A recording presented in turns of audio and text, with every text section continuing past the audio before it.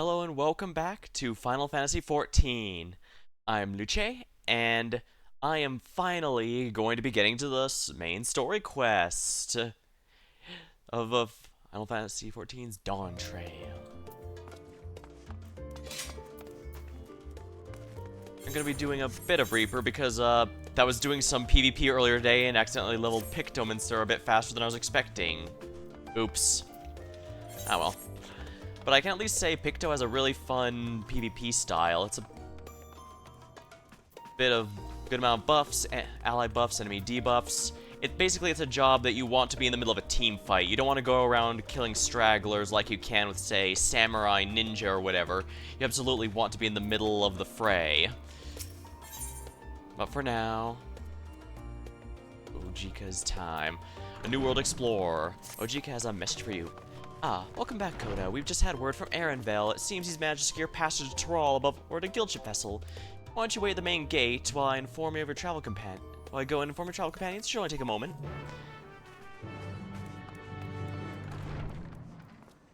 Oh, right, it's here I need to go.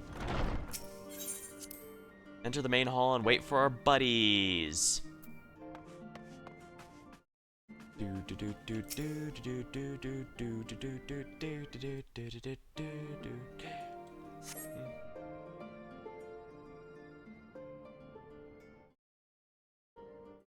And yes, for the record, it has been noticed that Atheres has a vaguely Earth-looking aesthetic to it. There are a lot of theories behind that, but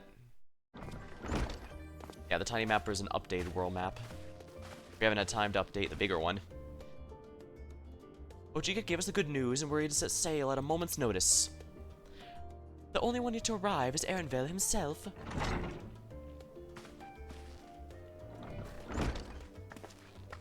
Oh, speak of the devil. And the cooler cat girl. Ah, you're all here. It took some persuasion, but the Gleaner's guildship has granted us places aboard a vessel bound for Tyrol. There will be other passengers, researchers, artisans, and the like, so we'll need to share deck space. Oh, that's fine, Arenvale. I doubt anyone expected we'd have a ship all to ourselves. They're not casting off just yet, so if you have any lingering concerns, now is the time to voice them. Wouldn't call it concern, but everyone's still clear on what we'll be doing in Tyrol, yes?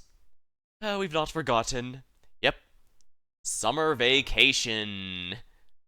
The nation of Tuliol is in the midst of deciding its next ruler, and as your chosen allies, we will assist you during the rites of succession and support your bid to become a Dawn servant.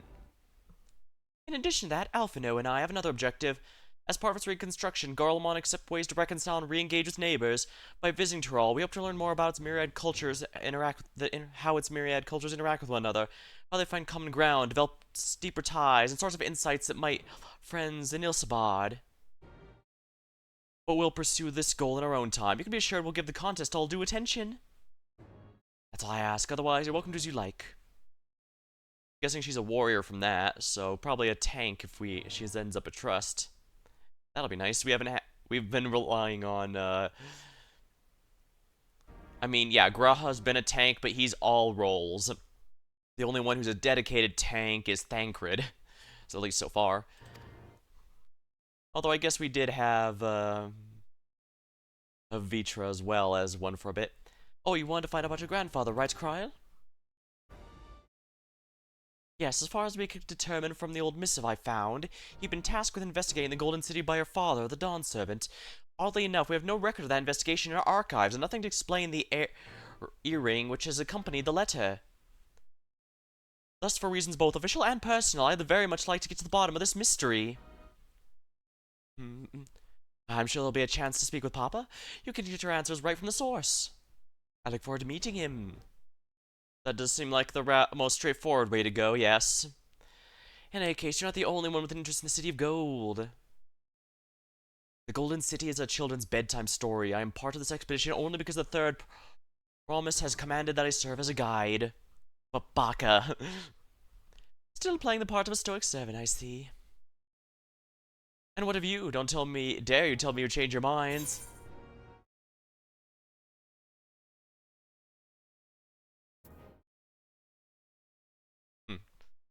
Hoist sail and the wind take us where she pleases.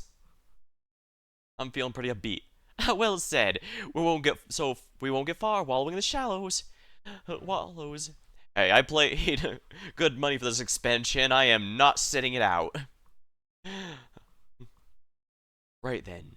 We're still committed to our journey, then I say we make ready to depart.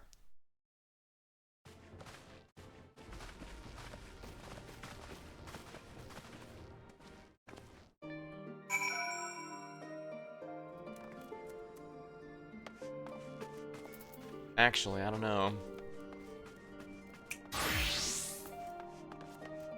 I used to complain. And that, ooh, this guy's also Picto.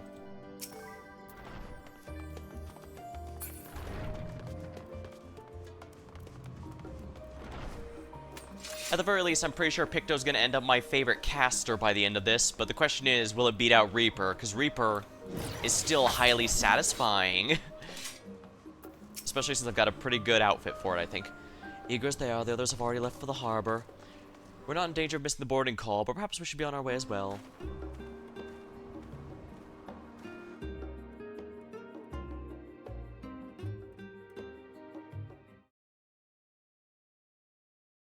I was gonna say, I'm usually here that the monthly sub is basically the same as a sandwich, which I used to say that's quite the sandwich, but then I went to McDonald's with someone else a few weeks ago, and it was like 20 bucks. The Krusty Krab being $4 for a sandwich seems I can perfectly feel reasonable. your excitement, your eagerness to explore the unknown.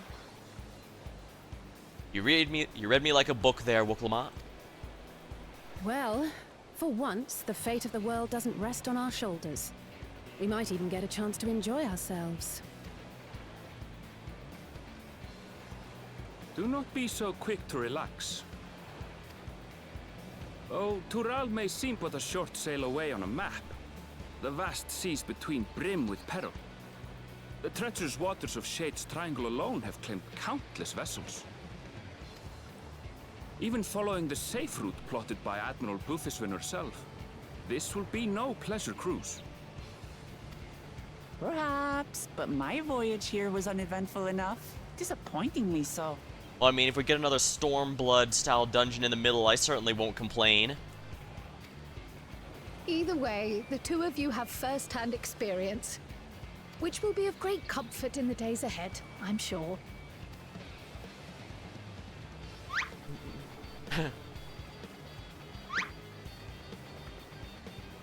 Aye, it's nothing new to us. All aboard! We're casting off! It's time. I trust you have everything you need? I have my Picto in the pocket and a Reaper up front. I'm in good shape.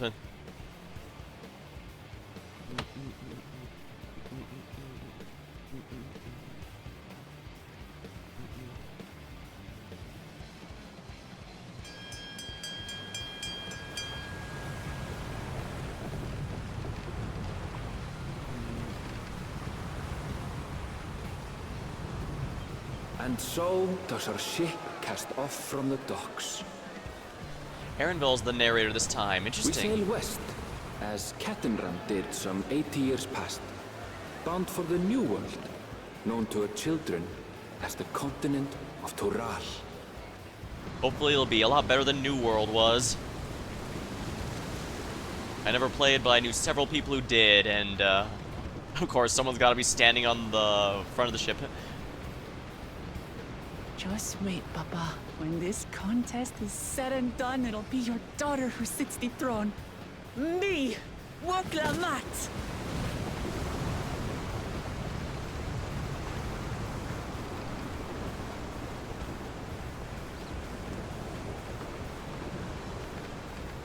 Do I say something incredibly thirsty or save it for later? I'll save it for later.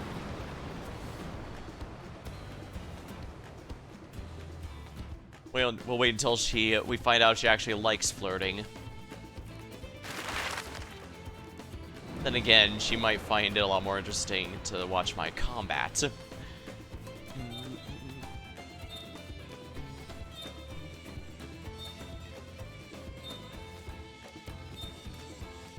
On that note, I'm very glad that PvP in Dawntrail is still genuinely fun, like it was in Endwalker. Endwalker really made me want to play PvP a lot more, which is notable because I'm usually not a big PvP guy, and I'm really happy that Dawntrail is continuing that.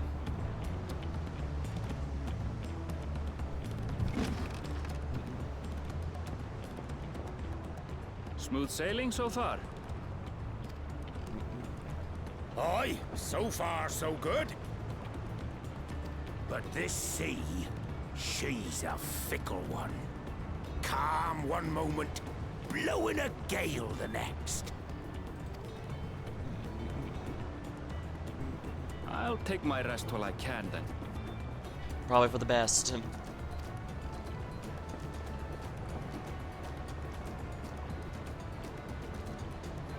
I should have brought a folding chair and some sunglasses, especially now that Face is a dedicated slot. We left port what seems an age ago now, and we've seen naught but open water ahead. I knew Tural was far, but it's another thing to really know. Yeah, not even Kugane took this long, and Kugane wasn't exactly a short boat ride either.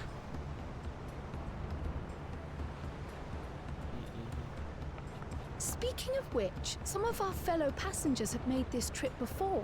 Several times, in fact.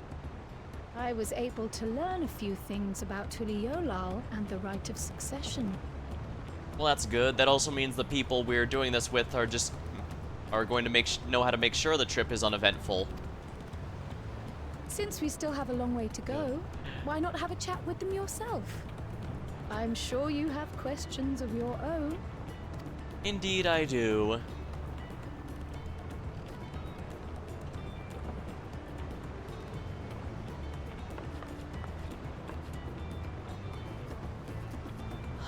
Did you look out across these same waters, Grandfather?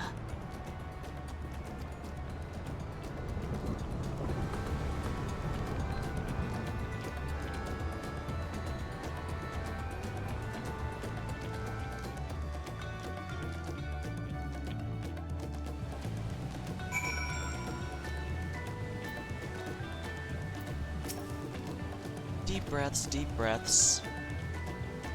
Oh, she might be getting... I was gonna say, is she nervous because of what's coming? But then I remembered, oh, it could just be that she might be getting seasick. Yeah, unfortunately.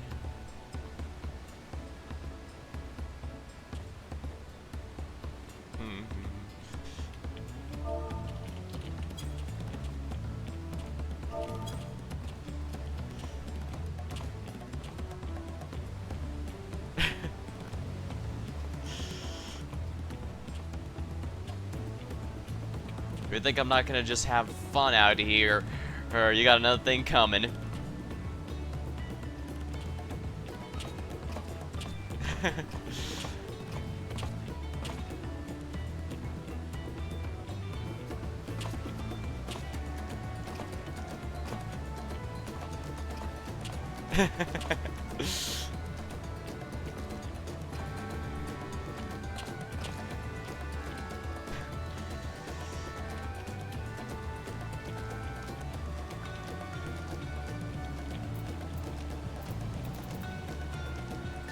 Hey Alice, hey, how you doing? I can feel my edge starting to dull these long sea voyages. How about some light sparring later?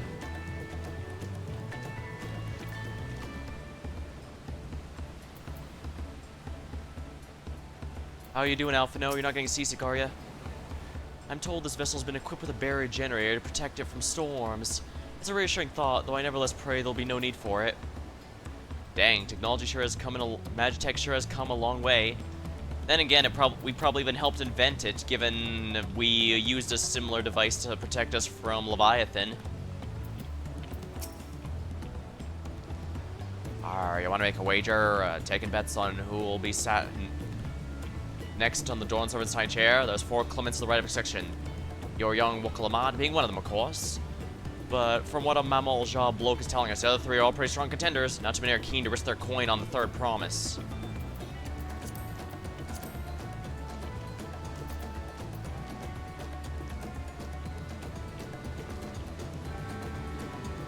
The game's usually pretty good at making sure you're not locked in an instant area like this for too long. Lalafelian Gleamer. I've heard Anvil was looking for passage to Tuliolo, so I managed to squeeze his party aboard one of our chartered vessels. As fortune would have it, we just happened to have a scheduled expedition to Tyrol. I imagine there's quite a few that go back and forth in general, especially since there's no air travel, and teleportation is very difficult and expensive. Our characters are just kind of special cases where they're able to do that more regularly. Oh, this will be my first visit to Tyrol. Volunteer is the name, and I was working at Stam's Aesthetics in Uldar, you see, but my employment came to an end. That's why I visited Charlie in hopes of starting over. When I was attempting and failing to find a new job, I seized the chance aboard this vessel when I overheard room for another passenger had suddenly opened up. I'm told the Dawn Servant welcomes all regardless of origins, so Tuliolol seemed like a perfect place to begin anew. Hopefully things will go better this time. Oh, you know, I think the reason he's being so dodgy about it, well, it could just be that, his employment ended on a sour note, but could also be that his employer died during the final days. Oh man. Hate to depress him too much. Retired mercenary. I see you in Eorzea before. You a great famous hero. I've had enough of playing the simpleton. There was a time when we took great pains to maintain deception, but the more you Eorzeans come to Tyrol, it's become practical. Besides, my mercenary days are over. Too many of our war brand have fallen, so we head home to lick our wounds.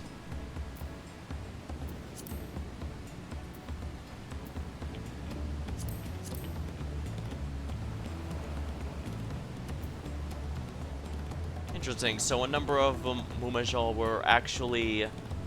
It was hinted at even in Realm Reborn that they had a lot more... There was a lot more to them than we realized, but... Huh. But I guess it makes sense. The racism is towards the beast tribes, and so of course it'd be easy to trick the Orzans into thinking they are a lot less intelligent than they really are. Quite clever, actually. My story will suggest I want to race the historic journey of the Great Keteram. You know, the first Eorzean to set foot on Tyrol, almost 80 years ago.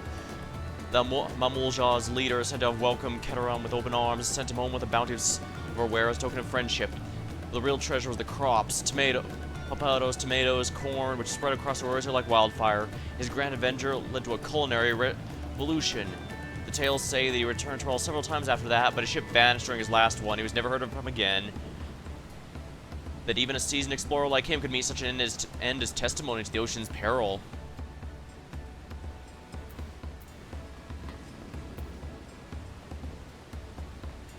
Self-assured trader. Ah, an adventure, I presume. I'm a merchant myself, based in Ulda. Specialty in imports and exports. The Eorzean and Tyrali both. If this is your first time crossing the salt, as they say, do remember the social mores of Eorzea are not necessarily the same over yonder.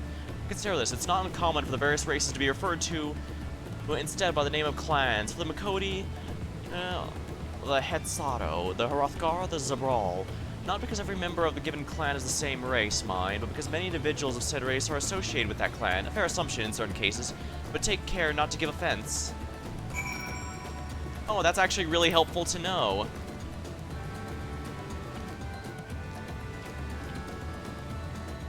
I see. Well, I was known as the Mistel before, so now I also get to be known as the Hetsato. Should be interesting.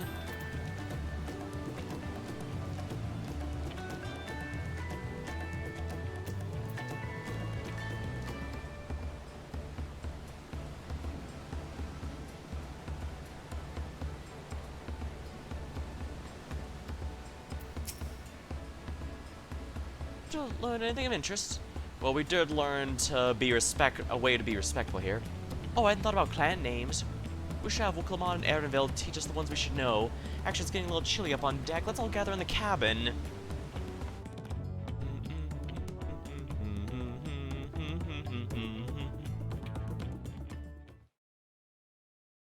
What? I've been teleported to Leo. It's a storm, oh my. Yeah, that's thunder and lightning. Very, very frightening. We're in for a proper storm, it seems. I believe this song is here and everywhere or something like that.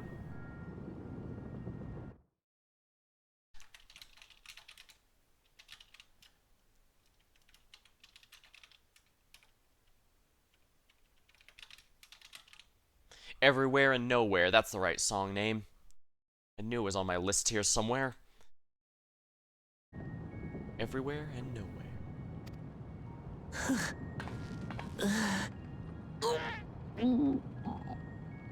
Oh, she's seasick. She is seasick. How's your Oh dear. stomach? Any better? I don't know what you mean. I don't get seasick. You're not fooling anyone. I'm just feeling a little nauseous is all. Isn't that what seasickness is? Leave it to Alice today to be the cheeky one. Erenville, you were born in Tyrol, yes? Do many of you ever live there? The Shatona, as my people are called, have settlements mainly in the north, in Shaktural. Oh yeah. I think I mentioned before, but this 14 is the first Final Fantasy game to have male Vera not only appear but be playable. Other games always skirted around their existence a bit, some even suggesting they might not exist and the females just go with other races to reproduce.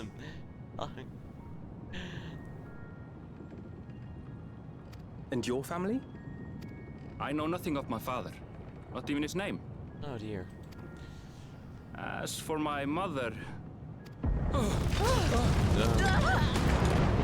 It's obviously important if he's been interrupted.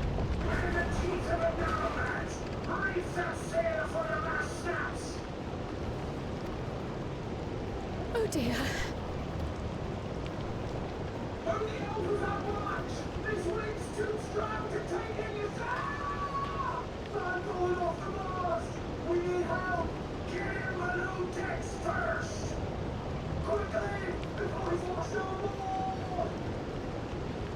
Come, we should lend what aid we can.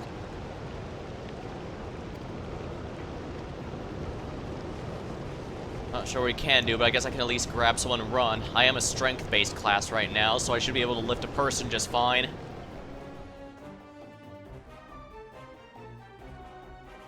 I have not seen the ocean rage with such fury before or since.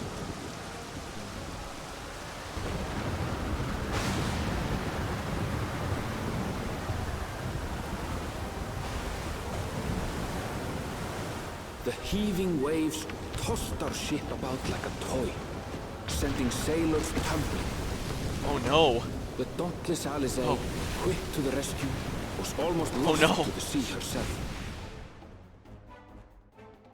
Ah, things are getting worse. Yeah, this isn't natural. Alright, good. I was able to activate the device. We'll just power it with the crystals, and that should give it some defenses. Meanwhile, our champion rushed to deploy the vessel's magical defenses, and thereby shield us from the lightning. Something tells me this isn't just lightning. There we go. Barrier shields activated. What an extraordinary life he must lead to be able to operate such a device with practiced ease. Yeah, it's exactly the same as it's. I'm not sure if it's exactly, but it's definitely similar to the Leviathan one. Woklama, too, threw herself into the rescue efforts, though one might have mistaken her for another soul in distress. Her heart's in the right place, at the very least.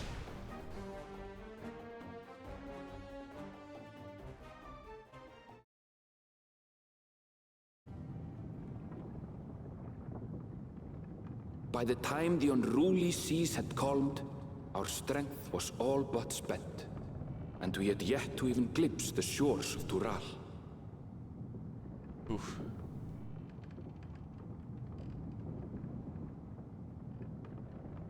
In retrospect, of course, that battle against the storm would prove a fitting prelude to the coming contest for the throne.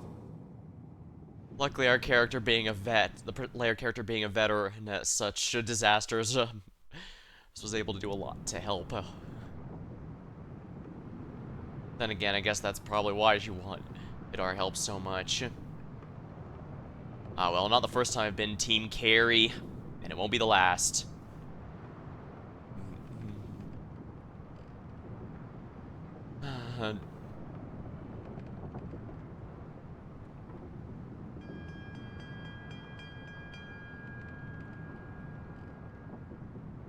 Who interrupts my cat nap?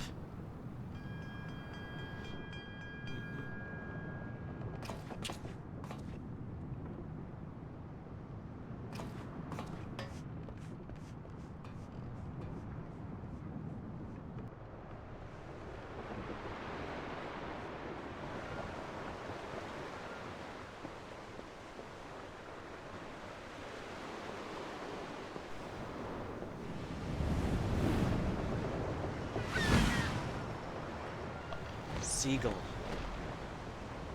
Those are never too far from land, which means...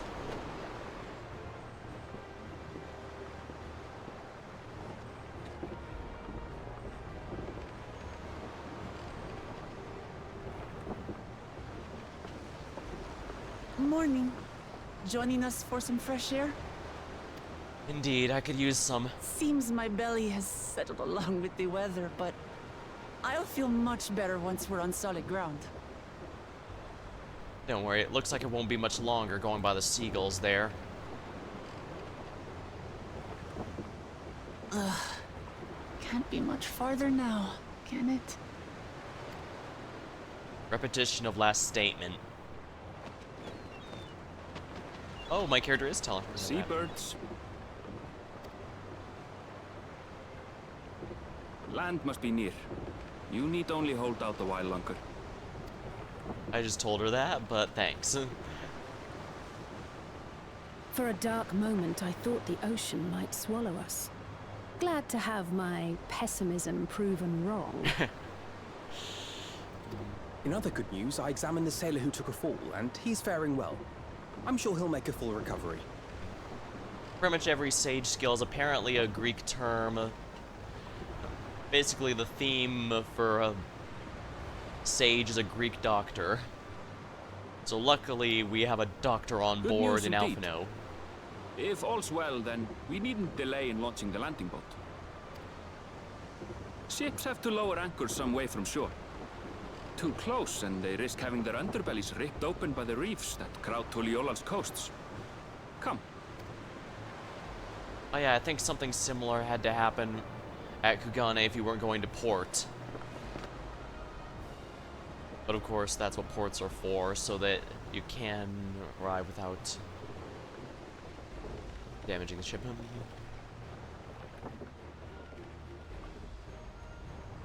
Thanks for bringing us all this way.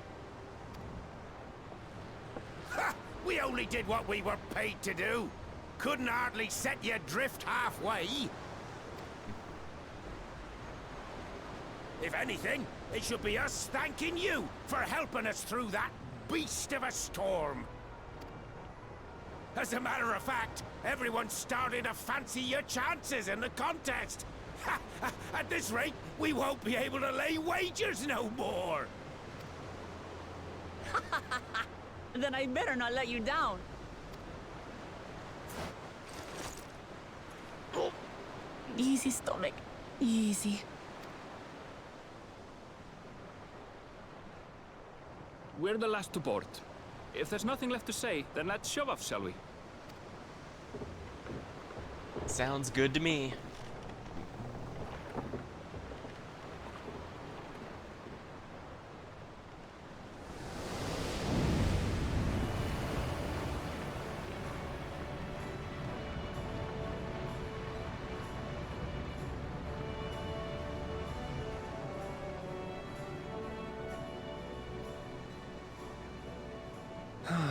Blue seas, clear skies, and Oh, those are boundless beautiful possibilities. reefs.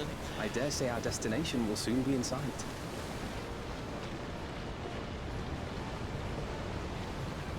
I Enjoying yourself for a change? Indeed.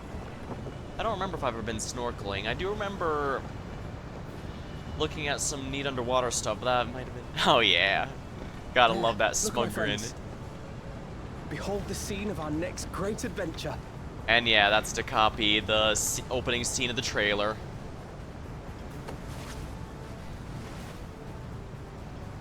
At last, we are come to the land you call the New World.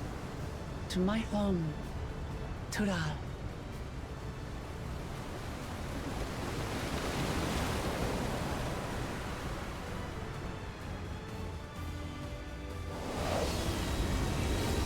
Ooh, title drop. Dawntrail.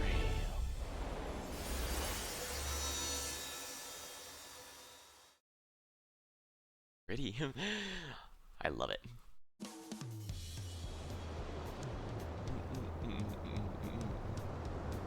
Tuliolol.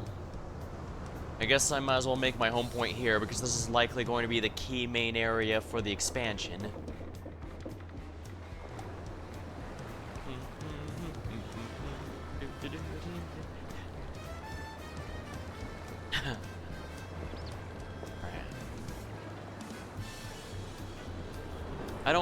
I've been on a ships a few times, but I've never gotten seasick.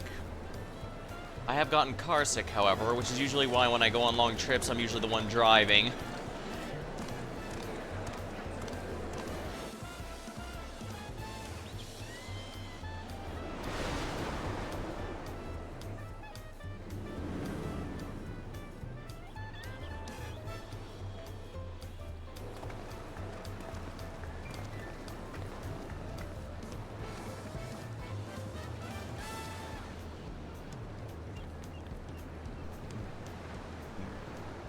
Gods, I've seen cities with an impressive mix of cultures, but this is something else. Is that a... No. I've never seen Vanu feathers in that color before. You'll find much here you never knew existed. There may be a sea route now, but visitors to Tuliolal are still few and far between. And as we don't build seafaring ships, only a handful of Turali ever venture abroad. Mamulja sellswords mostly. Those willing to play the fool sail with Lominsan merchants to secure employment in Eorzea. I suppose that makes us a rare sight in your country. Something tells me there's gonna be a lot more, though. Currently undocumented. Were there some forms we should fill out, or...? Forms? Did you forget who you're traveling with? Oh yeah, I should probably handle all that before we even got here. Or she's just using her authority.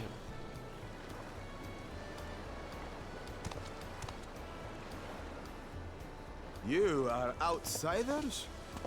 Visitors to Tural? Actually, given what little we know of her, I'm willing to bet she's... Well, actually hard to say. I imagine if she wants to be the leader, she does have at least... She does know the importance of records and stuff, so maybe she really did complete the paperwork and all that before she even came. We are. Our nation is soon to hold a right of succession to choose its next Dawn servant. We will not abide interference from foreign agents seeking to foment trouble. What brings you to Tuliolal? I can answer that. These fine people are allies in my succession bid. Third promise. If you vouch for them, then all is well. Of course. Okay, so she didn't fill out paperwork. She's just basically just flashing her authority badge whenever she needs to. Please, accept our apologies. Well, technically speaking, this does No mean we're need to going to be bow and causing... scrape. That our soldiers are so diligent in their duties fills me with pride.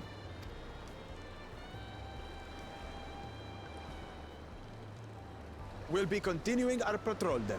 This does mean they're technically right in that we're outsiders here that are going to be stirring up trouble. This is we're stirring up trouble on the orders of someone from here. Wow, sounds pretty awful when I put it like that. Well, whatever, as long as it's all on the up and up. You really are a figure of authority here. Are you suggesting I don't look the part? Oh, don't worry. Anyway, first things first. I wouldn't worry about it. It takes a lot to impress Alice. I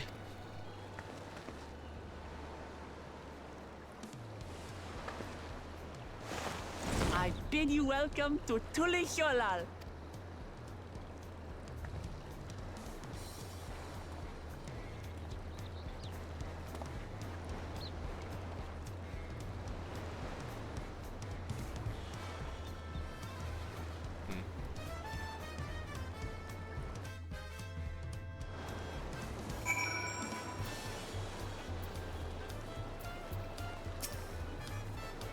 According to Aaronville, the Vanu I saw belonged to a clan known as the Hanu Hanu. Seems they share more than just a physical resemblance. What an amazing city, as lively as Ul'dah. Even more colorful, too. I wonder what kind of trouble those soldiers are expecting. Ah, it's so nice to feel a familiar breeze again. I wasn't sure my stomach would make it. Well, I can say I like the music, that's for sure.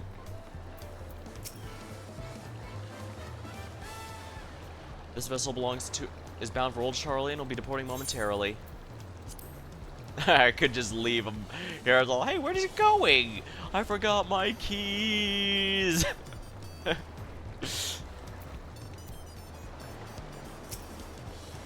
Well, despite that storm's efforts to the contrary, here we are, safe and sound.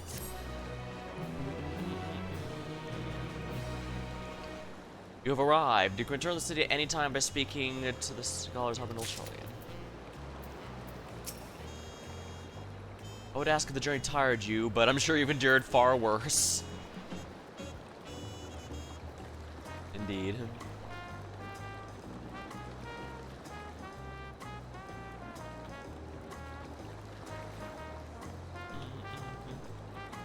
Sheesh, hard to believe I'll basically be gaining XP pretty raw soon. It's not very often. Well, actually, no. I did run out of rest experience back during the, back during Endwalker as well. I seem to at the start of every expansion.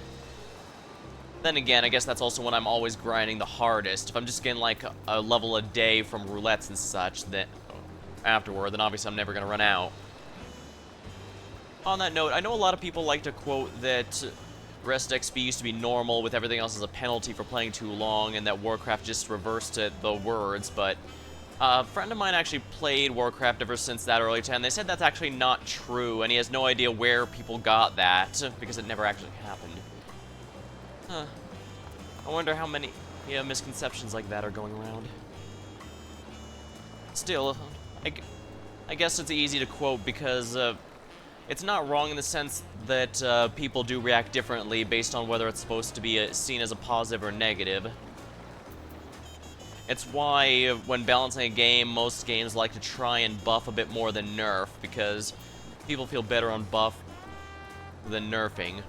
I do know there's that famous story from League of Legends, which was confirmed by the developers, is that they meant to nerf a character, and the patch notes said it was nerf, but the update didn't update properly, so people were complaining that it just didn't feel like the same character anymore, only it was the same character as before, or they just thought it was nerfed because it said the nerf went through. Weird. But does show the importance of player psychology and things.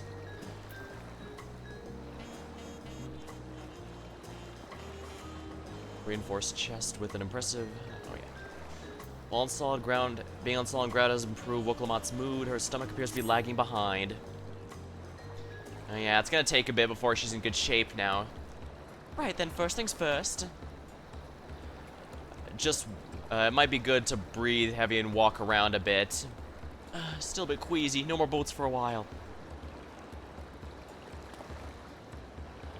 I realize we've just arrived, but you should get familiar with us. We should get you familiar with the city before the rite of succession begins. No arguments here. I would very much like to explore. Then I'll guide you. Are you sure you're in any condition to be doing so?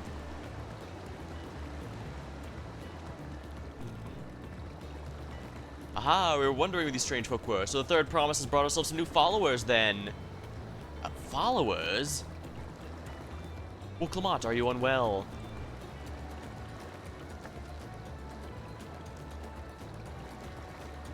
Not at all. Could be better. The third promise does not get seasick, no, sir. I didn't mention seasickness. Yes, you did. Okay. As for my hand-picked entourage, I've recruited them to help me win.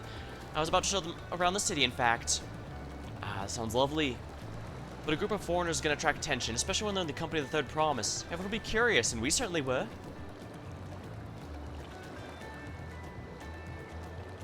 Your siblings have a tendency to, command a respectful distance. But you're just so easy to approach. And I enjoy so much when you do. Please don't ever worry that you're a bother to me. You're very kind. Good day to you, third promise.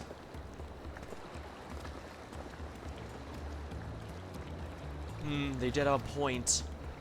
Wokelmod is technically royalty here, so like it or not, a person of her station surrounded by this many outsiders is bound to draw a crowd. Wait, what do you mean, technically? I suggest we move in 2 groups to attract less attention. You're just technically ignoring me, then. You know, I can hear you. I want you to. Coda, you and Crowd, come with me. I'll take the twins, then. We'll get in touch once we've had a good look around. That voyage was hard on all of us, so take it slow and recuperate. We have enough time for that. Enjoy your wanderings.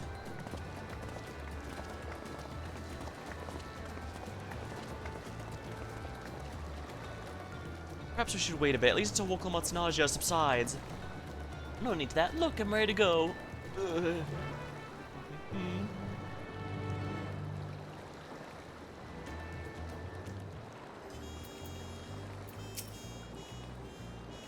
Tuliolo is not going anywhere. Let's give Wokelmot a little more time. I'm gonna grab a sip of my drink while I'm here.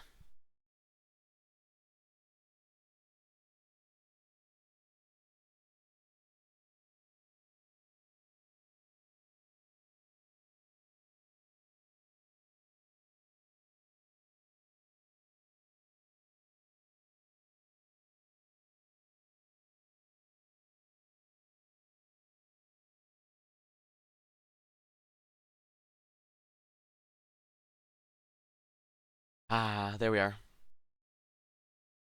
Refreshing.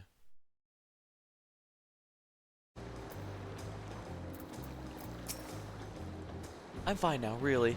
Can't stand around all day feeling sorry for myself with the contest looming and all. Now then, seeing as we're already here, might as well tell you about the harbor. Anvil already mentioned the reefs and the coastal waters, which is why you don't see any big ships moored at the docks. Only vessels with shallow drafts can navigate the bay. Mostly small fishing boats or barges ferrying cargo down river from inland settlements. Interesting. I do know there's actual ports that work like this, but I don't remember off the top of my head. I'll have to look it up later. Most ships coming up to all southern landmass, the clans will produce goods for export. The waves are unloaded here and carted off merchant stalls. Speaking of which, Bayside Bevy should be our next stop. Oh yeah. Some people just don't like these escort quests, but I genuinely don't mind them, especially since you can just talk to them and see how they feel. Wandering around the city is so exciting. Unfamiliar wonders everywhere we look. Tulioli is like my own garden. I could lead you around with my eyes closed. If the tour were a ship, it'd be plain sailing all the way. The word ship's enough to curdle my stomach.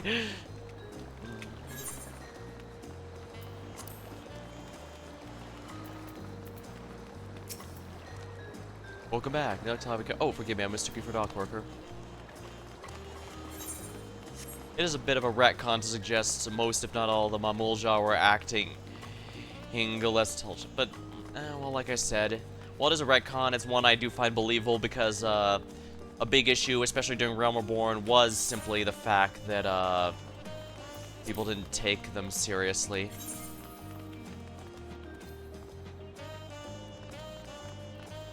That's interesting. Why is the summoning bell all the way over here? Oh, there's several summoning bells. Interesting. Spicy tacos. The big fat tacos. They're real. Come on down, Taunt. These tacos. We got a whole range of options. Maldita, plus a variety of salsas to choose from. This is our flagship location, by the way, or at least it will be when I get around to opening a second branch.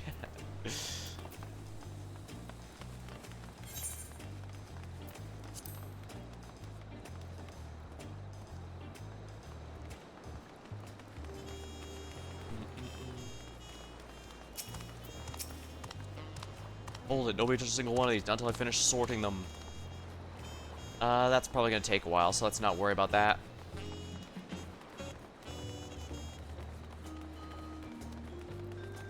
God, my tongue's on fire.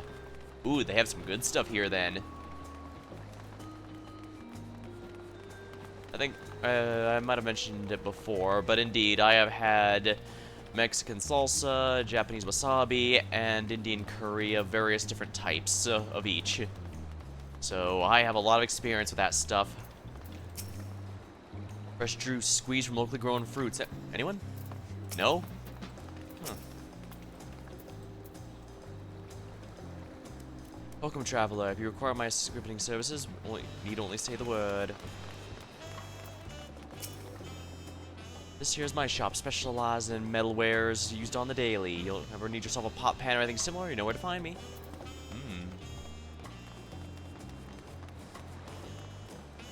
The Ethernet shard. Ever since Koana returned home from his stay in Charlene, we've been seeing an uptick in import goods. If I say anything I don't recognize, I assume it's fragile, or liable to explode, or both.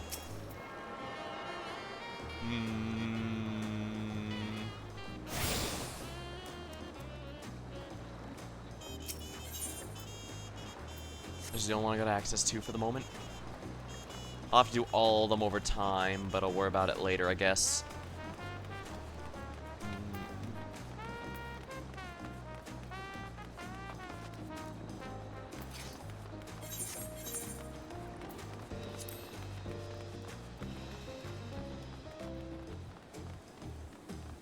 I should probably check out housing stuff more. Housing is one of those true endgame things people have after all. Everyone knows about our tacos, but have you tasted our margaritas? A fruity drink is a perfect complement to a spicy meal. Grab a glass and have a good time. I have indeed had margaritas. Nothing don't wash down taco. Drink with its own kick. Careful, the fruity mixes here are surprisingly strong.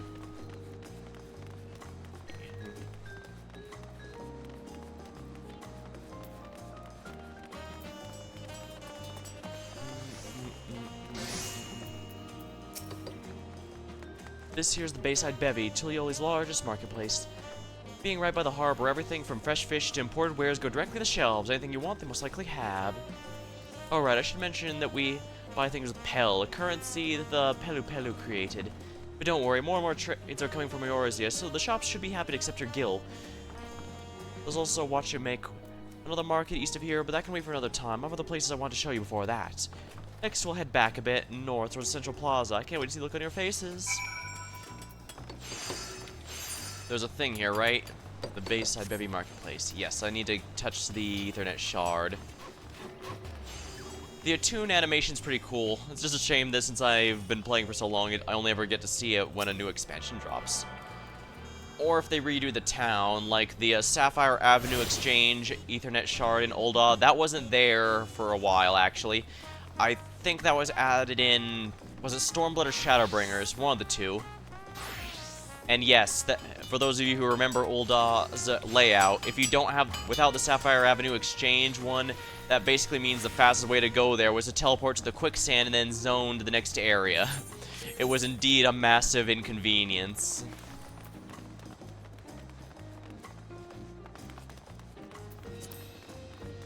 And I think a big help for these escort quests was that they made it so that you can teleport with your allies there, because you actually couldn't do that before. And I think I even did it on stream and forgot on occasion, resulting in me accidentally breaking the quest and having to restart it. Well, it didn't break the quest; it just counts as abandoned, so you had to go back and pick it up again.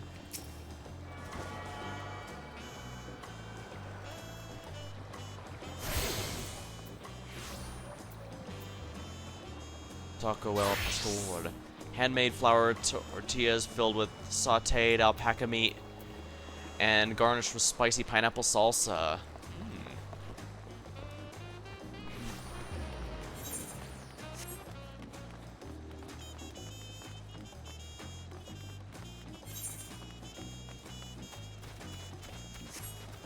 When it comes to food, I've got a surprise.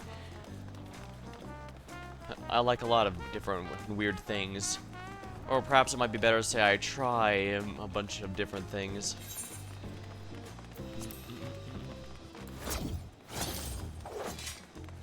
I'm sure just teleporting around won't cause weirdness, right?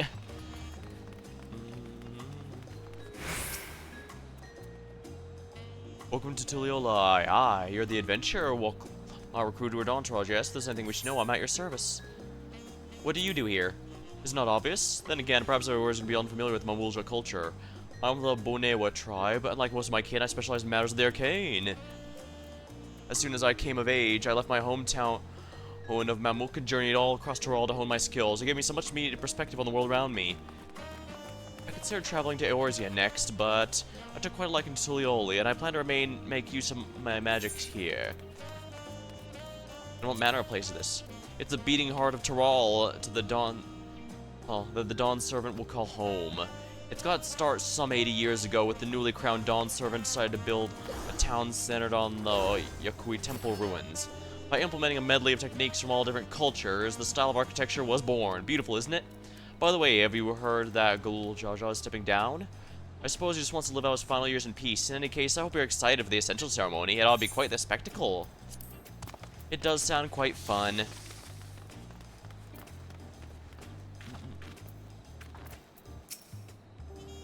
What do you think of that, eh? Goodness, you have Aetherites and... Goodness, you have Aetherites and Tulioli. Tuliolol. I think I told you before, but my brother Koana spent 3 years studying in Charlian. He fell in love with the nation and its ways, and brought back the knowledge of Aetherite construction. Papa warmed the idea at once and had one built immediately. Did you do the attuning thing? If you're ready to continue, we'll head down again to the slope right at the top gate, which leads to Zoktaral. Let's make another stop at the Bright Bloom post along the way, though. That's the headquarters of the Landsguard. I guess that's the local police force.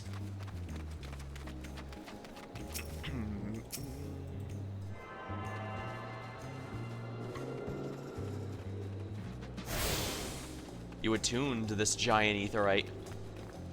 I might want to set as my home point for the moment as well. Maybe once I complete the story, that said, once I complete the story, I might actually set it back to Old Charlian, because Old Charlian has basically everything right next to the Aetherite.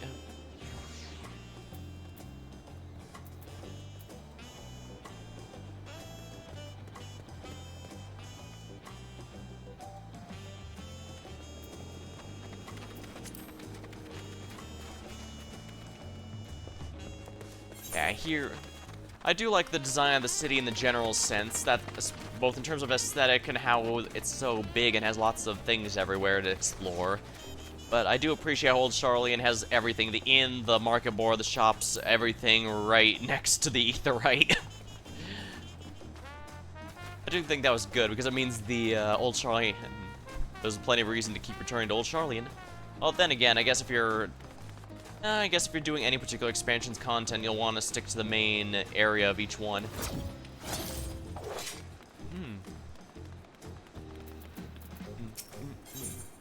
Discuss the elevation. Trudging up and down these slopes and stairs is exhausting. Understand now where Likamon gets her endless endurance. We have a lot of narrow, winding streets that crawl up the sides of the mountain. As you can see, as though the builders made sure the city's main thoroughfares are wide enough to accommodate wagons. Thank goodness for Aetherites. Though I don't share Wiklamott's dislike of ships, I'm not especially eager to make that voyage again.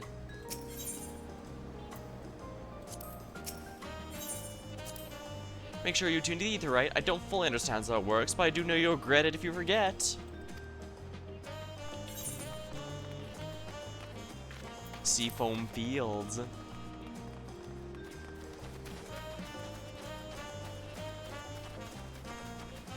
I'm sure if I leveled Botanist, I might have something to do here.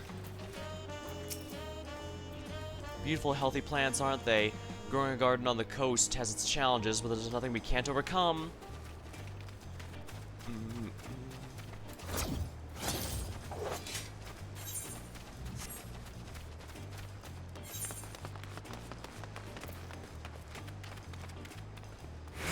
Actually, it might be in my best interest to go around and attune to all the Aetherites, simply because that also...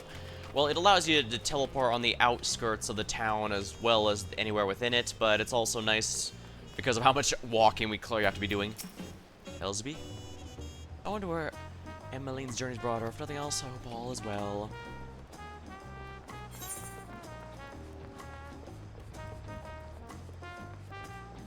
Dirigible landing. Probably end up going there later, but, you know, I'm exploring. I'm having fun. Oops. Oh, wow! That's a little embarrassing, isn't it? Whatever. We'll go the long way around.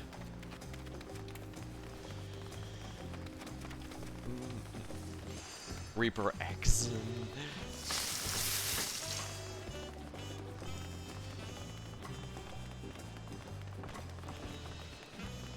I guess some people are dedicated to their just that dedicated to their mains.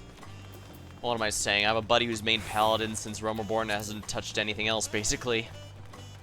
I mean, they level other jobs plenty, sure, but... there's no question, whenever something comes out, they always focus on paladin for it first.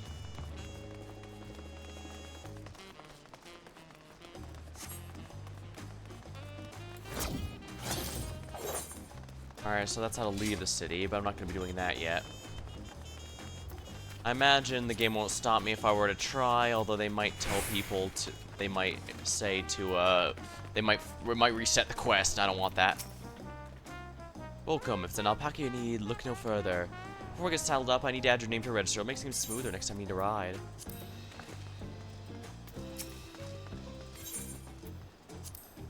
I'm afraid I can't lend you an alpaca if you can't tell me where you're heading. They offer different routes. However, you can only select routes and destinations you previously traveled. If you haven't visited any accessible from this one, if the service is unavailable.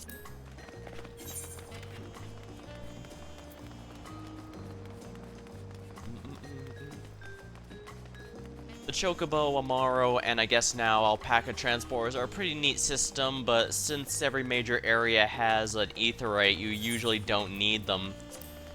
I think technically they can go to a handful of areas that aetherites don't, but... I guess it's easier to use your own flights, and although I guess I won't have that access to that for a little while.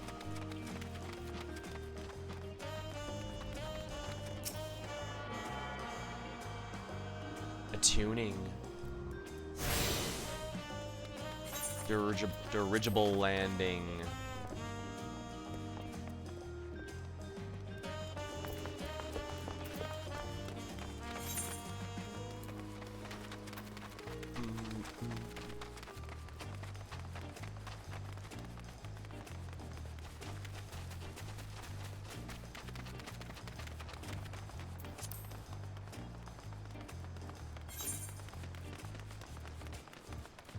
Resplendent Quarter.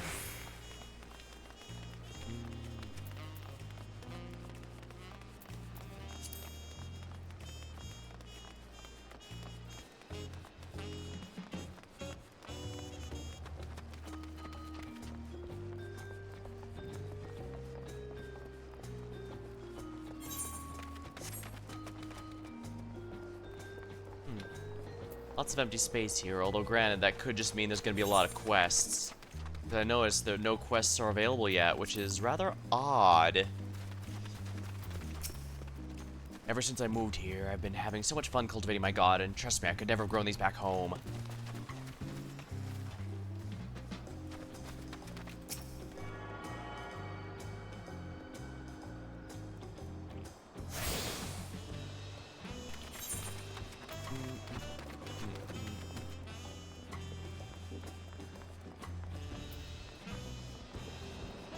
I'm assuming that giant building in the middle is a place for the first major story things to be happening, so I'm not going to worry about that for now. We'll just run past it here. Lots of buildings here.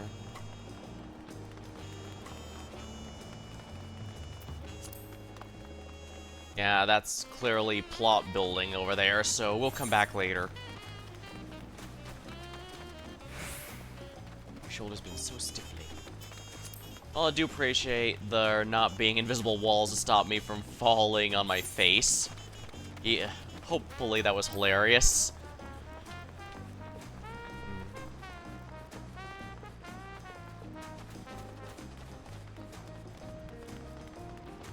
And this is where we were. So it's time to get back on the road again to where we're actually supposed to be. Ooh, that guy's a level 90 Viper. Actually, a lot of people here are the new jobs. I guess they decided to pull what I did and level new stuff. I do genuinely really love a Pictomancer, but Reapers are really hard standard to beat. Even if it's just for a limited time, that super mode really feels satisfying to use. And Shroud, I mean. Even if it does require me to put on the most edgelord outfit humanly possible. Wow, wow, wow, wow, wow.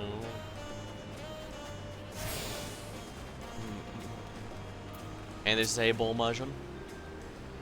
This right here is the Bright Bloom Post, known as the Landsguard headquarters. Under the command of the great Zoralja, we hone our combat skills to apprehend any threats detected. You may come and go as you like, but don't cause trouble, you hear me? From the sounds of it, trouble's dealt with pretty quickly, so... good to know.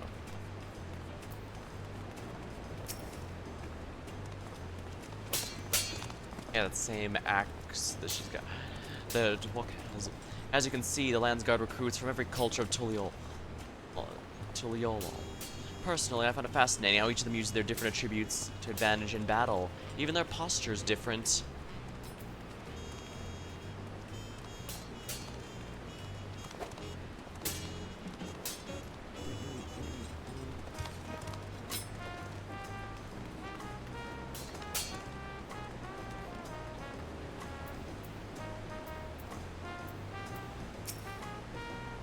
Hard as we train, make no mistake, Tuliol is a safe and peaceful city. Looking back, it's hard to believe our last corner of Troll was embroiled in war nearly 80 years ago.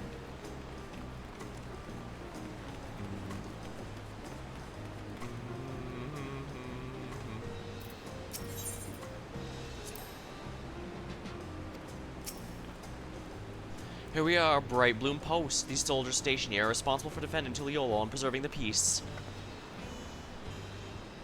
The Landsguard are led by our nation's strongest warriors, so naturally Papa's commanded them since the beginning.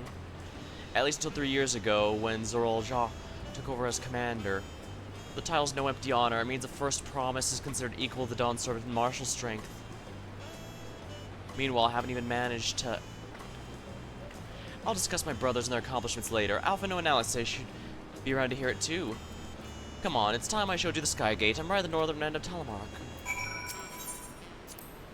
If I'm to succeed Papa, it's my brothers I must surpass first.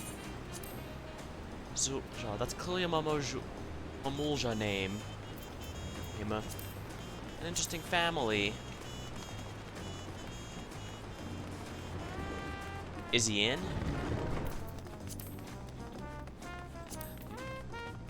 Probably not, but oh well. This is the Bright Bloom Post. Quit that, Ellie. Or I'm gonna start biting back. This is Bright Bloom Post, headquarters of the Landsguard. You're in the data center. Yeah, I've been on Excalibur since the very beginning.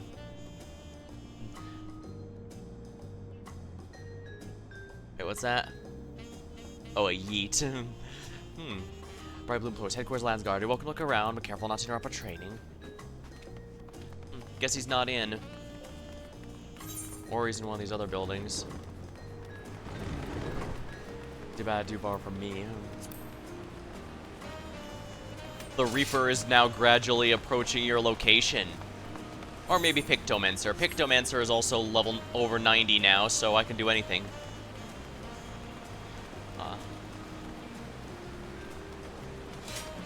What's your main job again, Ellie? I don't remember if you've mentioned it before. As you catch up. Well, to be fair, I didn't Gunbreaker so far. I do like Gunbreaker a lot. It and Dark Knight were the ones I used for tanking, although Dark Knight's probably been used a bit more. For healer, I guess nominally that's Sage, but honestly, I don't really go for healing most of the time.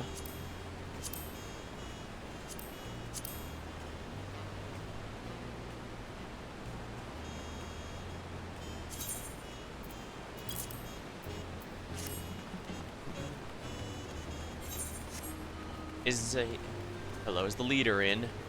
Ah. Your classmates aren't in order of the class page. Ah. I've just been adding them as they come up, if we're honest.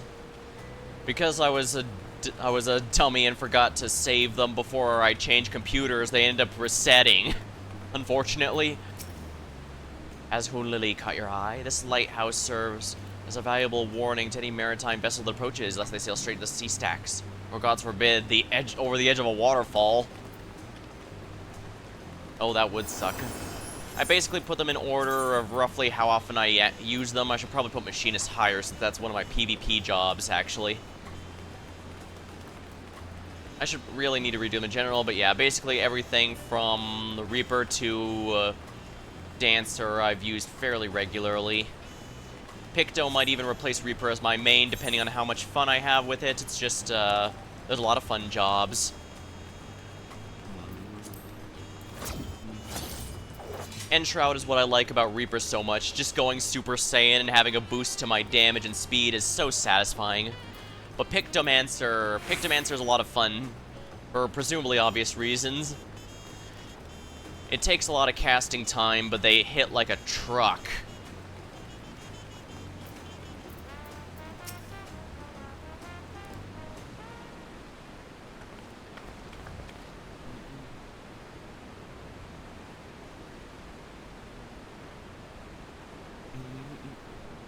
Massive, isn't it? And on the other side is an equally massive bridge to match. Both were constructed by a race of giants, the Yokoi. Strictly speaking, Tyrol is actually two separate continents. Yok-Tyrol, the southern lands of the Mother, and Zok-Tyrol, the northern lands of the Father, which lie beyond the bridge. Legends say it all used to be one great landmass, but long ago the two gods fought a titanic battle, and when one threw the other to the ground, the impact was so devastating it split the continent in twain. Ooh. I bet that's a remnant of the legend of Heidel and Zodiark.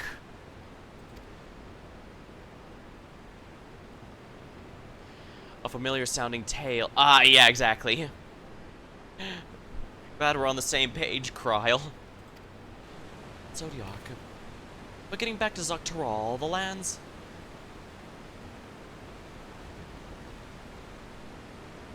Wish the text were all voice actor cutscenes like these. Yeah, I know what you mean. But I do get it. Voice acting, to my understanding, to get voice acting in your game, it's very expensive, especially if you have some big name ones. I know Johnny Bosch, the former Power Ranger, is a pretty popular one. Can't deny he does a pretty good job.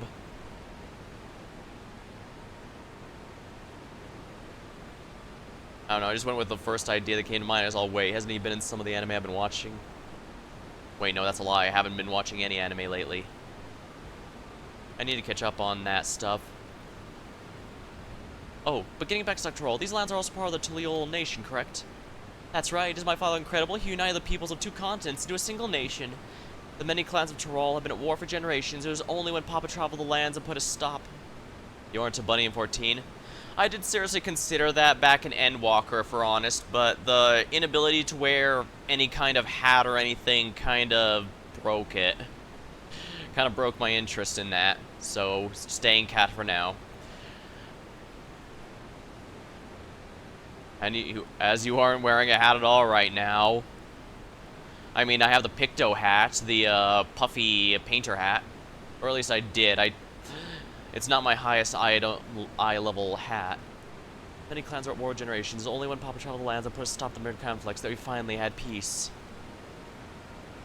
And that's the main reason I wish to win the throne, to preserve the peace he built. But I see you're more interested in what's behind the gate than hearing about my aspirations. Oh, sorry. Crossing the bridge, Zok-Tyrol requires a special travel pass. Unfortunately, they won't issue any new permits until the rite of succession's over. I promise to get you one when I'm Dawn's servant, but until then, I'm afraid you'll have to wait.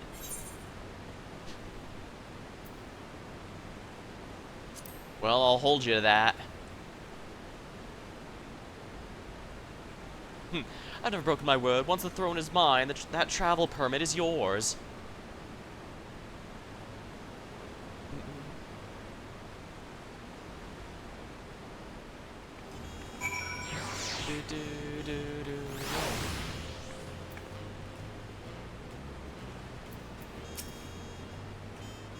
Oh no, I've been stream sniped.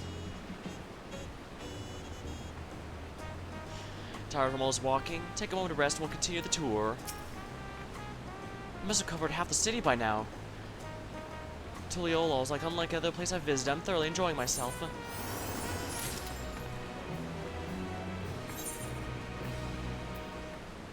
Yeah, I already attuned to that. We're probably gonna get pushed over here. Fine, you want to see my gunbreaker outfit? Here we go. I've mostly been using in crystalline conflicts so far, but... Did you set your 3D resolution to 99? Yes, I did. I guess I can. I don't play this game very much, but... Oh. Yeah, let's go with the recommended one. I don't have much here.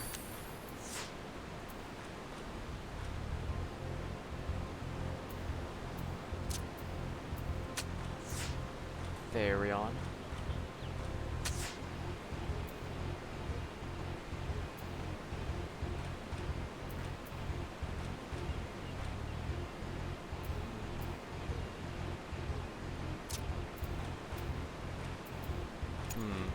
I am no good at this game, but I can at least do some things that'll make it harder. That's an A. Crap, I don't think I have anything that beats that.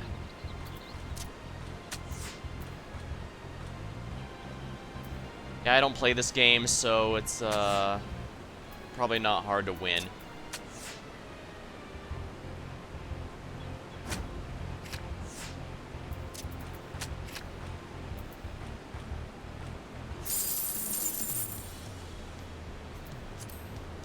Oh, whatever.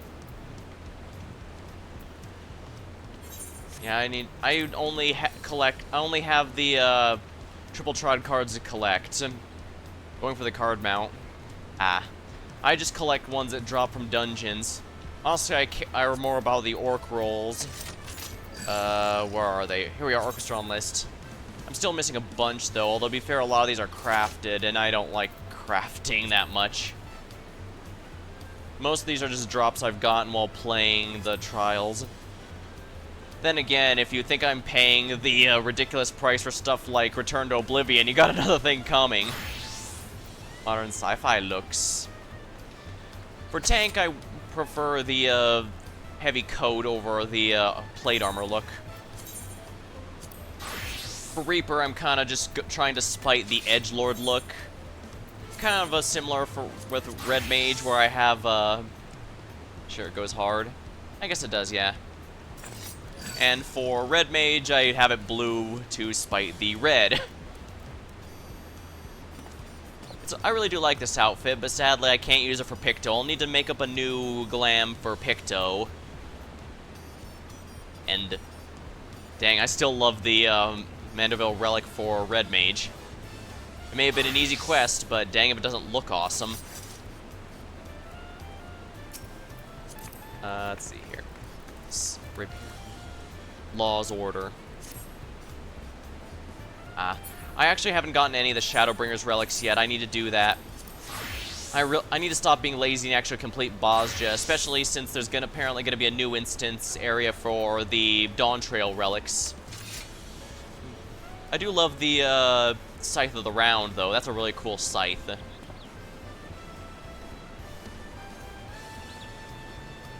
Pose is slightly different, but I think this is one of the interesting. A lot of times I notice the male and female classes have slightly different poses, but I guess for Reaper it's basically the same. Death is indeed the great equalizer. Quick Ellie, does Wuklamot like flirting, or does she prefer when people show bits of strength? Bouts of strength. Then again, maybe I should paint. No wait, no, I don't have I don't have a glamour for Picto yet. I just have you know, random bits of gear. Because remember, my gear was glammed for a Red Mage, and none of that works. Okay, good. Oh, I have to remember. That's flustered. That was kind of the sense I was getting. Yeah, that's... Yeah, for the short period of time we'd known her, I'm starting to get a pretty good idea of her character, at least. She's keeping her motivations close to her chest, though, so I think there's a bit more to that I'm going to be finding out. Guess we'll find out. I won't see what she does. I did get the sense she might get flustered and try to deny it or say to piss off or something, but maybe appreciate it.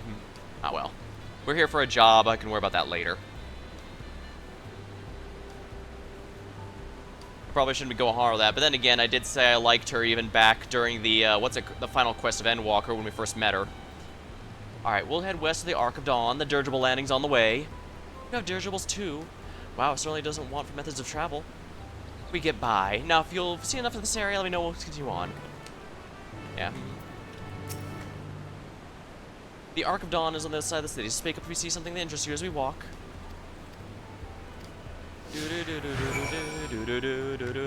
Ah, crap. I'm gonna just keep singing that, aren't I? Well, it's the game's fault, so yeah.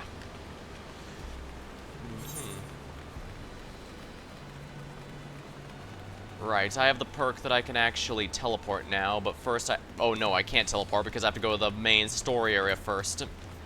Alright, not a problem, we'll just run.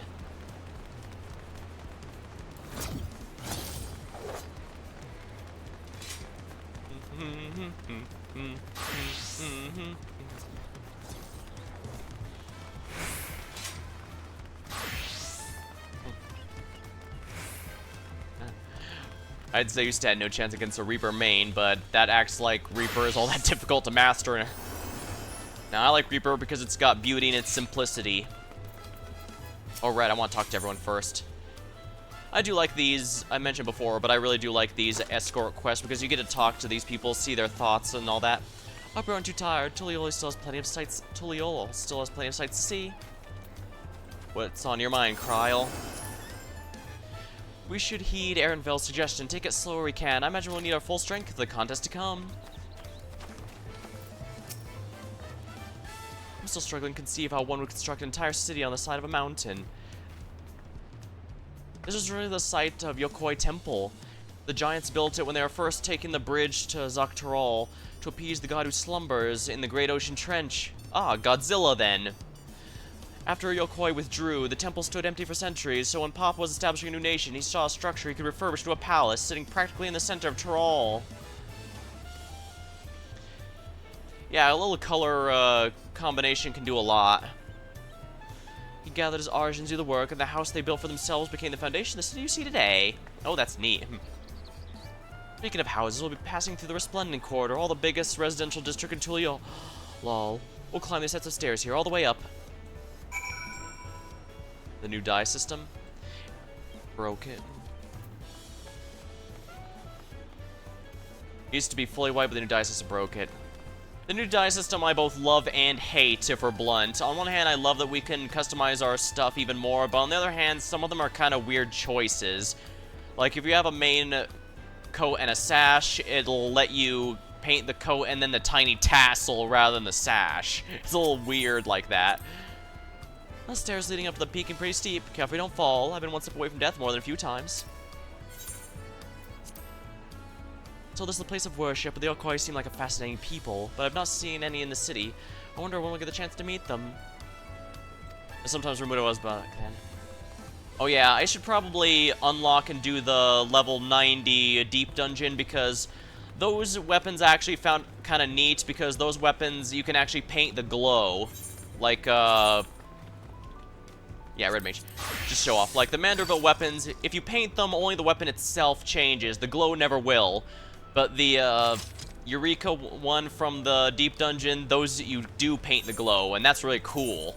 I wish more one did that.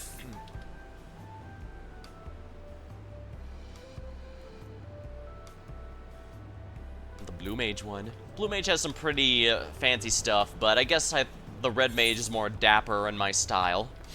Oh, right, I want to get the optional stuff here. I'm not sure why I seem to like Woklamat so much. Perhaps she made a good first impression, maybe. I mean, I do like the other Scion stuff like Ishtola. I know Ishtola's the popular one everyone likes to waifu.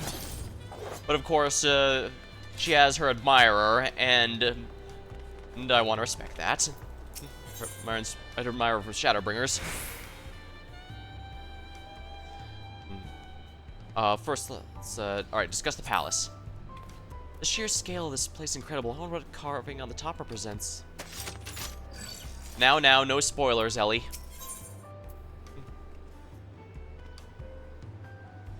But yeah, I kind of expected that being her champion means I have to act, I'm gonna have to be acting not just as, you know, fighting in her place, and including being a bodyguard when the big event happens. In that case, I probably should have been my Dark Knight or something. Papa's Palace is called Valak Nusa, which roughly translates to Invincible Resilience.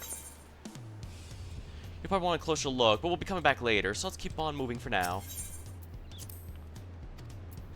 Yeah, because, yeah, Dark Knight is my main tank. I am using the Manderville weapon, but I like the Sophia Greatsword a lot. The gold and black really makes a good combo, in my opinion. It's just really good for Dark Knight. As for why Dark Knight, I don't know. Apparently... You mean Gunbreaker? That's a whole lore. Each tank seems to represent something major, like, Paladins represent an oaths, Dark Knights represent principles, Warrior represents raw strength, and Gunbreakers represent loyalty. So each one represents something important, I'd say.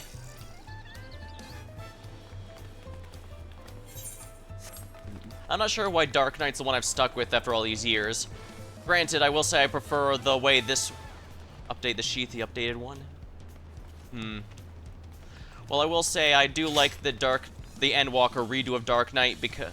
And the Shadowbringers, I think it was in Storm... I did like it in Heaven's Ward, but when Stormblood came, having to spam Dark Arts on everything made it feel a lot less special, and also very spammy, which was kind of annoying. I end up leaving Ninja as my main after Heaven's Ward, largely because it got way too spammy with a bunch of stuff in between. I don't mind weaving, but when there's a billion things to weave, it starts feeling a lot less fun. Alright, I have almost everything. Only a couple things left. I can't weave. I also know that ping and stuff can make weaving more or less, can affect how weaving works. So this is Repentant Quarter. What manner of people live here? Oh, we have residents from the Yuktrol clans. Mamulja, Jwal, Moblin, Hanu. Ooh, Moblin sound interesting. Ooh, we get to fight Ganondorf. That'd be fun. I see. Yeah, if you have high ping or something, then weaving can become significantly less feasible than with others. I wouldn't be surprised if that's why a handful of jobs have little to no weaving to worry about. We also have Tonatwa, the Hetsaro. Don't remember, the Hetsaro is the Mikode clan, and Shatona, who moved south from their ancestral land, Zoctral. In essence, it's gathering people from every corner of the continent. A true representation of the diverse character. The adornments from each building contribute an eclectic cultural aesthetic. It's so beautiful. I'm glad you think so. Come, let us continue down the stairs. You might hear the here in Tyrol referred to as Tonawada, one of our major clans. As for Arenville, he belongs to the Vera clan. That's the Shatona. I hope. Yeah, poof. White ribbon. Well, just be careful. Foxes have giant tails, and those are very good for grabbing when you need to pull one closer.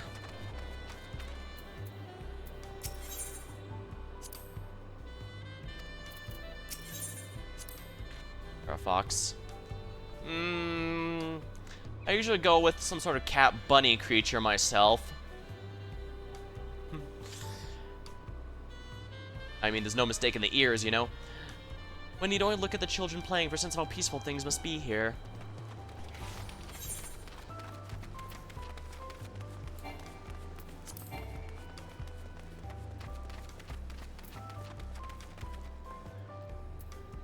It really feels weird to not have plunge in my rotation. I'm just too used to it.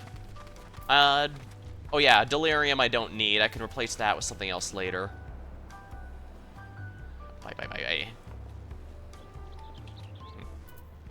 Ellie, you know better than to do that. Or what happened last time.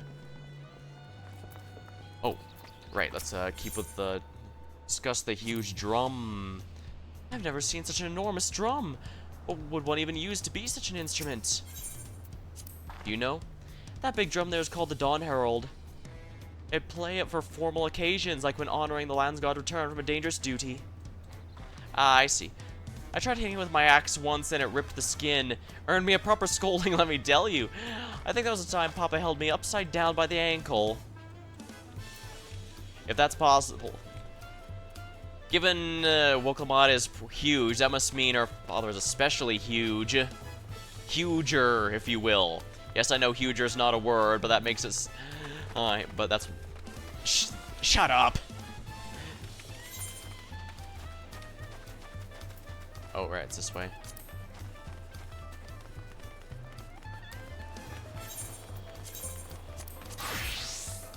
The Manderville weapons may have been a bit too easy to get, but I certainly appreciate their appearances. The only reason I'm not using it as my Reaper glam right now, because I did at one point, is because I think the Scythe of the Round matches my outfit better.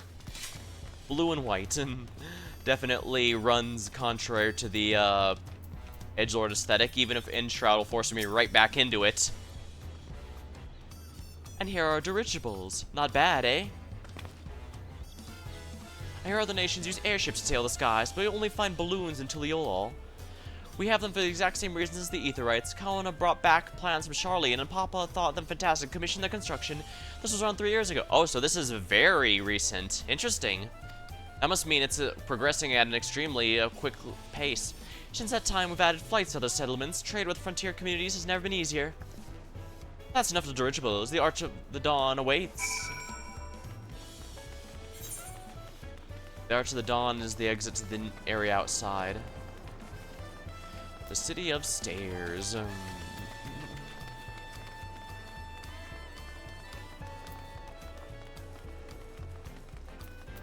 The Fourbold Cabins.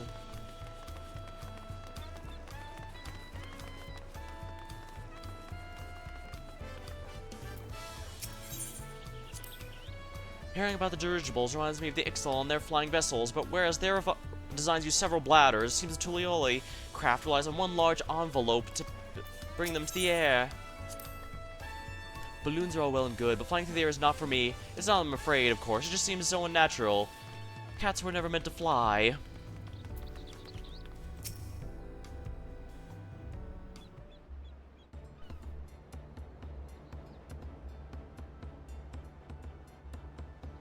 This is it, the Arch of Dawn. When the Giants were still here, it was known as the Yuktoral Land Gate, but when Papa did Tuliolol, everyone began using its present name in honor of his great achievement. Though this gate, through the gate, is Kazamuka, the wetlands south of the city. Depending on what right of succession asks of us, we might end up going in that direction. Kazamuka, the name alone is intriguing. Speaking of which, what are those fluffy animals we passed earlier? Very soft. They look very soft, if I had to guess.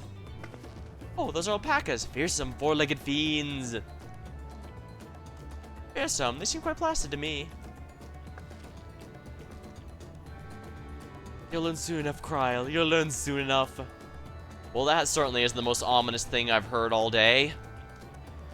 But forget the alpacas. I have something far more important to show you. Come along.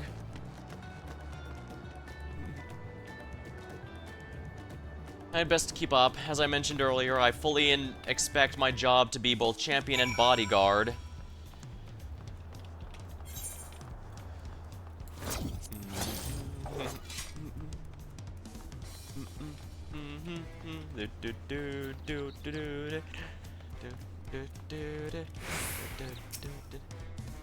Are these pillars what Lamont wanted to show us?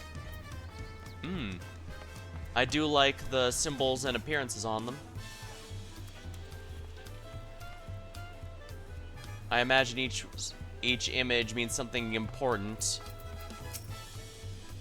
If you wish to learn the history of Tulioli, then look no further. These pillars, you mean? Do do do do do. Yeah, the spot's captured Kryle's attention. Once again, I'm gonna need to grab a sip of my drink.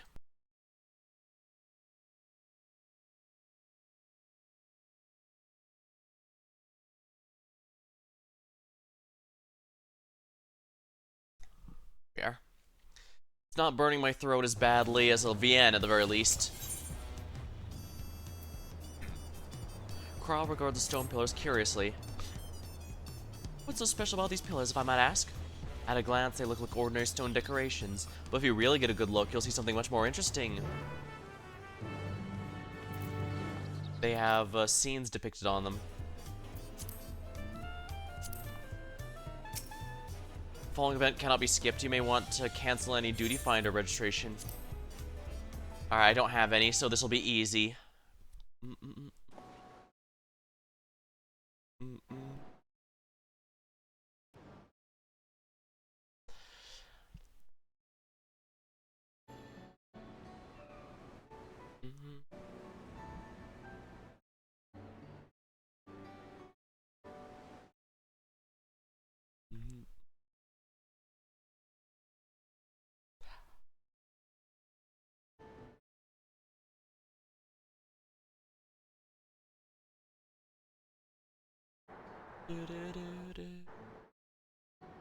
Pictures. No, those are glyphs. They do seem to tell a series of stories, many of them featuring two-headed Mamulja. Oh, then this must be, that's right. It follows the exploits of my father, Golul Jaja, and his journey to unite our lands. We call it the Tuliol Saga. The deeds he performed, the bonds he forged, all immortalized in stone. There's no better way to learn how the city came to be. Study them as long as you like.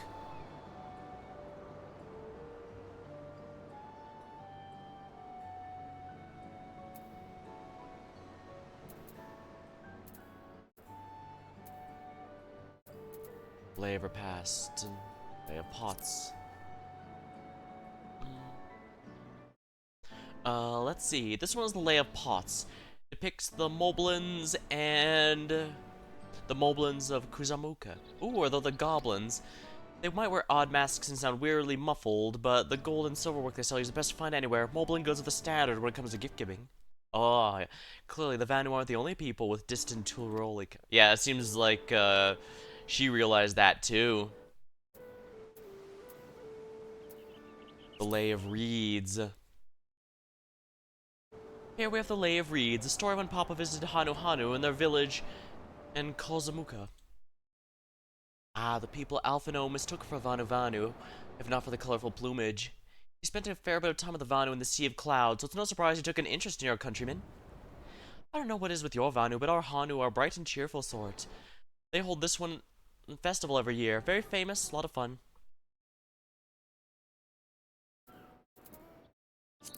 Lay of the Brotherhood. This pillar is the Lay of Brotherhood. It depicts a scene where Papa granted an audience to foreign explorer something. I can never remember the name. Ketenram.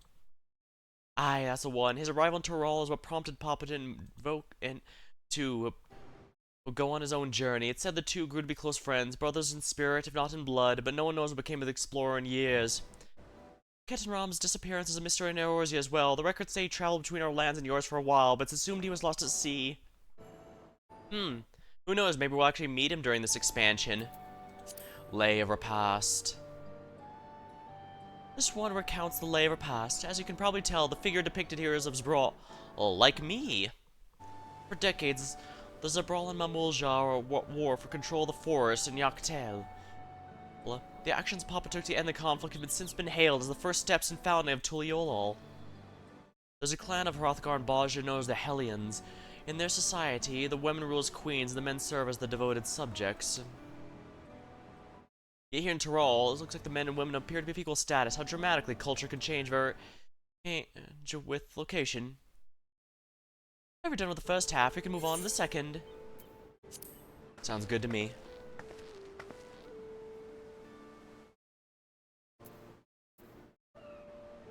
The Lay of Proof. Ah, that big fellow is of the Yokoi, the largest of Tyrol's people. These giants once used their great size and strength to establish a dominion encompassing all of Yoktorol.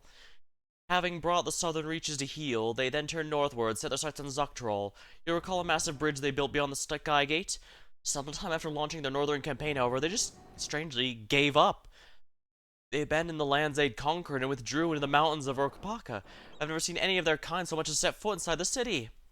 Oh, yeah, this is what happens if you just make your goal to conquer everything before you figure out if it's actually something you want to do. You know, take over the tri-state area or something, see if it's your thing. Then, otherwise you just kind of get bored and wander off halfway through the conquest. This was a people with the power and resourcefulness to raise a temple on a mountaintop and built across the sea with stone. What would move them to renounce their ambitions and their place in Trolley history? The Lay of Gold. This pillar shows one of the Pelu whose homeland is in Orkapaka. Having created our currency, the Pelu, rightfully known as the Merchant Clan, they oversee Tuliol's markets, and their traveling peddlers are a common sight no matter where you go in Tyrol. Don't let their size fool you. They might be mistaken as children, but beneath those bleaked masks, they are clever and calculating traders. Relatives of the Lalafell, I guess. Well, that would make sense. Lalafell have been confirmed to be beardless dwarves, so of course dwarves would be very good at crafting and marketing.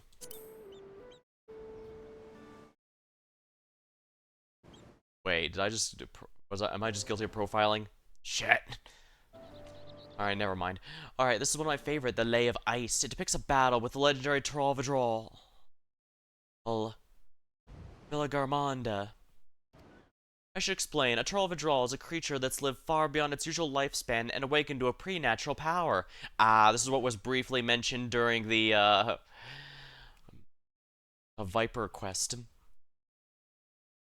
Tartaru described the Far Eastern Allspices in a similar fashion. Could this be the same phenomenon? Valagamanda itself was dubbed in the Sky Ruin, a name to earn for the destruction of terror visited on Pontarol every time it stirred from its slumber. But 80 years ago, its ruinous reign was brought to an end after a great struggle. Pop and his comrades managed to overcome the raging Vidrol and sealed it away in the upper mountains. Why do I have the feeling we'll be fighting that thing before this is over? Despite its reputation, however, it's also a symbol of power. That's why you'll see the likeness of it in Tuliolol's national emblem and adorning the banners of the palace. Blank pillar. Strangely blank. Oh, this one's unmarked. Papa says he left a blank pillar for the next chapter, whatever that might be. Had your fill of history then? Yeah, thank you.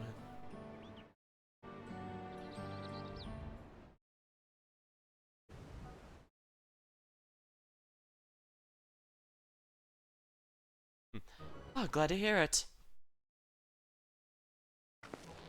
You know, I feel awfully hungry all of a sudden. No surprises there, seeing I couldn't keep anything down for a while, but I think I'm now ready to eat again. Let's go and have ourselves a bite of local delicacy. Come, we'll take you to the best restaurant in the city. I like the sound of that. Finally, we can have the big fat tacos. I've only been looking forward to this ever since the expansion was announced, and we learned that they are indeed real.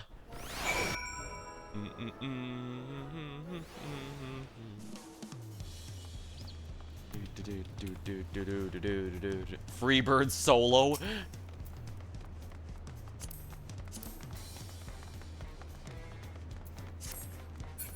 If they're level 100, if that person's level 100, they likely have the artifact gear. Got to sleep? Alright, see you later, Emma. Thanks for stopping by.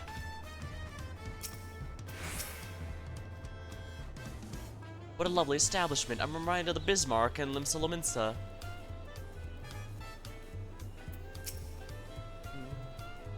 Have you ever had tacos? They're a classic, local classic. You bake a crunchy shell made from corn flour, fill it with meat and salad. A lot of shops in the stalls sell them, but I like how they're made here, as Zablav ties best. I'm never gonna pronounce any of these names right, I swear. And I need one right in front of me right now. Let's head downstairs and place an order. With all Brookavoo.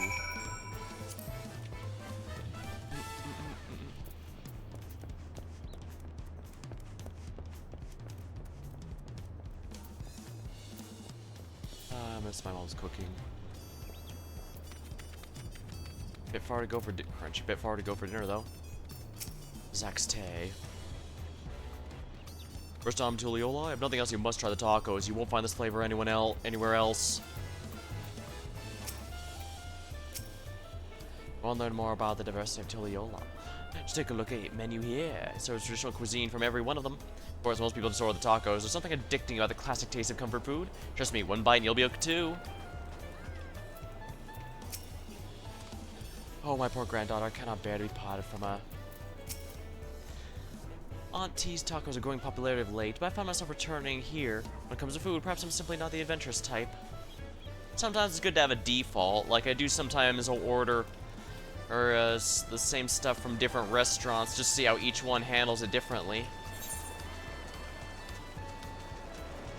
Gleam Sands, ooh. Huh. In the controlled waters like this seems like a pretty good spot to where you can safe and relax. Oh, kids, dry off your run. Yeah, I imagine this will also be an easy place for. I was gonna say this is a great place to kick back, but this also looks like it's a great place for kids to play since the rocks there prevent it from them from going out in the ocean, but they can still go in the water. Though obviously you still need to, you know, supervise. But then again, that should be common sense. Hoped. What thinks before he acts.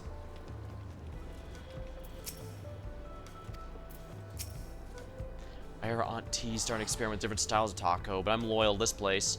Whatever spice they season their meat, I just can't get enough. What can I get? Yeah.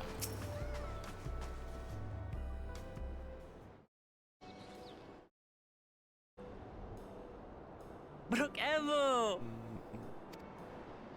My companions must sample your heavenly tacos. One for each of us, please. Right away, promise. And I'll pack them tight with my choicest feelings. Only the best for you and your friends.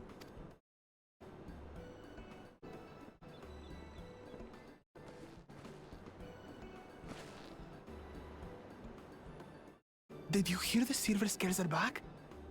Seems their overseas foray ended in disaster. More than half their warband is missing, including their leader.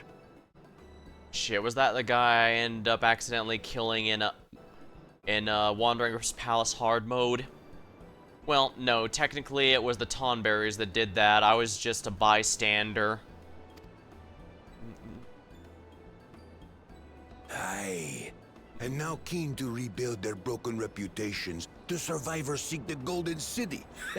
A fool's errand. How many hopefuls have disappeared in search of that fable?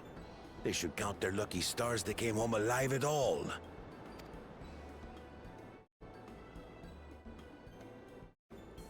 Yeah, if you've been decimated The and... legend of the Golden City is well known here, I take it. Yeah, if you've already lost pretty much all your power and influence, the going... I guess that might explain, though, why they... Yeah, I was gonna say, if you've already lost all your power and resources, going on something that demands a lot of that sort of thing is going to make the situation worse. But I guess the point is they're just that desperate, and they need something like that as a game changer. It is, but as no one's ever seen it, many question if there is any truth to the tale. Like our skeptical Erinville. I can't imagine the Dawn Servant would request a formal survey for a place that doesn't exist. It could be that it's being hidden in some fashion. I mean, we did find from the Umpelos, from the 24-player raid in Endwalker, that something thought to be fictional could potentially be real. It was just hidden in a particular way.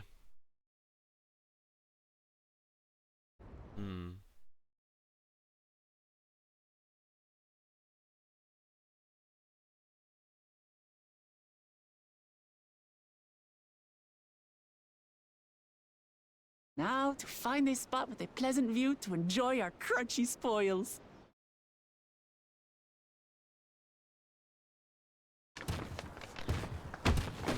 Oh.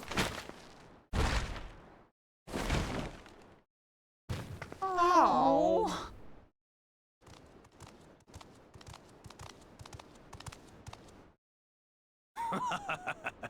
If it isn't the third promise. Oh. No. Hey there, buddy. How's it hanging? Is there a problem? I don't know these ones.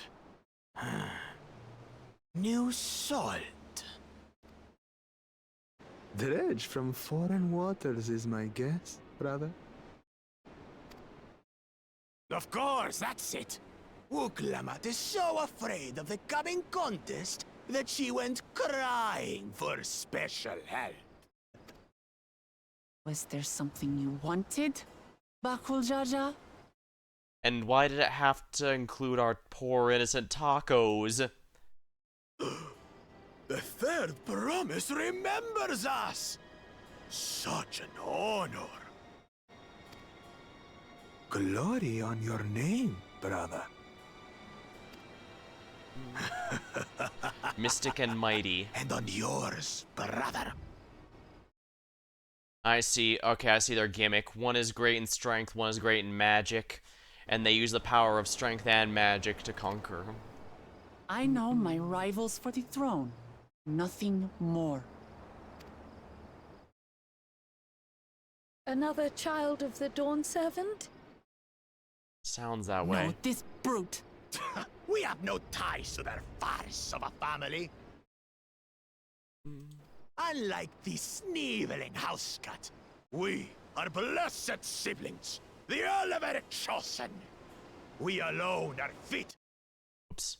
Ja, as Dawn Servant. Oh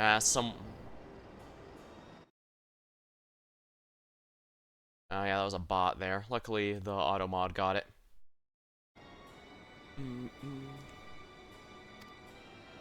All peoples are equal in Tulihiola. Your heritage gives you no greater claim to the throne.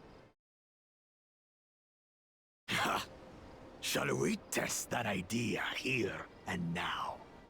See if your strength is equal to ours.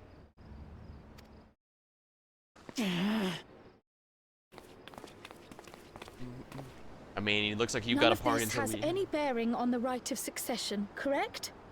Best not waste your energies on pointless scuffles.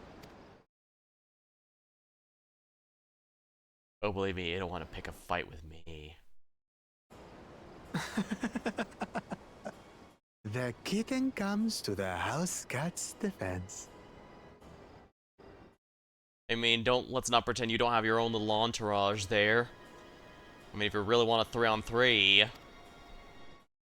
Pathetic. Since when was our nation overrun by mewling weaklings? You know what, forget it. You guys get 3 more people and you face me alone. Then it'll be a fair fight. Listen to me, you.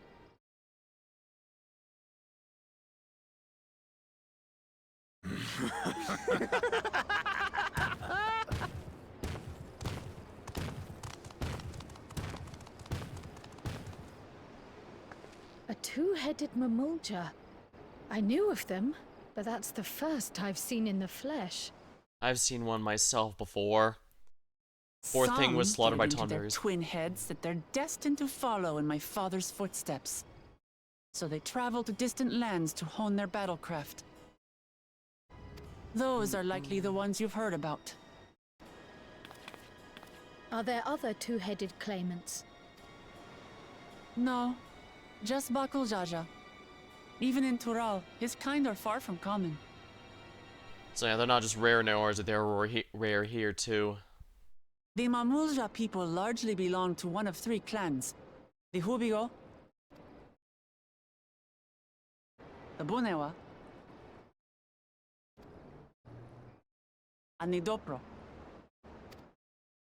Every once in a great while, A two-headed offspring is born from a union between the brown-scaled Ubico and the blue-scaled Bunewa.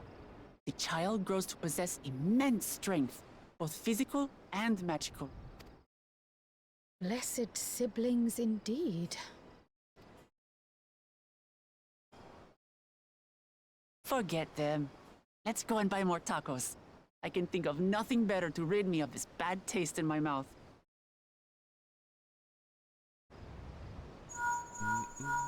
Looks like we've got an emergency. Enjoying your tour of the city, I trust. We've seen our share of notable sights and took a moment to rest. Okay, it's not an emergency, they're just letting us know we got caught up. So it's important, As but... such, we're ready to present ourselves at the palace for the rite of succession. Shall we meet you there? The palace it is. I'll let Wooklamart know. I wanted the tacos. Destiny calls. Perhaps we can return for more tacos later? So it goes.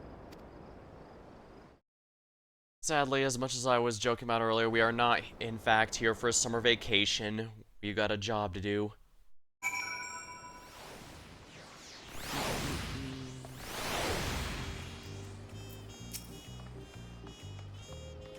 His made tacos went to waste. It's all that brutish McCool Jaja's fault. I was looking forward to trying some authentic cuisine, but we should hurry and join Alphino and the others at the palace. Alright, it's a bit of a climb to the top, but you can head over there for the Splendid Quarter, or even eastern side, if you prefer. Not doing the way the city's laid out, I'll let you find your own way. Ah, my poor empty belly.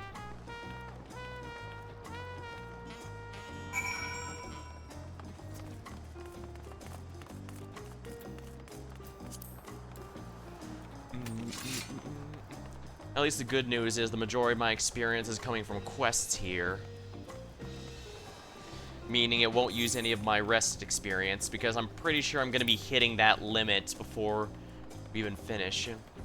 I mean, I did actually stay at an inn to try and increase as much as I possibly could before starting the story here, but I'm probably going to have to do an additional dungeon or something to keep up, regardless of whether I decide to do them as Reaper or Pictomancer. Assuming Wooklamart is the tank. Actually, yeah, she's the tank. Alphino is the healer. Or Alice, and yeah, they've got a full party, which means we can play through that just fine.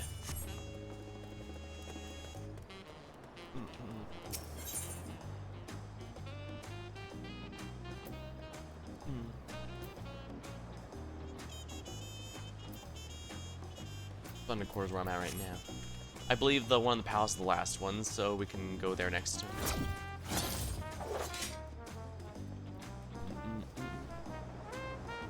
I must say, the release for Dawntrail here has been... Well, technically this is still... At time of streaming, this is still technically early access, but... It's way, way less hectic than it was during Shadowbringers and Endwalker, that's for sure. Significantly reduced queue times to log in, even counting my weird hours of logging in, and the trusts and duty support to prevent queue times in dungeon stuff, despite so many people maining DPSs now, or even more people maining DPS than before. Well, the Dawn Servant's a forgiving man, I suggest you respect it.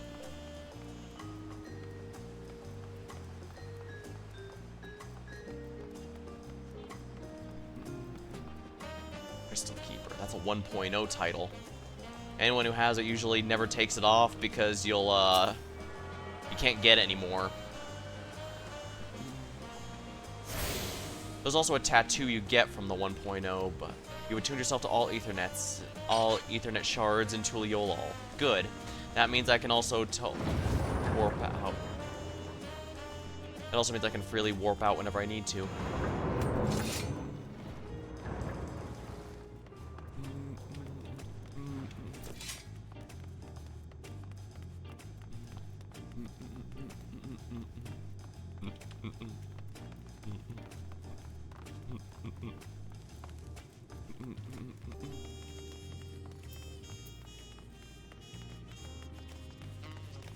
Might as well see what this guy has to say first. My apologies, bond servant presently engaged in official business within. None may enter.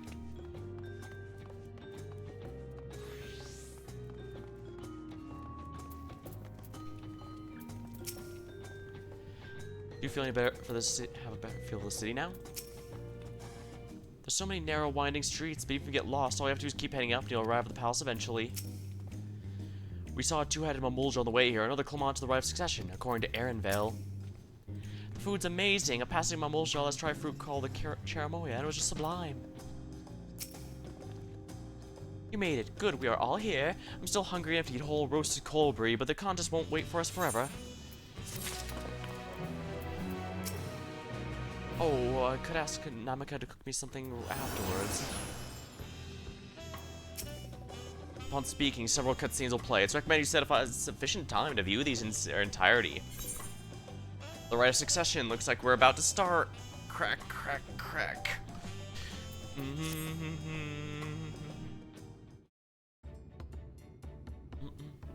I have acquainted the twins of the city the best I could in such a short amount of time.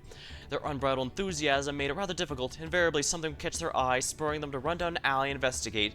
'Twas like herding a pair of unruly curs.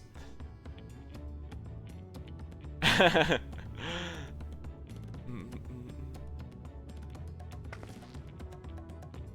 understand all too well. Charlene had the same effect on me. Right then, now it's time we saw inside the palace. Papa will want to know I'm home to meet all the allies I've chosen. Given how impulsive he is, though, there's no telling what we might be in for. Alright, this is gonna be big. Luckily, I've had a few people mistake my Reaper Scythe for a Warrior Axe, so hopefully I won't freak too many people out.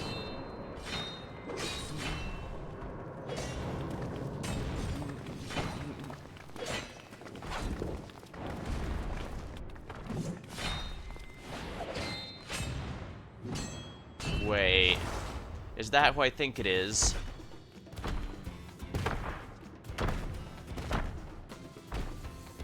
So this is the official business that he was talking about when the gatekeeper wouldn't let me in.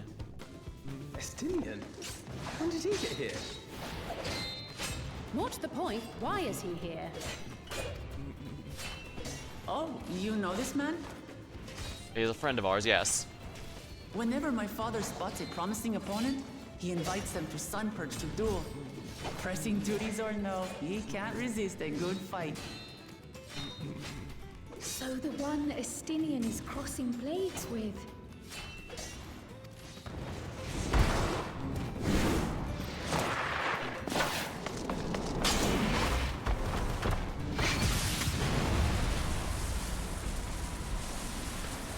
Blocking with his bare fist? Not bad. Oh no, it's with the sword. That will do, Spearman. I will receive my darling daughter.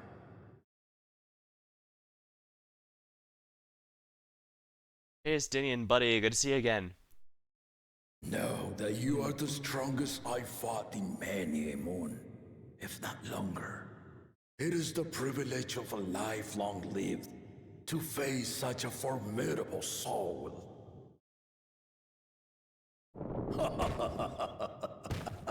Guess his other half is a bit more shy, given it's covered.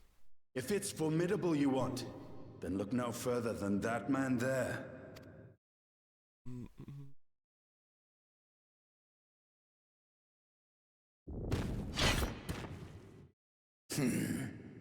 I see you, warrior.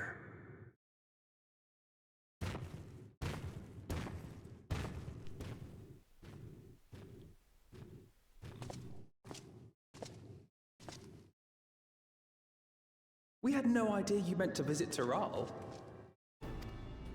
I've seen what lies east. This time I chose west. And thus did our itinerant dragoon make his travel plans. You witnessed our bout. If you thought he was fearsome, that was with one head dozing. I'm not sure I understand.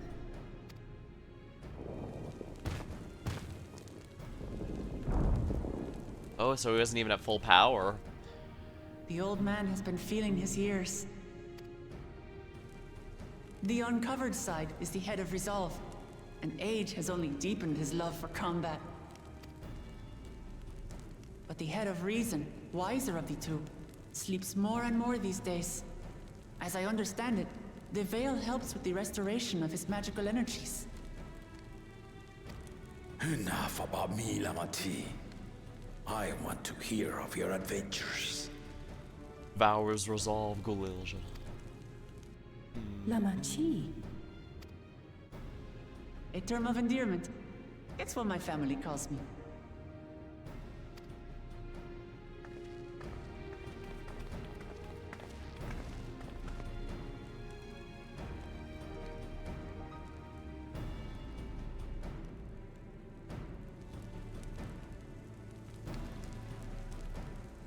Oh. When last did we see you in the palace? Greetings, Solanesh. It's Erenville now, Dawn Servant. Aaron. So he has a connection here he's not telling us about. I took the name while abroad, and have since grown accustomed to it. I see, he took a more local name when he started working with Yorzia more. Erenville, then. And these others? I assume are Lamati's recruited allies.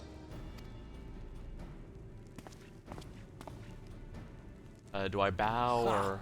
All-tempered steel. Yet as much as I'd enjoy testing their metal, the hour of the right is at hand. I will summon the other claimants at once. Then I shall leave you to it. Good fortune, my friends.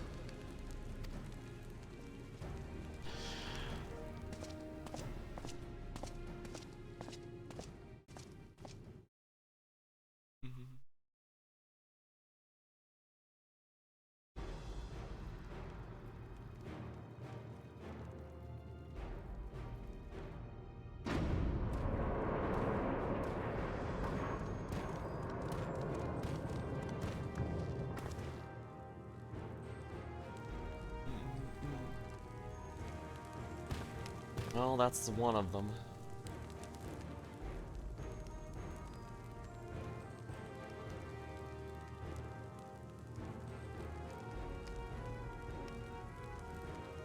The claimants are assembled. The first promise, Zorolja.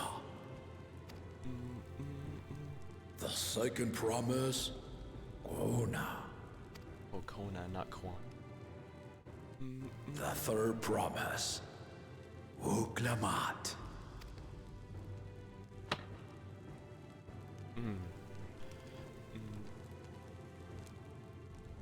I was wondering why there was a Code there. Seems like Lasky, it's out of place. And then the again, we can chosen still... of Mamuk, Bakul Jaja.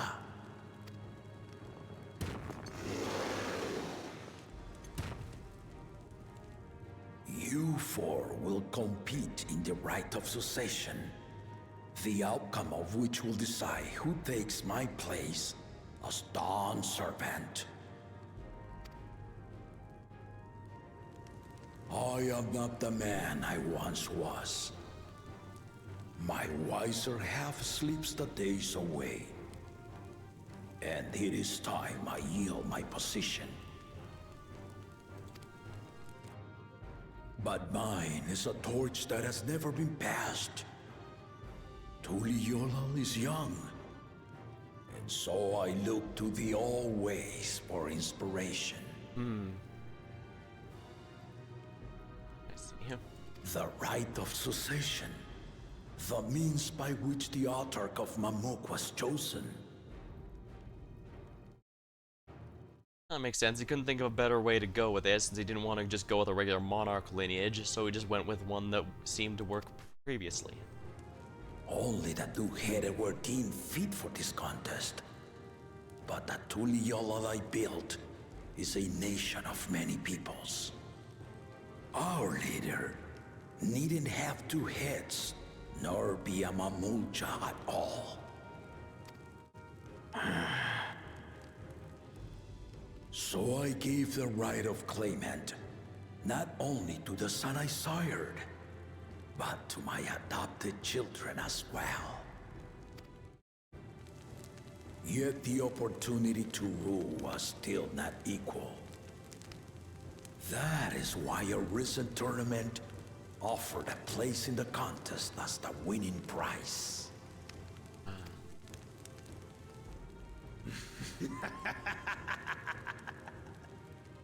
Now you have us to compete against.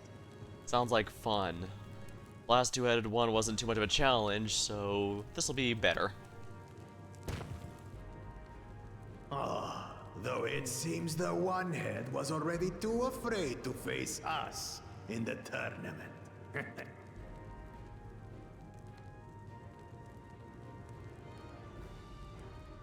Our brother was in Shock Tural leading the Landsguard on a campaign to eradicate a Tural Vidral. Anyone with sense would know he was too busy for games.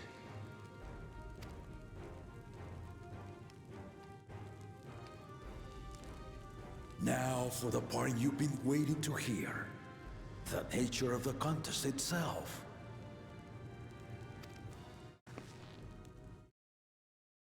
To triumph in the right of succession, and thereby claim our nation's throne, you must travel the lands of Yogg-Tural and find the City of Gold. I was gonna say he shouldn't be making him. He wouldn't make that quest if it was truly impossible, but if I don't know, I remember the legend of Kaguya, who If gave I may, impossible Father. quests. Speak, Kona. Looks like he's a The machinist. Golden City is an ancient Turali legend, but after so many failed attempts to find it, the story has become more fairy tale than fact. If you would charge us with such a quest, are we then to assume you have proof of the city's existence? I offer us proof, my unbroken word, for I have seen it with my own 4 eyes. So this is what Kral's grandfather was tasked in surveying. The city's real.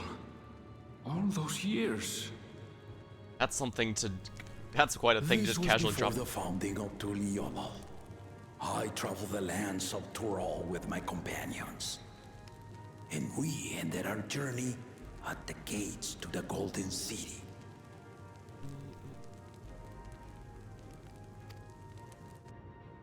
I mean to have you do the same, but in order to achieve victory proper, you'll need to break the seal I put in place. Bring them.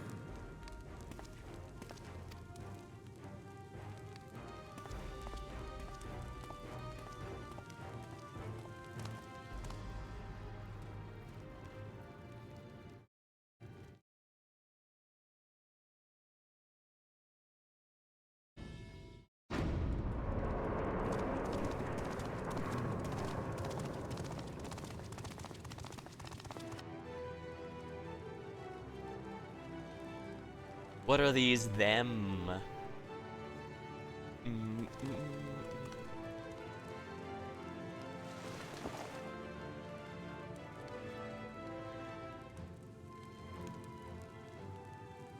It's the ones we saw on the pillars, every single scene. Oh, I get it. Each golden part is a part of the key. You're supposed to put them all together, and somehow that... You're supposed to get them together somehow, if I had to guess, and that would tell the truth. The Tuliyola saga. That explains why random parts seem to be gold. You will retrace the path I walked to unite our peoples, step by step. Along the way, 7 chosen electors will be waiting to measure your worth. Earn their keystones by performing the feats they ask of you. Once you've fitted each of the 7 tablets with the keystone, you'll have the key to unlock the seal on the Golden City's gates. Alright, so yeah, I'm gonna call it now. The seemingly random gold parts all have to are either a clue or all fit together somehow to make this key. So the contest is in stages, none of which can be skipped by rushing to the ultimate objective. Exactly. Exciting, isn't it? A lot better than just a tournament arc, that's for sure. Martial tournaments, hunting festivals, and now this? Oh, he still has plenty of You those. so To be sure. love your contests, Papa.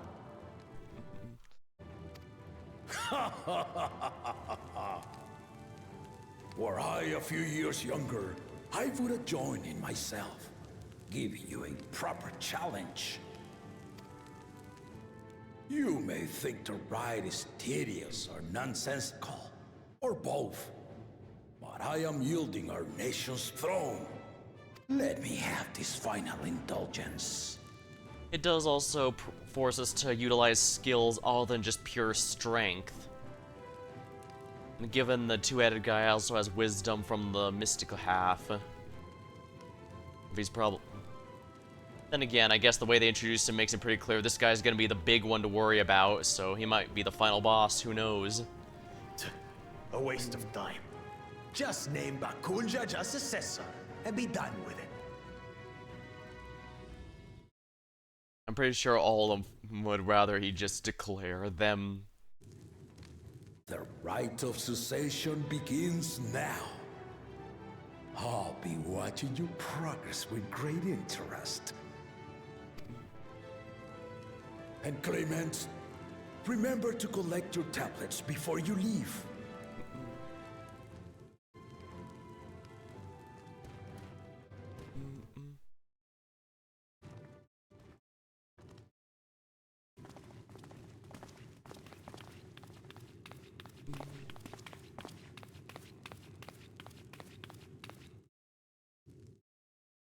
You are one of Lamachi's allies. Speak freely. Yeah, we have something very important to request. I am Cryle Baldessian, representative of the students of Baldessian. My name is perhaps familiar to you? Ah.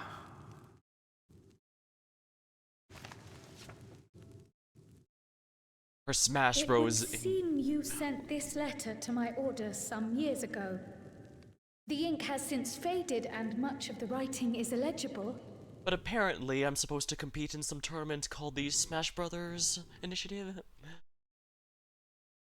Even so, we managed to determine the essence of it. A request to investigate the Golden City, addressed to my grandfather, Galuf. Included with the correspondence was this earring. A fairy tale and a piece of jewelry were enough to convince my grandfather to sail halfway across the world. So there is surely some greater mystery at work here. On behalf of the students, I've come to seek clarification on the matter. Have you any knowledge you might share with me? I doubt he's gonna make it easy, but...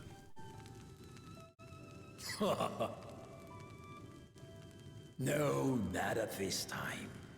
I'm guessing it's tied to something that would needed to be either be done before the tournament, the Rite of Succession began, or after.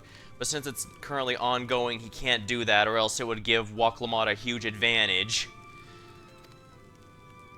I have tasked the claimants with finding the Golden City. To fulfill your request would afford one of them an unfair advantage in the Rite of Succession. Yeah, that's exactly what I thought. But once the contest is decided, I plan to entrust the entire truth to my successor. If you want to hear it, then you had best help Lamachi win.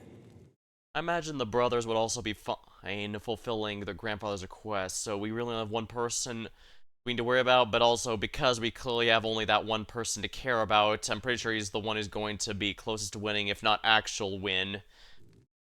And if he does win, we'll have to find some way to stop whatever. He's going to do something stupid and we'll have to stop him. Very well, Dawn Servant. On my honor as a student of Baldessian, I will find your Golden City. Thank you for hearing my petition.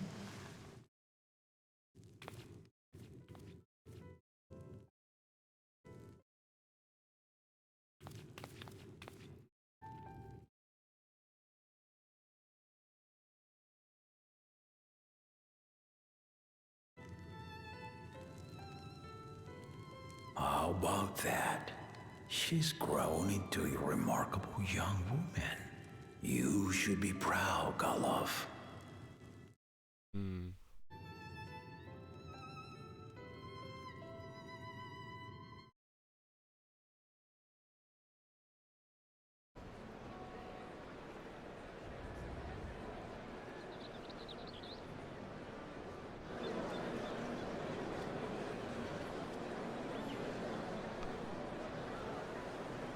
Too late to change your mind now, I suppose. But are you sure you wish to be part of this? Our third promise is not wont to take no for an answer. Though you may have agreed to help, I worry that you were swept up in her relentless enthusiasm. Oh, don't worry. The relentless enthusiasm is quite mutual. Or perhaps you've been lured by the glory of the Golden City. Either way, this contest for the throne will place you and yours at the heart of political turmoil. Frankly, after almost witnessing the actual end of the world, this practically comes off as a summer vacation in comparison. If you are second-guessing your decision, tell me now. This may be my last chance to help you withdraw.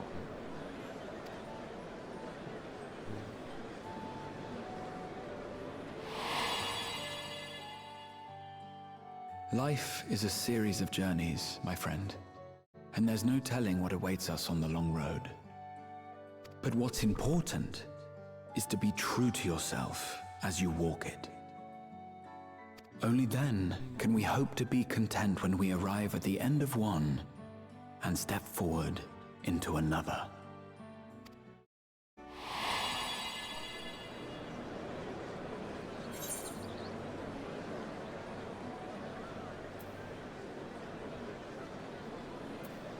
I've made my decision, and I intend to see it through.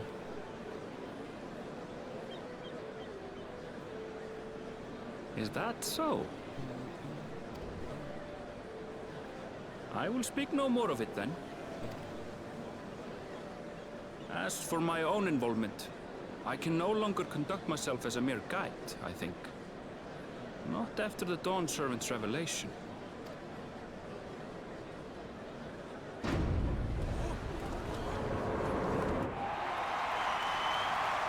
Yeah, the fact he never got to tell us who his mother is means she's gonna be someone very, very important. Here they come! It's Saralja! Such a fearsome mien. Make no mistake, there goes Tuliola's mightiest warrior. First promise, our village needs aid. The cold weather stunts our crops, and the children of our village go hungry. Once you ascend the throne, I beg of you, grant my people new lands, please! Serelja.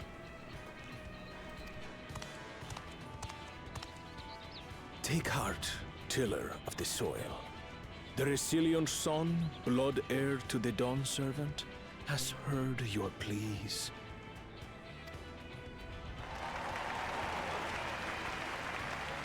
Sounds like he's a person of not many words, but a good heart from the sound of it. Saralja, the first promise and commander of the Landsguard.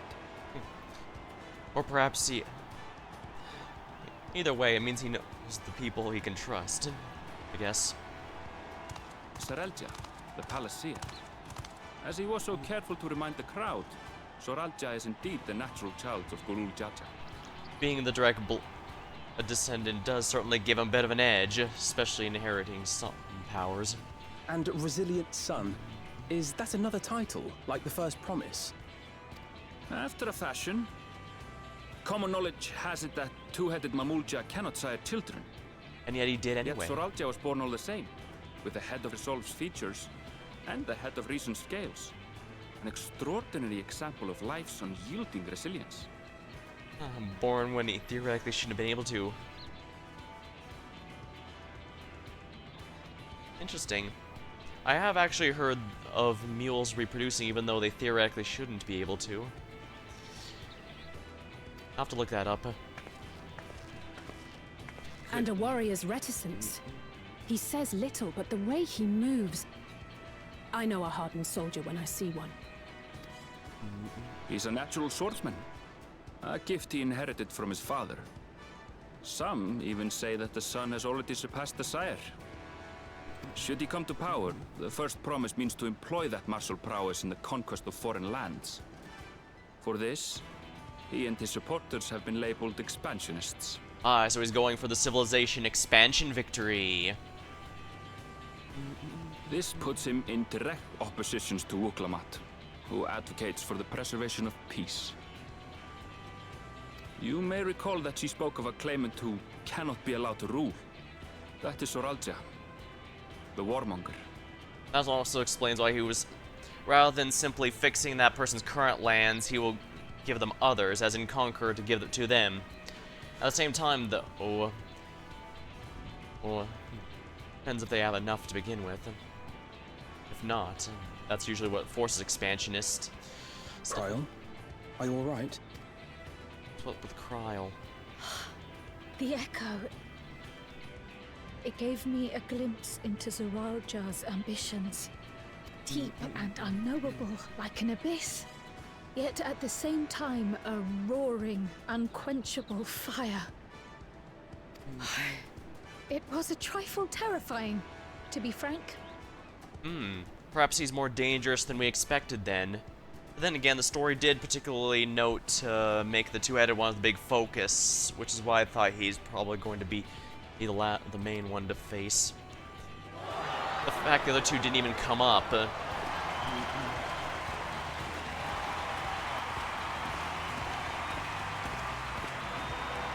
Machinist. And given what all that's been mentioned of this guy, it seems we know that he's, Second promise! You must bring us more marvelous conveniences! More dirigibles and trains and the like. We need you in charge to make trading easier. The elders, they complain and complain about abandoning tradition. But we're not like them, afraid of everything foreign and new.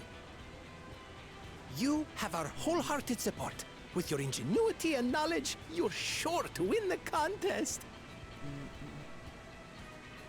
Forgive me, but the right of succession is barely begun.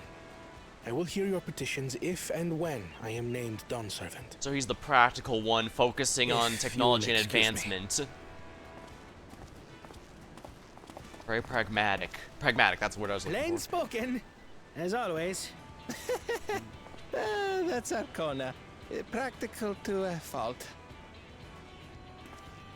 Oh, but were they floating on air for a minute? Here we have Kona, the second promise, who spent time as a pupil at Charlian's own studium. That explains why he's the technological advancement sort, going for science victory. Now that you mention it, I think I did see him in the halls once or twice. There was nothing to suggest he was Turali, much less from a royal family. He certainly seems to be the more humble one so far. That was by design. He forwent his usual garb and took an Eorzean name to avoid attention. So it was Kona who introduced the dirigibles. And the railway too, given what we just heard. In furtherance of his goal, to enrich Tuliolal with every bright notion he learned of in Charlian. He is the hope of those who prize innovation. As aloof as he may seem, Kona and Wuklamat actually get along rather well. They bicker and banter as only close siblings do. Huh. I guess that explains why she said she wouldn't mind as there were some she wouldn't mind losing to, and I'm guessing he's one of them. The sounds of it seems like he's got a pretty good idea for pretty good vision in mind for the future.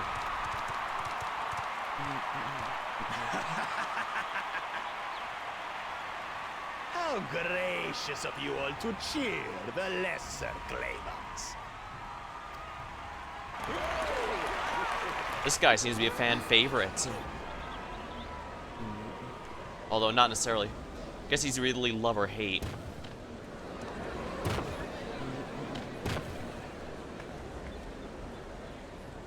Oh, come now. What are you afraid of? I'm no different from your Dawn servant.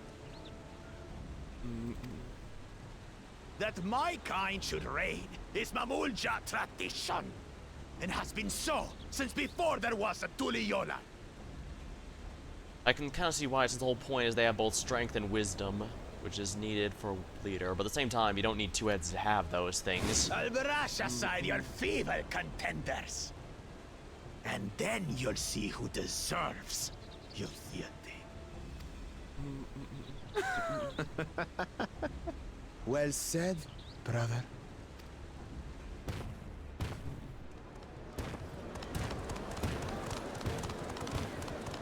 The Mamulja have finally found peace in Tuliolal.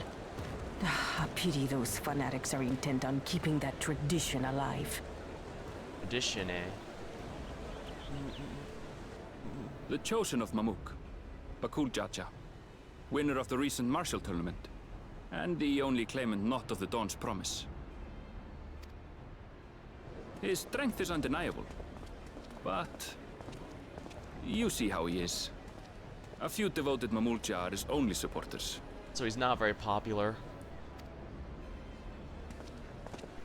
What would he do with the throne should he win it? His policies and so forth. I doubt he's thought much beyond winning the contest itself. So he really just wants the glory, is what I'm getting out of it. One thing seems certain. If he does become Dawn Servant, he will see the Mamulja exalted as the ruling class, and all others forced into subservience. Sounds like another that cannot be allowed to rule. And unfortunately, I get the sense the only one other than Woklamond is going to be taken out almost immediately from the tournament in order to ensure that we actually have some pretty heavy stakes.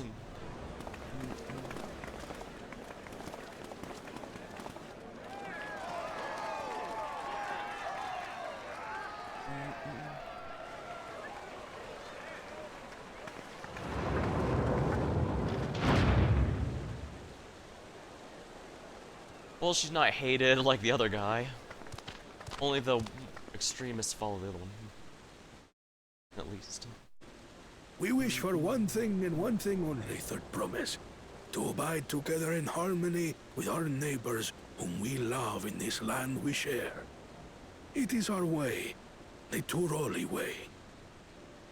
Galul Jaja built for us this peaceful nation, and we beg you to preserve it. You have my word. I won't let your pleas go unanswered.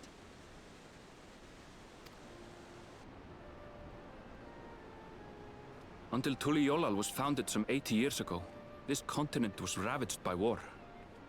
The eldest among us remember that dark era, and they are Wuklamat's most ardent supporters. Apologies. It's hard to get away. I guess those who've seen the know the importance of it. The scene in the pain of that. It makes sense the ones who've seen the war directly would rather avoid it again if possible. This is Namika, my childhood nursemaid. She's been like a mother to me my whole life. I told her it wasn't necessary, but she insisted on seeing us off.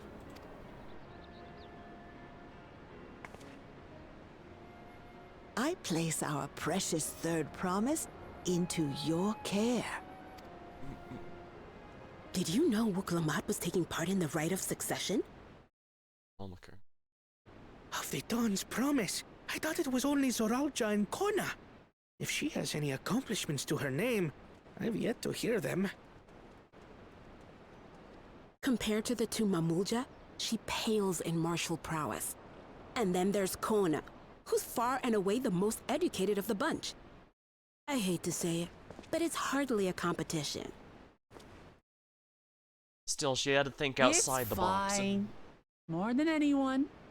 I understand how much better my brothers are than me. Hey, you thought outside the box and decided to get the hero that saved the world to help you out. I'd say that's thinking pretty clever. Better? Woklamat. I have never thought of you as the lesser sibling. Your brothers may excel in their respective ways, but you boast qualities that both lack. A strength that is yours alone. Having cared for you for so long, I should know. Yeah, it says Live and Kwana didn't get any foreign allies. Which is interesting since he seems to be entirely dedicated to technological and social progress there. Then again, perhaps he intends to keep his group small so that he can easily work. After all, a larger group means takes a lot more work to do. Thank you, Namika. Hey, even if you have no accomplishments in your name, it's never too late to start. We ought to be on our way. Yes, hurry along. I await word of your victory with bated breath.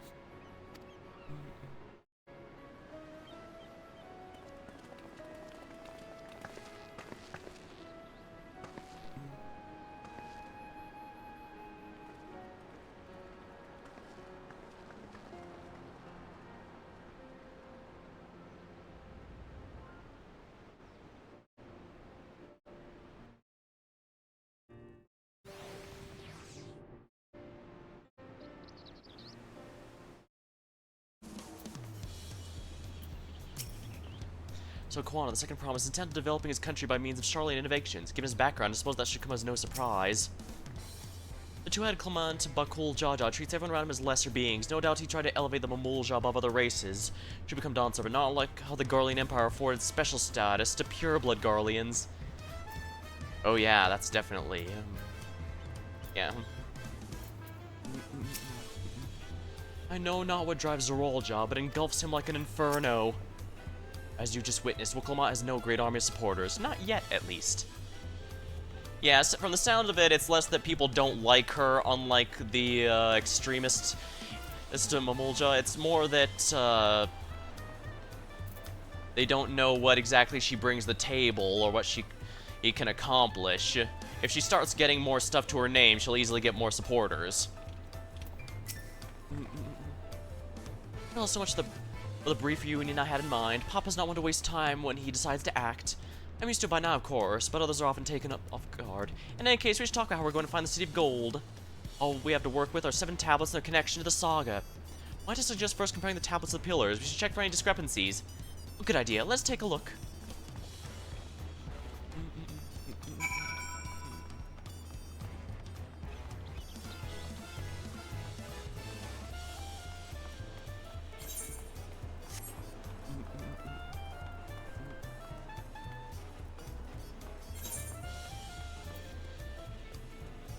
You know, I probably could have just teleported down there and it'd be a lot easier.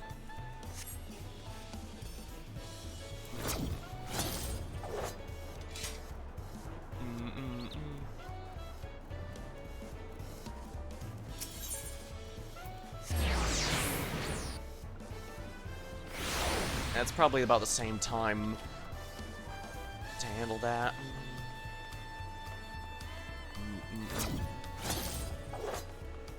Yeah, even on the pillars, there seem to be random parts that are gold.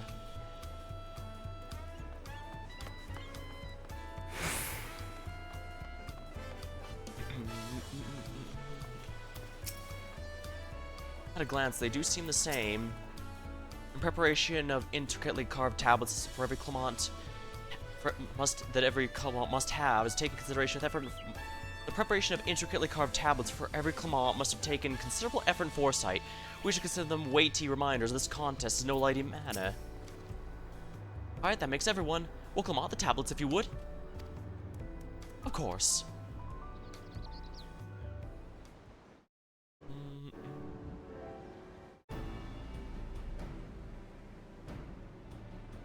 Everyone has a tablet. Then let us compare them to the respective pillars and keep an eye out for even the smallest of differences.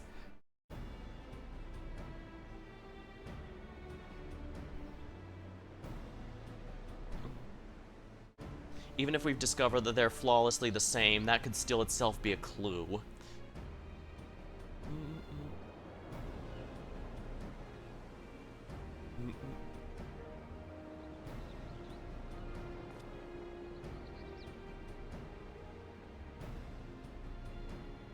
The gold parts appear to be the same. Still, that could mean the clue was in the pillars all along, and that's why I made these copies, to make sure that we had them at all times, rather than having to come back to this main city every time. Unless I'm missing something, the glyphs appear to be identical. The only difference being the tablets have hollows where the keystones are to be filled. So now we've established that the scenes are the same. What do we do from here? The Dawn Servant said we'd retrace the path he walked during uniting of people, and that we would encounter 7 electors along the way. Then we have the answer in front of us. Papa's path is all laid out in the saga.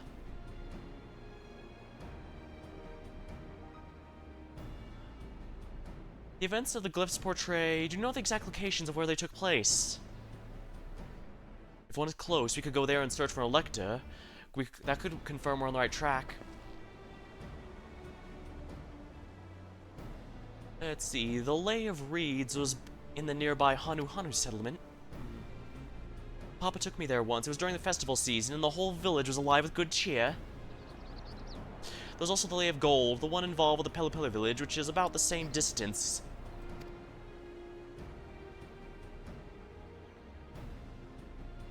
Before going anywhere, we should ask around about the road ahead. I've heard a lot of talk as we toured the city that a storm passed through at sea. Apparently it ravaged... The storm we had passed through at sea. Apparently it ravaged Joktrol several days ago. Since our roads are not as well paved as Eorzea's, they're more susceptible to damage from natural disasters. If we want to avoid wasting time taking a dead-end trail, I suggest we take a few moments making inquiries. I was wondering if maybe we'd get a choice, like, of which place to go next, like in, Shadowbringers. If it's information we need... Just leave it to me. I'll bring the information to us.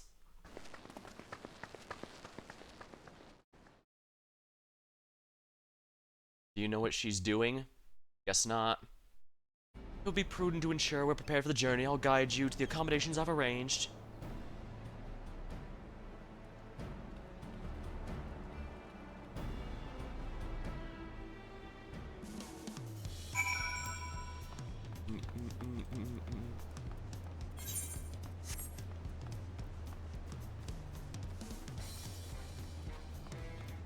Right, we haven't unlocked the inn yet.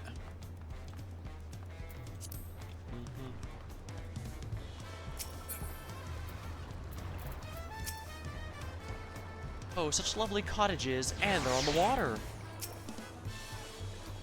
Oklamat said she would bring information. I don't know what she meant by that. What a comfort to have our lodging sorted out in advance. Welcome to 4 Art Cabins.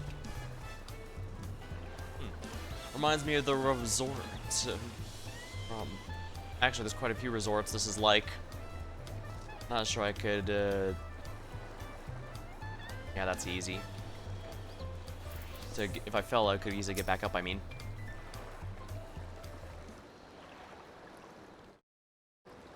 That's right, the reservation is under Woklamat's name. If you don't mind, I'll lead my companions to you. Leave my companions to you. Certainly, sir. I'll go and track down Third Promise. Once you've organized your gear, you can meet us outside. Zoblov to you. Tie.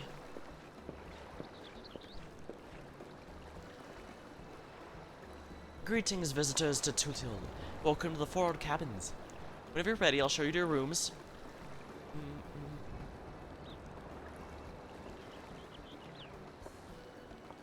I've been to a handful of resorts over the years.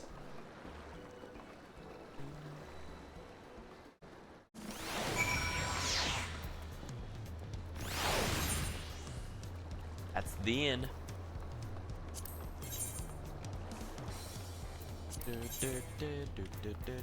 Oops. Yeah, as I said, I was doing some PvP earlier, so, and that also included buying a few, framer kits and stuff, in case because I still need to make a Pictomancer, portrait.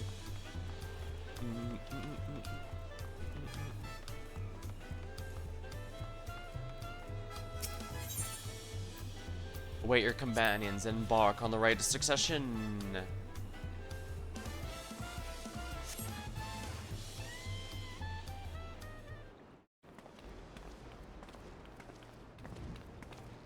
Guess we're ready. Trust you to be the keenest to head out. Trust you to be the keenest to head out, huh, Coda? Well, where's Erenville and Woklamat, I wonder? Speak of the devil. Oh, good, you're all here. And who might your companions be? Seeing as how we need information, I thought who better get than the locals. These two hail from the villages we're thinking of visiting.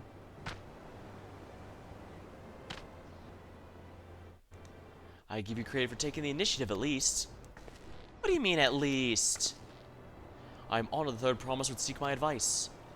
I, too, am happy to answer questions and encounter might tune my interests. I thank you both for your help. Before we begin, there'll doubtless be other occasions we need to act independently, so I brought these for the two of you.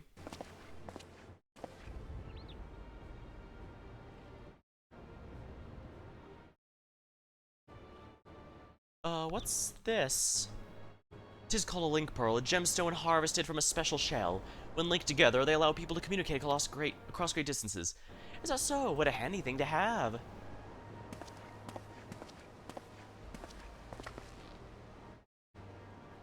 It'll be very useful on travel. Speaking of which, I should get to introducing my two new friends here.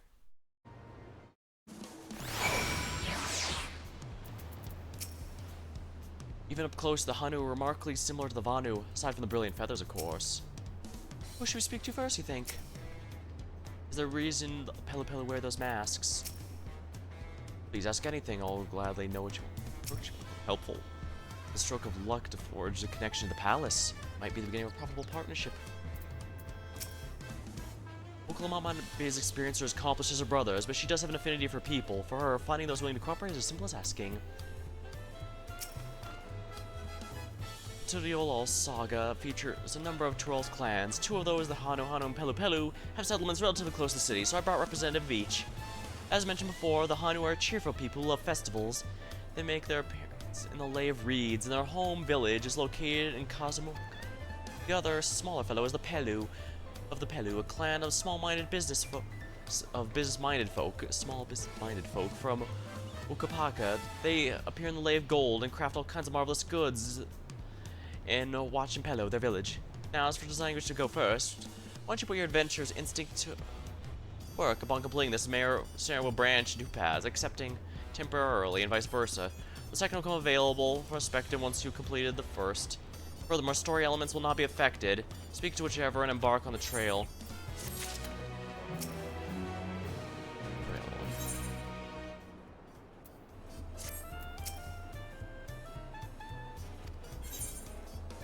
Alright, so this is like what happened in Shadowbringers. Sounds good to me.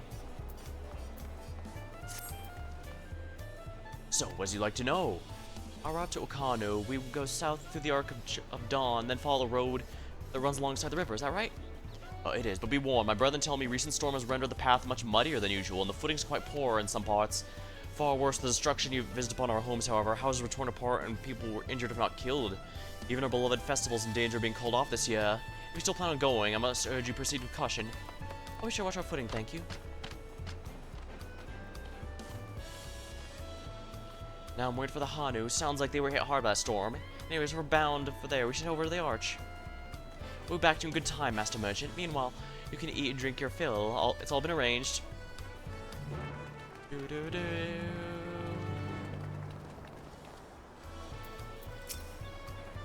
Unlimited tacos in exchange for a few days of time. I'd be a fool to pass up this deal.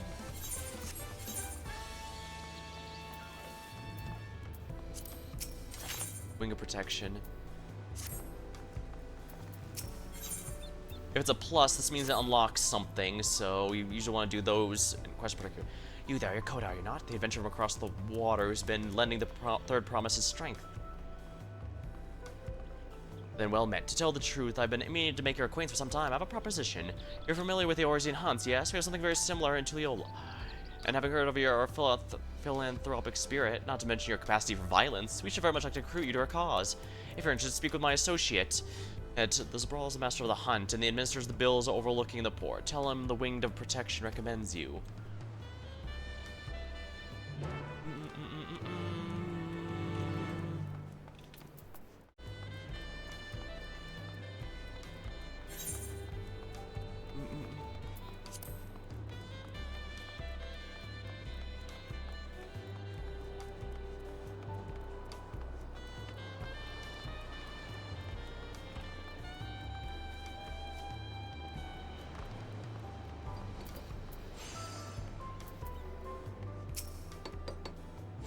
Oh, what do we have here? Your prosecutor some work. We got good eyes. I've seen a few things here. Sign up.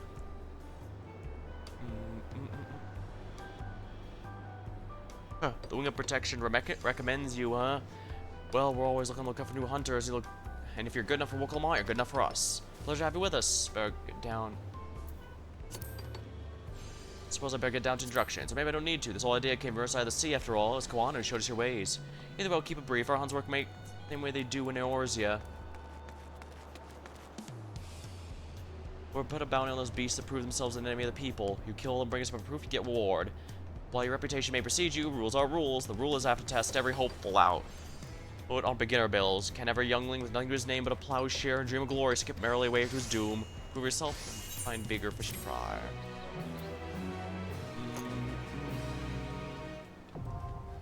Dawn hunts are now accessible.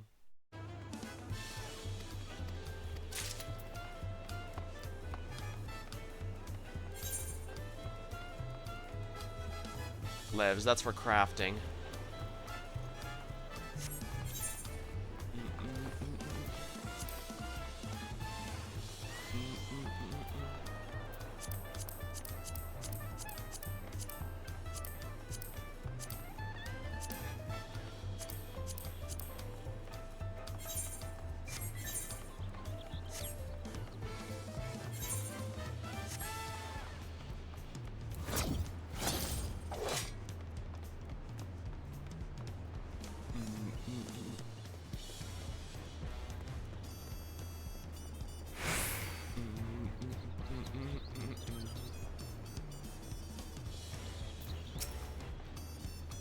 Well, Origin, correct? You fancy yourself much of a sightseer? Dear old Milith gave you a journal. My, what a small world. Just so happens I'm her cousin. And also be Ironheart at your service. Well, if you met Cousin Milith, I'm sure you can guess why I crossed the salt, as they say. Its contents positively brimming with sights unseen by Origin eyes. I'm here to discover them all. My twin sister and I, that is. You see, I had an interest in Yak, while she was more interested drawn to the vistas of Zak. So we parted ways on the bridge, each of us touring half of Tyrol. Looks like me your sightseeing log, then. Alright, let's see. How beautiful. I should like these places, see these places someday. Let me just gonna scribble down my notes on Tyrol. I included my sister shared with me, but I'm afraid it's not much. My twins is Alma, she's still wandering over out of there. Give your affinity, you douse run to her someday. Wish I got places to be. May your journey be forgettable. Sightseeing log expanded.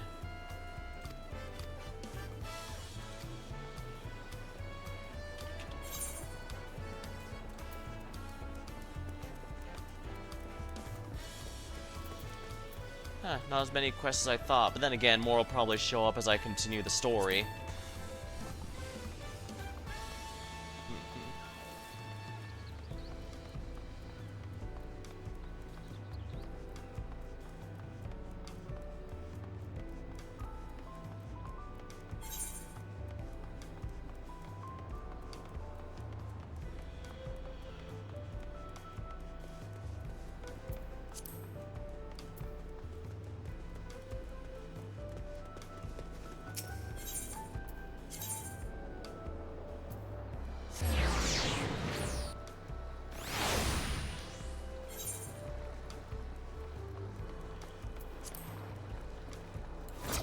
Teleport.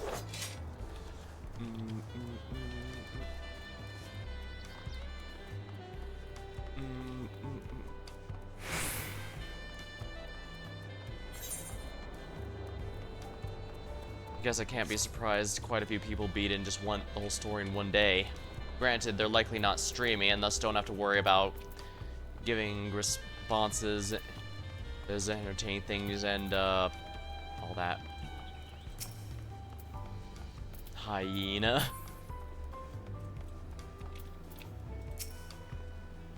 I swear, the gate gets bigger every time I see it. Considering the size of Gul Jaja, though, I guess it's better than being too small. I should have liked to observe the festival, but the Hanu are probably not in the mood to celebrate about now.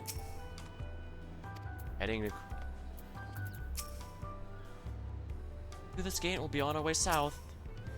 The Hanu are friendly folk that would welcome us open arms, assuming they're not too preoccupied with recent troubles, that is.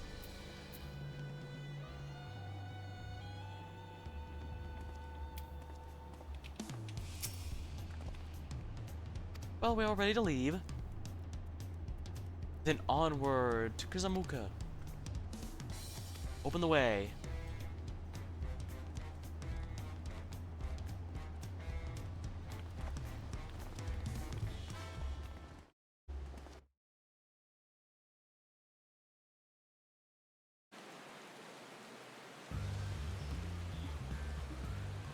Kozamauka, the land of rainbow terraces. It commands the gaze of all who visit without fail. The many-colored marvel. An endless torrent of water cascades over sheer cliffs to shape the wetlands below.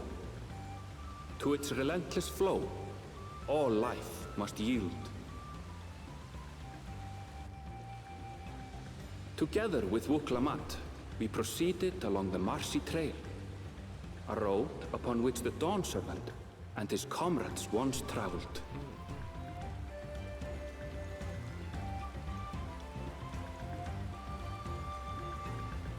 Kuzamoka. You just said out loud and I mispronounced it. How do I do that? I'm just that good, I guess.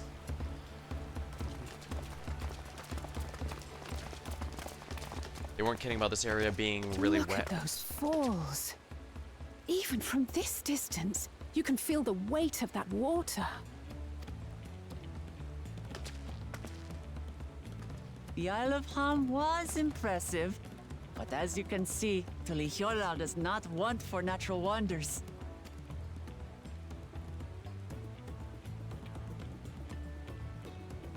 The ground is swampy, so watch your step.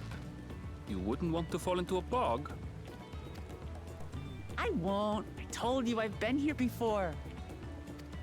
And then she immediately does. Come on. Okanu isn't much farther.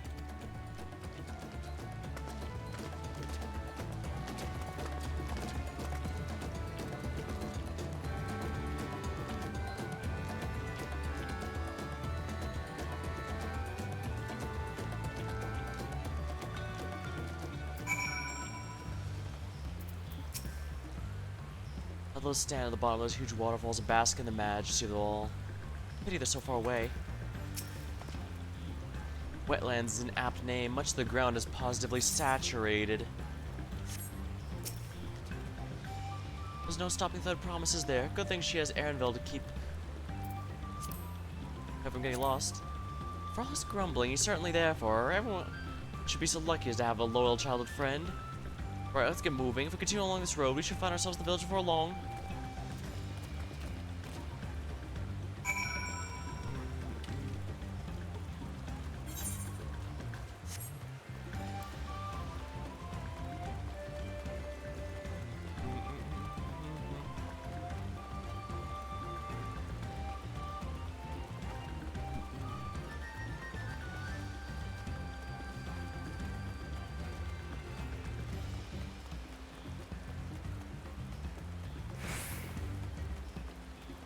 Oh, this is really close.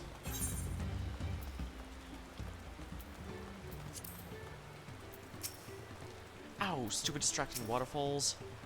Listen, we have an idea. One of the Dawn Service electors should be around here somewhere. Waterfalls must flood the wetlands and flow into these streams and rivers. So this is the Hanu village. One can tell at a glance how very different they are in culture to the Vanu.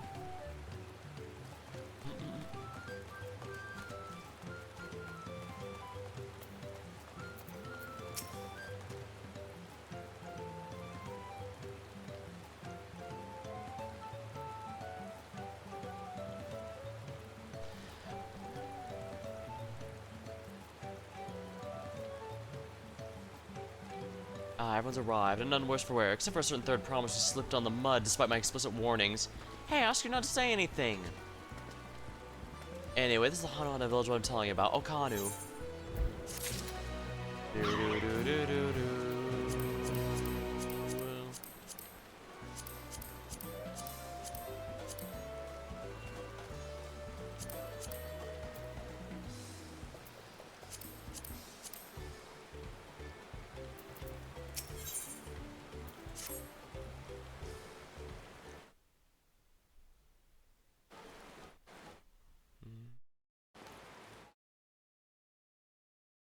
I wondered if something interesting was going on in the chat, but now it's just an argument.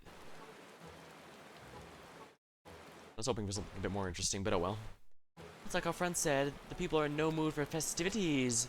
I can only assume they're still recovering from the damage wrought by the storm. Indeed, let's do what we came for and find the Elector.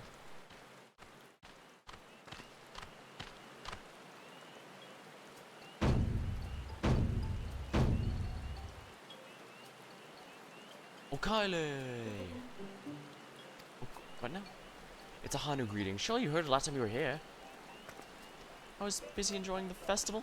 Greetings, Third Promise and our entourage. I, Zanuhali, welcome you. As an elder of my people, I also shall be fulfilling duties of Elector during the rite of succession. So our idea about Electors are correct. We shall do as Papa said and retrace his path of the saga. I'm ready. Give me the feat and test my worth. All in good time, all in good time. In fact, I came to let you know we're not quite ready to begin, actually. For the moment, please enjoy the hospitality of the village. Might have been something destroyed in the storm, I guess. Shall we poke around a bit then? Might pick up some clues about the feat, you know, prepare ourselves? That's surprisingly prudent of you. Why, you think I'm being too cautious? No, I'm impressed is all. You admire and respect your father, who's prone to decisive action, so I expected you to rush in and ask questions later, or never.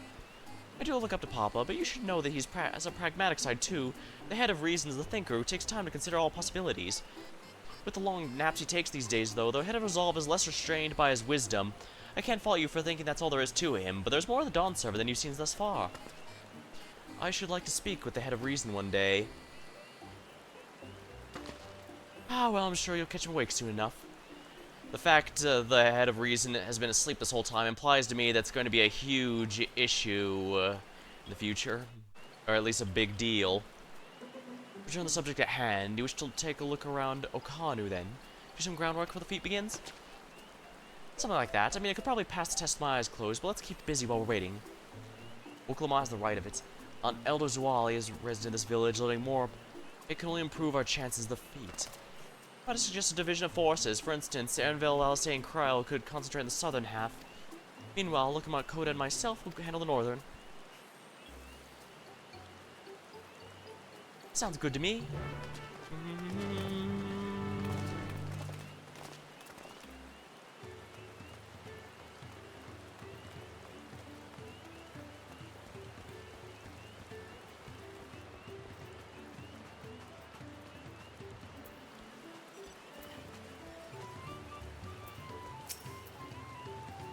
Welcome.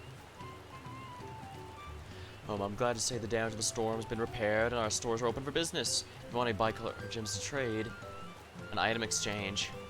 Alright, so I want to do local trades because I need to unlock the mount speed to increase item.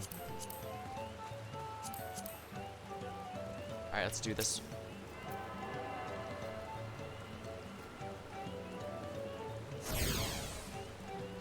Attuned to the ether, right? There we are.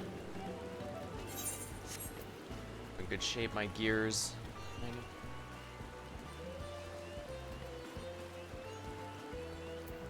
A dispirited Hanu. You heard about the storm. I've never seen likes about it before. The supplies and help the Dawn server sent are making progress repairing and rebuilding. While roofs and walls can be patched, there's so much else lost for good.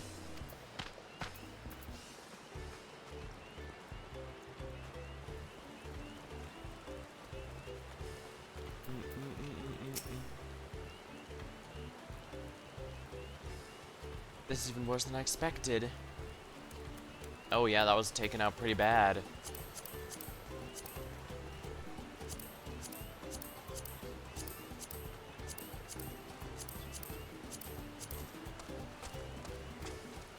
Oh, the alpaca. I definitely want that first.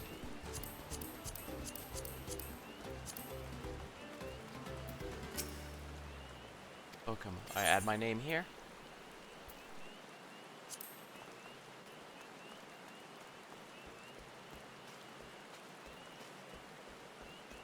I saw... but where's, Alphino? Is he down in here? Is he stuck in the mud? He's stuck in the mud again, isn't he? Of course, that's how it always goes.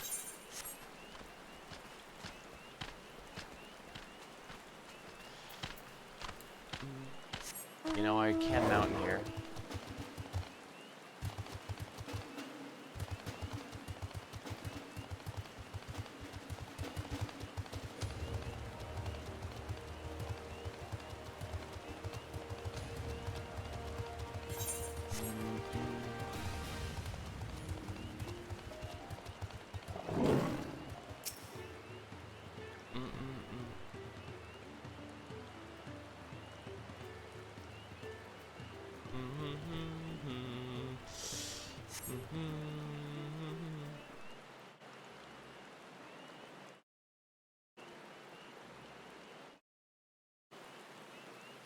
Yeah, it looks like there was a lot of damage done from the storm.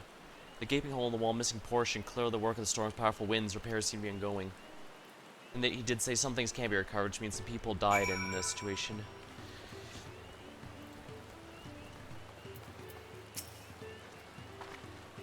A lot of houses are still damaged, and the Hana I've spoken to are not the cheery sail elves. The storm broke more than reeds and woods. There must be something I can do to help them. I'll look around a bit more.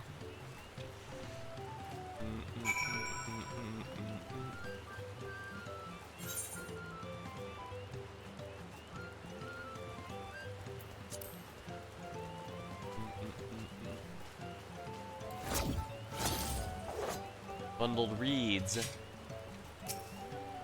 The land of reeds. The dry and shrunken bundles of just the reeds were harvested some time ago.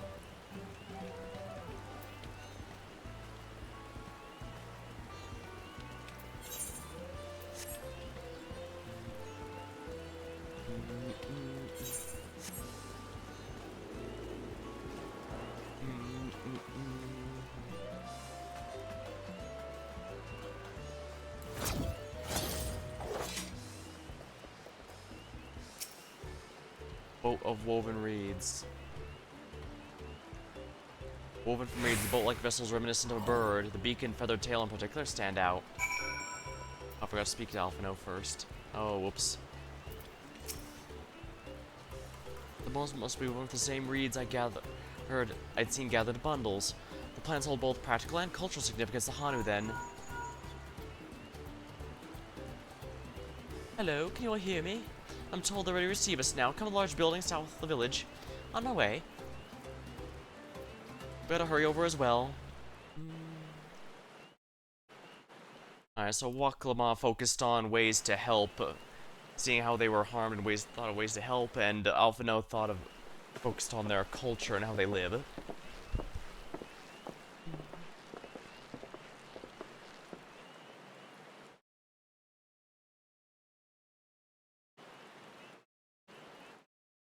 No sign of Zorolja, or that oversized lout.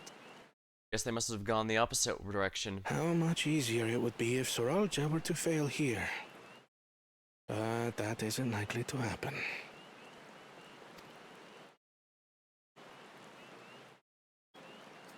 Honored guests, I am Zanuhali, Elder of the Hanu. I am also an elector, charged with judging which among you is worthy of ascending the throne. Without further ado, let us talk of the feat. Not so fast. Surely you couldn't begin without us. Yeah, that can only be one person. You made it after all. Yeah, his smart side is gonna prevent him from failing a bit too easily.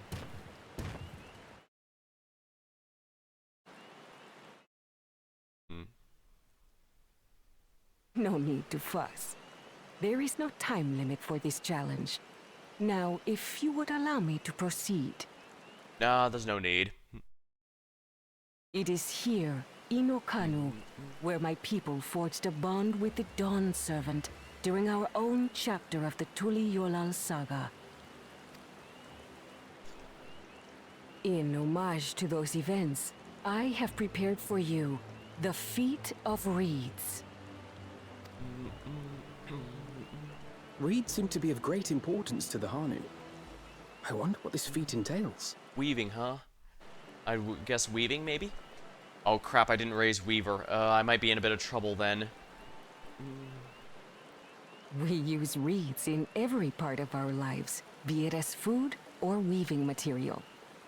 I knew it. But look around the nearby paddies, and you will see that this season, our crops are failing.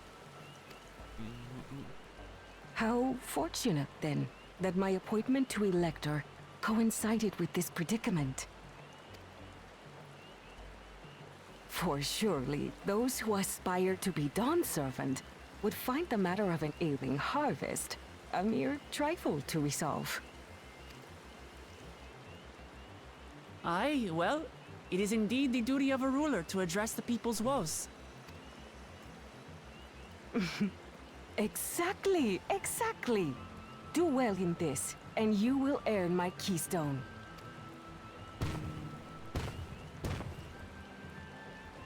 Why bother mucking about in the mud when we can take the stone by force? Oh, mercy me! You are a hot-headed fellow, Bakul Jaja. Some electors may enjoy going toe-to-toe with scrappers like you, but I refuse to entertain your base instincts. Arrangements have been made. Should you attempt to engage a feat giver in combat without their consent, word of your immediate disqualification will be sent to the palace. If you're still feeling feisty, then by all means, draw your weapon.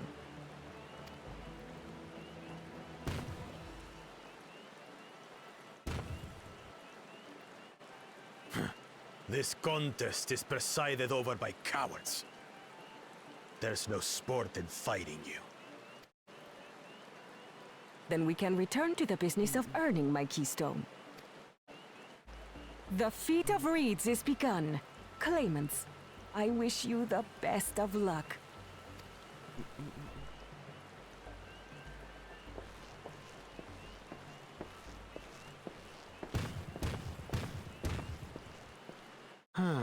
The clever kitty crossed the seas to study foreign novelties.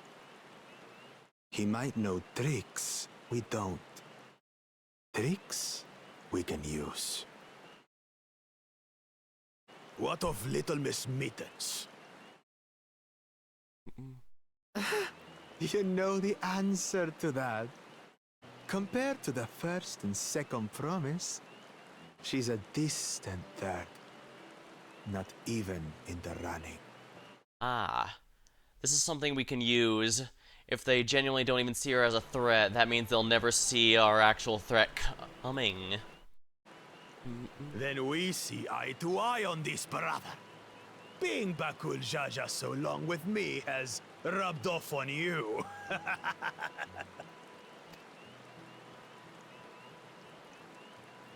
These allies of hers, though, they might be a problem. Oh, that's not a problem. Don't mess with me and I won't slice you to ribbons. Easy.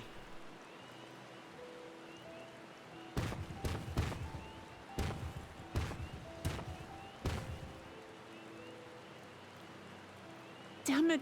I'm just as qualified to be here as they are. I'll show them. To be fair, I'm pretty sure he sees everyone as beneath him, so... Easy now. There's no time limit, remember? Let's keep calm and think things through. Right. You're right. I won't win against that lumbering Vidrol by losing my head.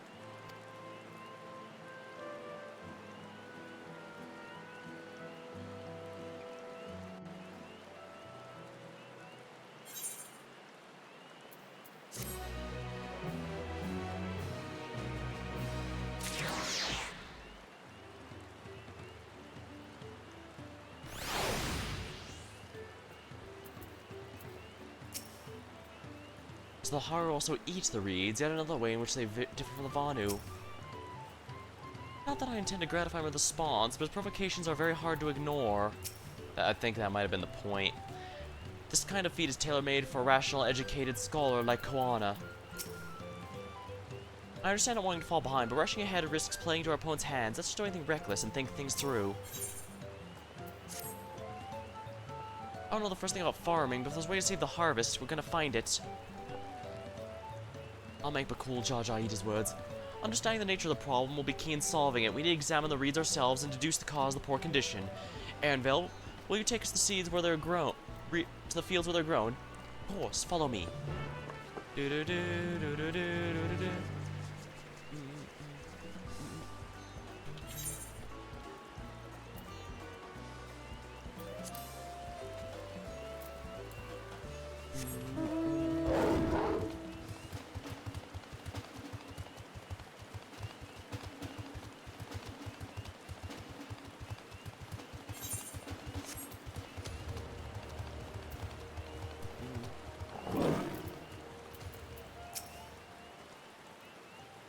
And there I thought these feats would have us battling dire fiends or something similar. Agriculture is a far thornier problem. I see they irrigate fields by diverting water from the neighboring river. 'Tis unlikely the reeds will ever dry out. Looks like the fields could be a painting. I know she tries her best, but she should be careful not to make promises she cannot keep. You know, I just realized at the end of the Endwalker final quest, it implied that we'd be going up against that a job was done to make Euronjay and Thancred, quote unquote, to be run directly against us. So I'm not sure. I thought this means they'd be the bodyguard and guardian of another character, but it doesn't look that way unless actually we haven't seen Kona's guardians yet, so maybe they're his, and he just instructed them to stay out of place. He would be the one with the most means in which to do so. He's the only other one who has been to Sharlayan and has connections that could allow for easily doing that.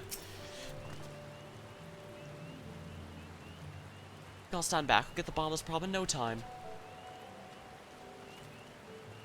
Give me strength. Let's all scour the fields and help our bold leader identify anything unusual. I wasn't sure if I wanted to bring that up at all, if we're completely honest, but, well, first of all, it was seen at the end of the quest in Endwalker, so it's not meant to be a secret. And also, if I want to get any speculation done before they show up again, I need to do it, like, now. As to describe, the reeds appear to be withering and unhealthy.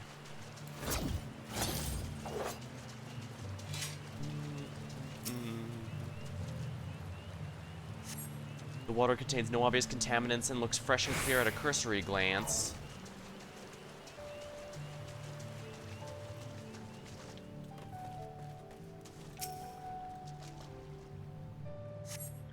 The soil in the paddies is the one would expect. Rich in color and suitably moist. It's not dry, nor is it flaky.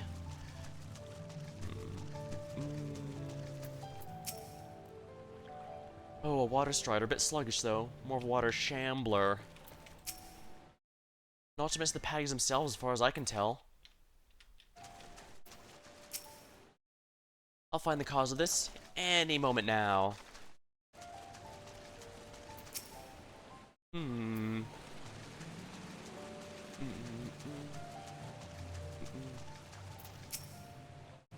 Any luck? The reeds are dying, but as far as we can tell, the water's not contaminated and the soil hasn't gone bad on us.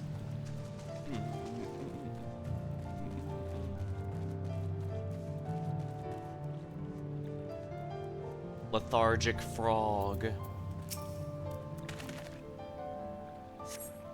A small frog catches your eye. Strangely lackadaisical, doesn't even bother to hop and eventually scurries away. Interesting. So whatever it is, it's affecting not only the reeds, but the frogs.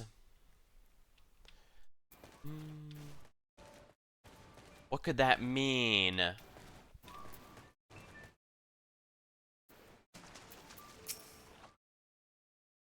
See, enough of calling everyone together and we can share our discoveries.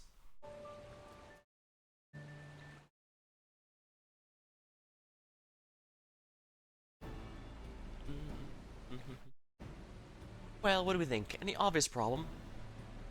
Unfortunately, not so obvious. The water and soil seems fine, but the reeds and frogs are not. I agree, the water's of good quality, as is the mud, in which the reeds have been planted. The frogs and insects are unusually torpid. This suggests the problem is affecting not only the reeds, but the creatures which live among them. Could something be invisible to the naked eye polluting the water? We would need an alchemist to know that for certain.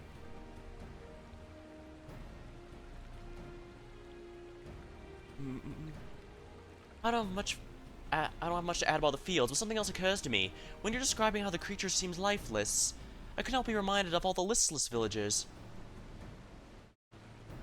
They've suffered a terrible tragedy, I know, but there's another reason for the flagging spirits, I believe. Go on.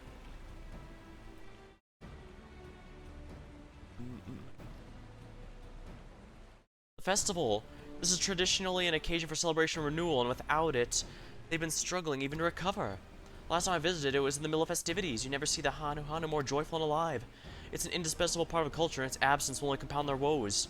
So, we say we put them on festival, give them a reason to cheer in these sad times. Maybe fixing one problem could lead to another? Stranger things have happened, I suppose. Right? I fail to see the relation between festivals and fields. Well, let's not be too hasty in dismissing the idea. Things which seem unrelated can later prove to be connected in surprising ways. True, and being bereft of ideas as we are, any proposal is worth entertaining. I suppose. It could be that something they do in the festivals would have Oh, that's right! Besides, this is Woklamon's journey. It's only right to follow her lead. Yeah, I just realized. It could be that they do something in the festival that causes that affects the plants and animals within it in some fashion. Something we don't know about how it works.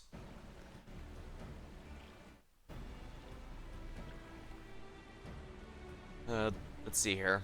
I don't think anyone is going to get this reference, but I remember a very old episode of Captain Planet where someone wanted to tried to get the Planeteers to help out fix an issue where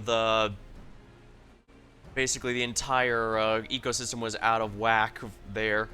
Or the person had like the greatest lawn or something ever, but something important to them was just dying out, and it later turned out that because they had replaced their lawn or whatever it was with artificial turf because they wanted to get rid of the mosquitoes of swampland, it was causing a chain reaction where the mosquitoes gone, the things that eat them are gone, and without that the food chain was thrown out of whack, which eventually led to the creatures they actually liked going away as well. So in this case, it could be that the Hanu's party does something that the creatures here and plants here like, but we don't know what it is. If this is the truth, then it's proof that her ability to think outside the box really is going to be her greatest asset. Thank you, everyone. By the way, does anyone know where the festival float is? Where the festival float is? It's like a boat woven from weeds, looks like a bird. Oh yeah, me and Alphino found that in the northern part of the village. Is that building north? Let's go and look and go see it.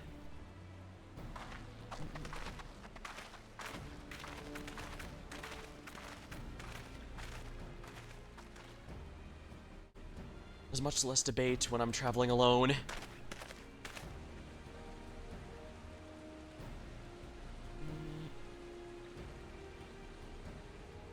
I guess Uranger and Thancred could be ordered specifically to go against whoever is in the competition. And they might say it will go up against us because they know any fight that any faction that has Coda in it is automatically going to succeed.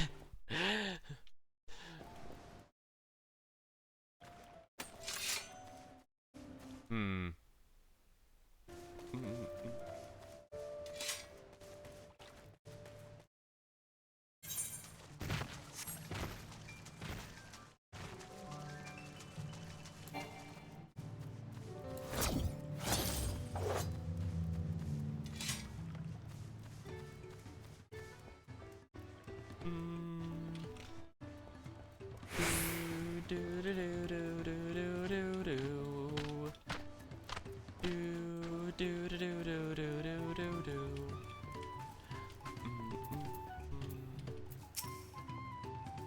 at the size of that thing. I hope they don't expect me to carry it.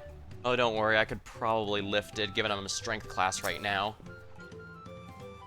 Handles gave me pause before, but now I understand their purpose. Yeah, because it's a festival thing, they likely lift it and cheer. What a charming float. I wonder what bird was the inspiration for its design. I've never been here during a festival season, so this actually is all new to me. That would explain why Aaron also has no idea what they might be doing during the festival that revitalizes the plants and animals. Yes, this is the float I remember. Does it appear somewhat damaged? We should take a closer look. If it's damaged, we simply need to repair it. The eye is the jade eye is missing.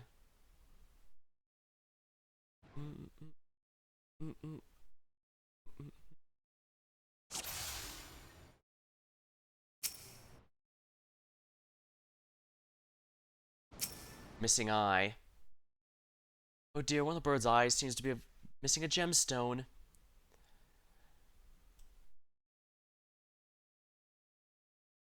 Snapped carrying pole. Oh, that's definitely broken. How will they lift this big vessel without all the carrying poles intact?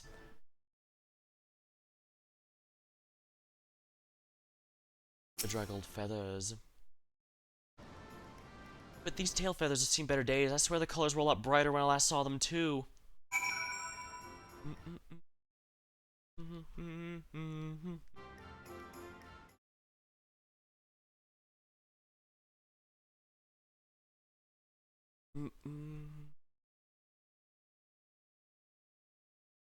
I think we can all agree this boat bird is in dire need of repairs.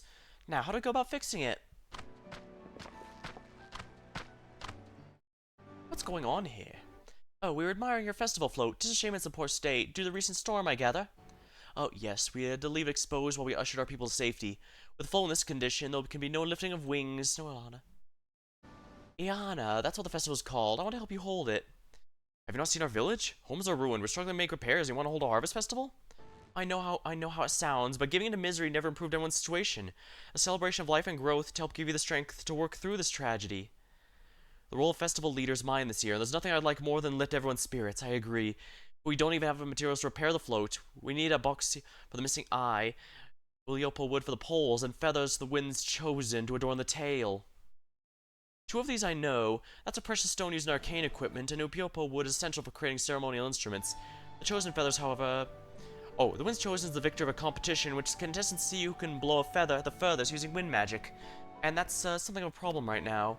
We Hanu are gifted employing such airy sorceries, but expend a great deal of mana when doing so. We're soon exhausted the effort, and having no reeds to eat will only make it harder. I think I understand. Your vibrant reeds grow quickly and vigorously, so much that they stifle the development of nearby plants. They must be potent sources of energies you naturally lack.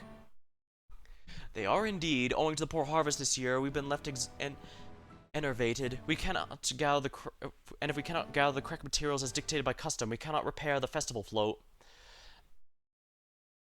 Oddly enough, we may have just stumbled upon our solution. If the winds chosen by necessity have a natural gift for manipulating magical energies, which means feathers taken for the victor should be high in ethereal conductivity. The float's construction also requires a stone used in arcane equipment, as well as timber, favor, and ceremonial tools. To demand for such specific materials must have an underlying reason. The float is smiting their foes.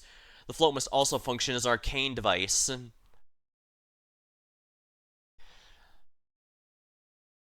Precisely what I was thinking. This boat of reeds is in fact an arcane focus of some kind.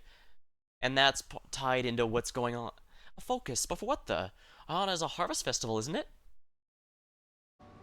That must mean the float was made to encourage healthy crops, so if we repair the boat and hold it, its arcane powers might fix what's wrong with the reeds. We won't know till we try, but 'tis a sound theory. Celebration, prayer, and ritual. These have been known to elicit miraculous effects. Wait. The float tool for magic? This is the first I'm hearing of it.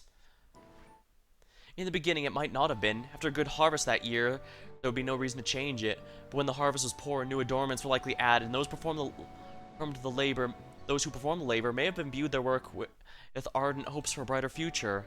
Through years of trial and error, the Hanu would have refined their festival focus, float into a harvest for harvest prayers. Incredible! That's been a recurring theme throughout the entire game's story. Yeah. Faith coming manifest in some fashion.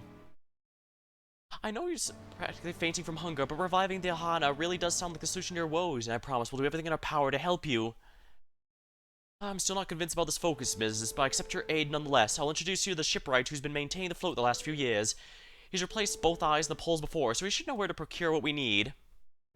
Allow Alice and I to acquire the feathers. We will encourage the people to gather and vie for the title by sharing with them our own reserves of mana.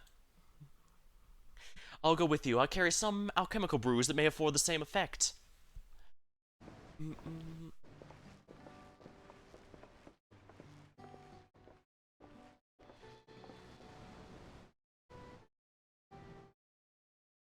The three of us will visit the shipwright then. Now without me, I've worked hard to fix the float best I can, and the responsibility's mine after all. I've not introduced myself. I am Lino Hanu. Nice to meet you, and certainly, let's go all together.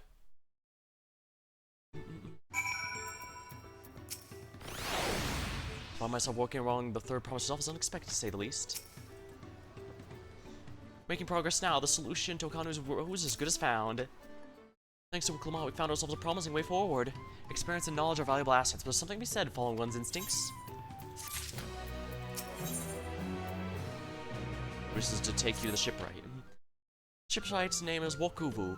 He's a Zabral who only moved here a few years ago, but since mastered our customs to an almost frightening degree.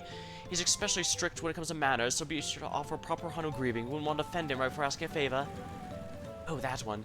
Don't remember how it goes? There shouldn't have any problems. Let's head over east of here. Do-do-do.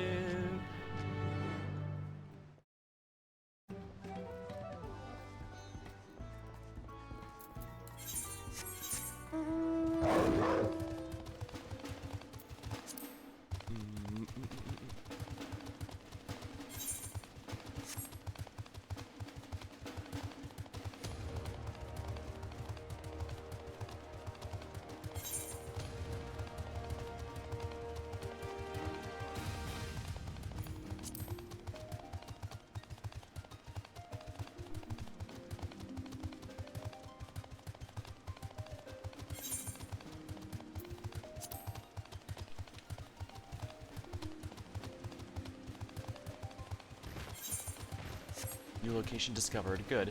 That also gives me a good boost to the experience. Of course, it might also help if there was a door there.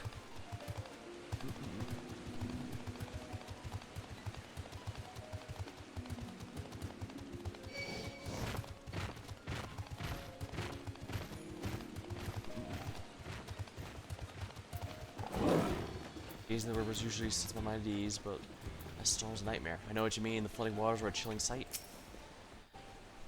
Look over there. Do you see that big winding staircase?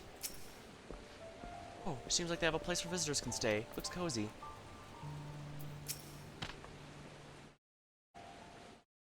This is Okabeb, the village of all. Those who drift in to Kazuma from the Toliol and elsewhere, welcome to live here alongside the Hanu.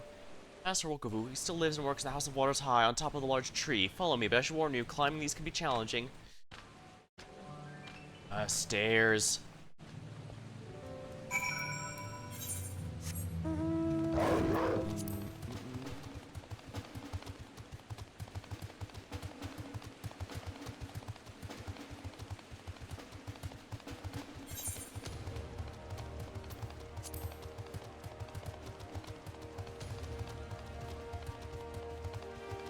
$50K really isn't much at this point, but every bit's gonna help, I guess, especially with my rested XP running out.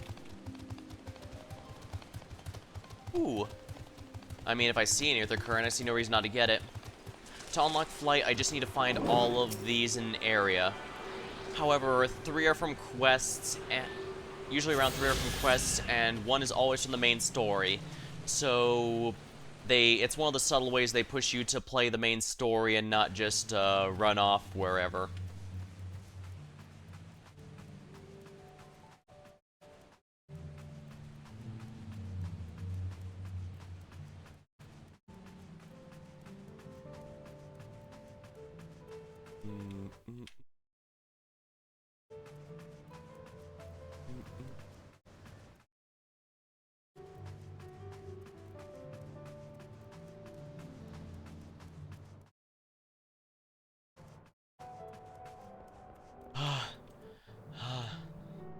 Is there a pants emote? Nope. I forgot. There's a lot of emotes in this game. We are hoping to enlist the man's aid, so please do not be rude. I should mention Wukavu isn't only a stickler for etiquette, he's also... Well, you'll find out soon enough. Oh... Okay. This is gonna be hilarious. Something that tells me it's gonna be hilarious, I mean. What do you want with me?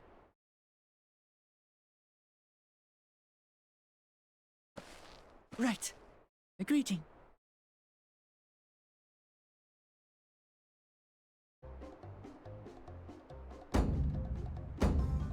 Oho Kali!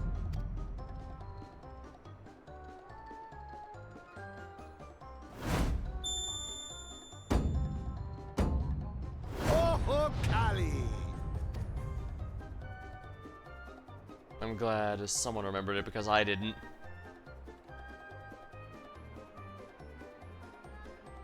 Good. You brought your manners with you.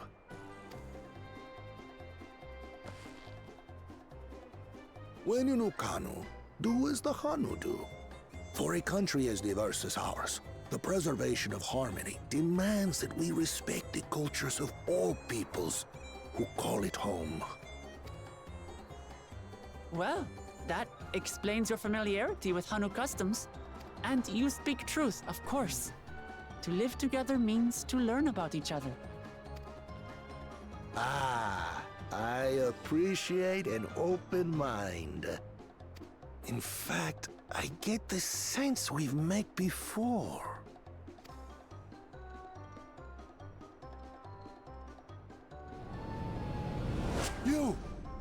You're Wu Clamant! Oh, what an unexpected honor for old Wukavu. Here I am prattling on about manners, and I've gone and insulted the third promise herself. There is no excuse for this betrayal of etiquette. I knew it was gonna be funny. Take up your axe and claim my impudent head. I will not. Keep your head. I hate formalities anyway, so forget about it, alright? Alright then. Consider it forgotten. Just 180. How prompt. Indeed. We're actually here about the Ihihana float. It's in bad shape, and we need you to craft new carrying poles and a new eye. I'm told you work with Uyuipo wood and a certain kind of stone? Abokisha? That I do. But while I would like nothing more than to offer my services, I just used the last I had of both those materials. My lumber in particular went to fixing homes damaged by the recent storm. I'll need 10 days or so to restock. We can't wait that long. If you tell me where to go, I'll gather them myself. A battle axe cannot be used the same as a lumber axe, but I guess I have a botanist axe in my inventory. We can just borrow that. What? Send the third promise out on an errand like some common lackey? That's utterly unconscionable. A gross violation of social protocol. I told you not to worry about such things. All right then. I shan't worry a whit. Well, at least this is a moving expediency. What's with your Hanu friend there? I am festival leader this season, and have come along to oversee the float's repair. As strange as it may sound, Wuklamat and her friends believe the float is an arcane focus, meant to encourage the growth of our struggling reeds. Too many Hanu have forgotten, it seems. But that is indeed the true purpose of the lifting of wings. Your education is impressive, Third Promise.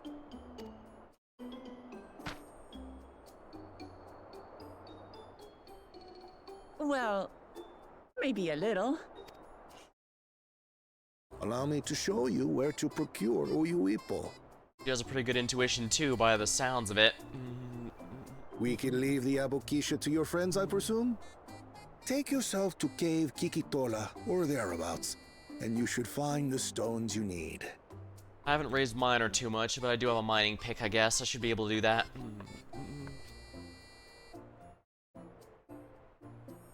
I've been there once or twice. I can guide you. That'd be a big help, thank you. That should save us some time. All right then, let's get moving.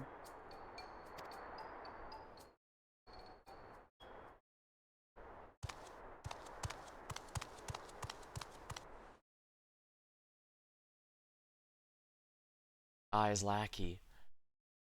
So he did actually believe that she was something good. Darn, I knew I should have been ninja or something. Chosen One, one of your rivals is making progress.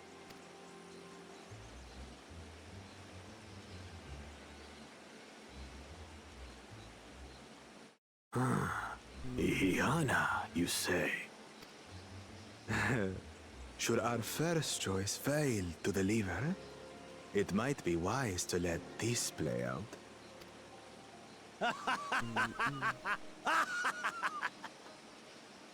The third-rate promise is making herself useful after all.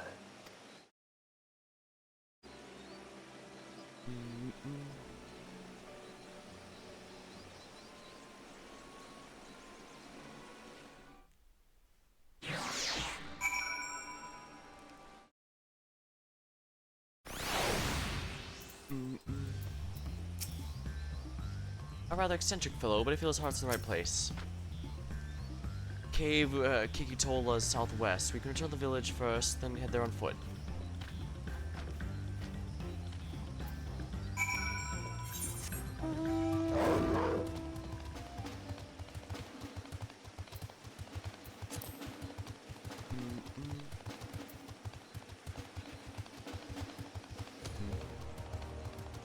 I don't know what that particular group is about.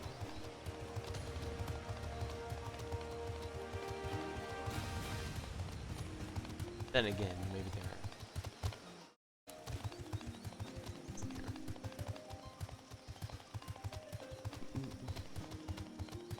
then again, they seem to be basically just be slightly shorter humans as opposed to completely shorter ones, so maybe they have a simplistic model just to make sure that people don't ask them to be playable. I do know every time a Beast Tribe comes out, people ask to be able to play as them.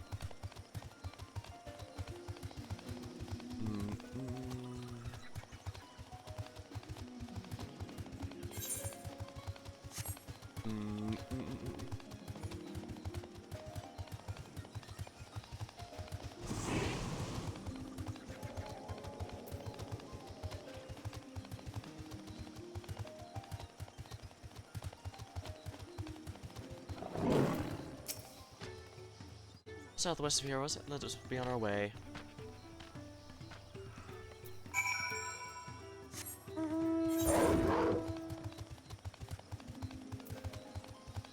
I best grab all the XP I can.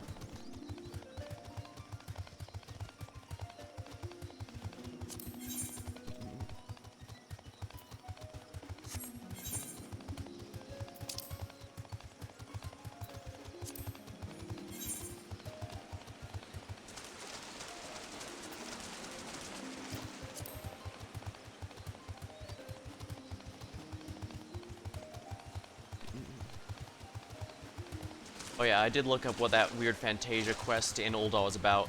Basically, since the graphical update's pretty huge, it turns out they decided to give everyone a free one in case you don't like how your character looks with the graphical fidelity update, so you can change it freely to be it speeches or whatever. Look, you see the falls at the back of the cave. These halls must have been carved out of by a constant deluge of water from above. Oh yeah. Cave Key Tola, as promised, home to many deadly creatures. Venture inside if you feel confident, but conduct one search here. You can spot them by its green-hued glimmer. Bring anything matching the description to me. I shall scour the inside the cave. Check the west half and I'll take the east.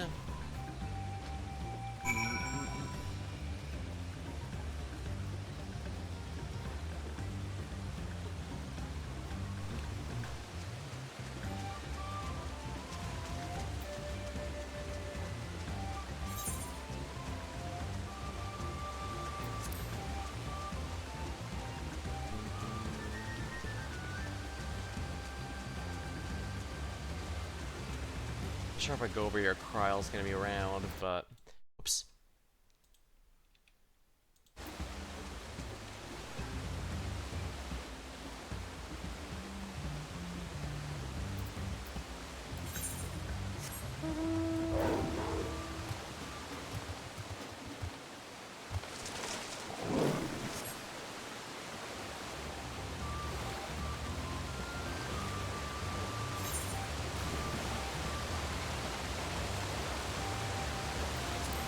Ah, swimming.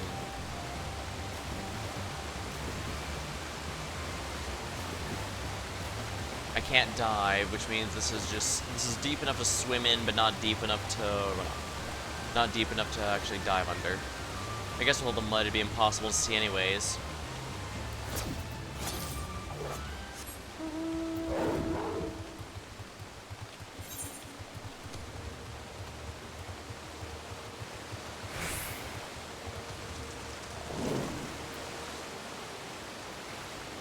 Oh, yeah, I see where it goes deep down.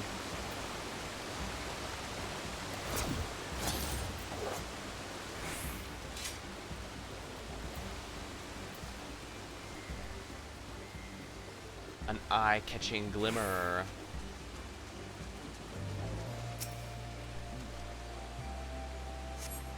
On closer reflection, you find the glimmer you spied past was reflecting off the water.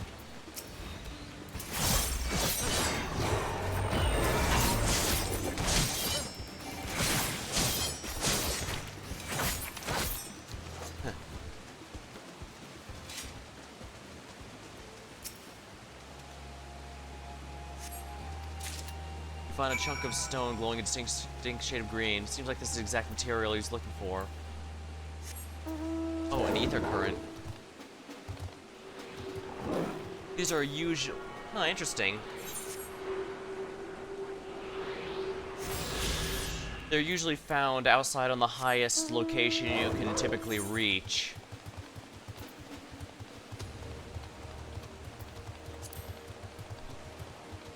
I don't know, I guess they're like deep sea anglerfish where they explode if they fall, like if they aren't deep enough. Except, you know, explode if they're not too hot in the air. Some of the cave inhabitants took umbrage in my presence, but it was nothing a few swishes of my brush could not handle. Yeah, same with my scythe. Picked over the ground and the entrance found nothing. Do you have better luck inside the cave? Green glowing rock that appears to be it. Yes, this is it. All in Kryle's contribution, more than enough for our needs. Stones you brought shine brightly. Thank you both.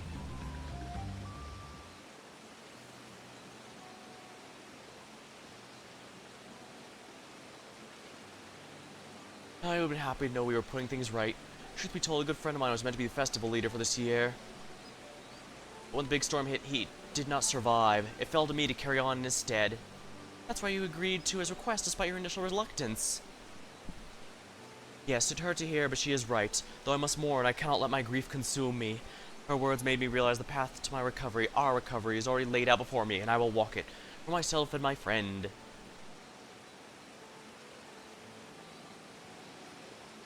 Thank you for sharing your story with us. Please rest assured we'll be taking your plight to heart. I'm certain our companions are procuring other materials as we speak. Everything will come together, and the Hanu Show hosts a splendid, uplifting festival. Ah, that we shall. With that, let's return to deliver these to Wokavu's waiting hands.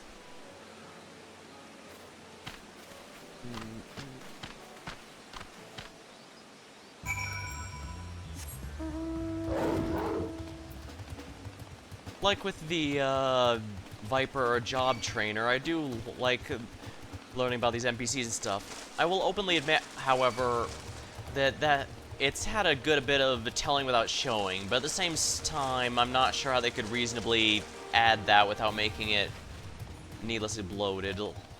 Like, I mean, our character only met the Viper job trainer long after he made it here. There's not exactly a, we can't exactly be transported there. I guess we could have seen some scenes of him leaving. But at the same time, they probably didn't want to take too much time before getting you to, you know, actually play with the job. Probably why the Moogle quest also, the Pictomancer quest also opened with, hey, I'm a Moogle, here's a paintbrush, now go paint Pictomancy.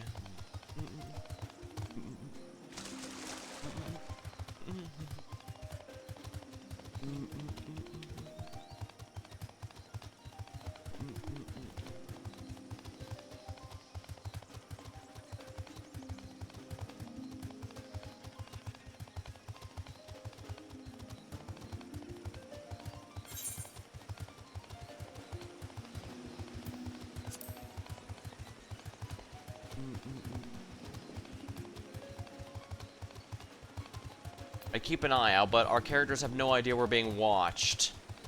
Which also gives me memories of my Pathfinder campaign, because, long story short, there's 12 billion ways for enemies to square on you and keep tabs on the party, but not even talking about the campaign, where just in general, the game offers extremely few ways to avoid being watched. Like, there are some blocks, but it's either limited to just yourself for a very short period of time, in which case, yeah, if you're thinking, is there something that alerts you that knows you're being scryed to use that? No. And what about, there is one that lasts like 24 hours, but that only blocks a location, so like you could make your house or base or whatever safe, but that's locked to that location, so if you're out adventuring where you're not near your base, that might be a bit of a problem. So yeah, I don't blame my DM, I blame the system. They clearly wanted the... I hope Oklamas 4A is protect as ours.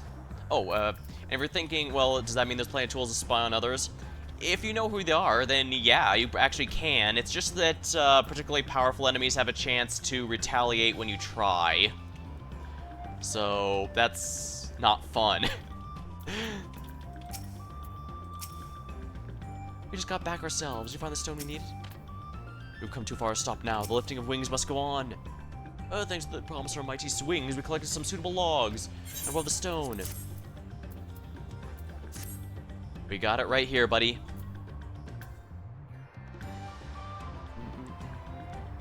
Yes, these rectal samples are good quality too. A goodly quality too. At this stage, you likely surmise the wings encourage the crops to grow, but not exactly how, eh? We're in for a treat. If all goes according to plan, the results will be spectacular.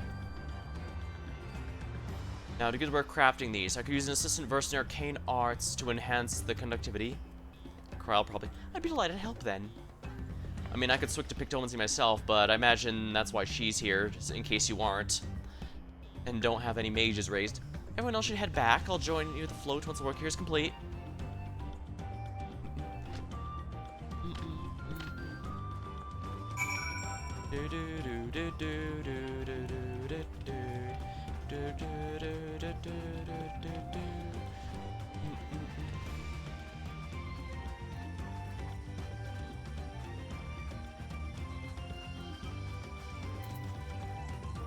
I gotta get it.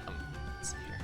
Good thing I'm not feeling tired, and yeah, but I'm not sure how long I'm gonna be going, for the record.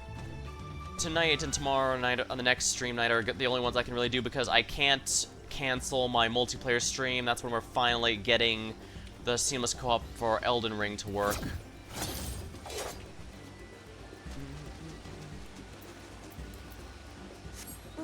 So I can't skip that, and of course I don't stream on the day after in general for due to a number of weekly obligations. So after the next time, I won't be back until Thursday or something like that.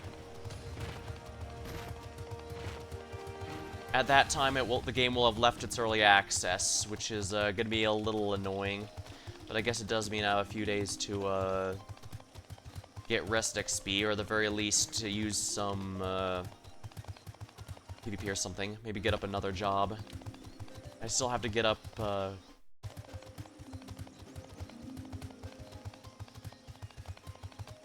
still have to get Viper up after all. As Wookiee said, the festival really is a spectacle to behold. Gathering the Oyopo was a trial in of itself. At first, Wookiee criticized everything I did, then he suddenly yelled, "I've spoken ill," I was punished myself, proceeded to slam his head into the tree. I told him not to worry about it. It was like stuffing out a candle. He's an odd one, that's for sure. At least we've seen the pole. There's a new eye. Now you just have to wait for the feathers for the twins. Yeah, like I said, that's a bit of telling without showing, but at the same time, we're following our adventure, so I'm not sure how to do that aside from having us play as Wookiee for a while. Lifting of wings. Settles down to rest before the festival. All it goes underway. We should get some rest before the excitement begins.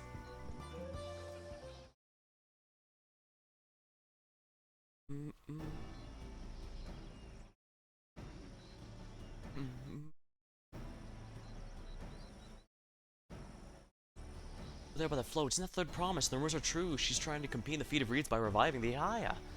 Vestal's a prayer for healthy crops, but she honestly believes that'll be enough to save the harvest. Second promise, glance the fields before leaving together. Maybe we asked too much of the young Clement?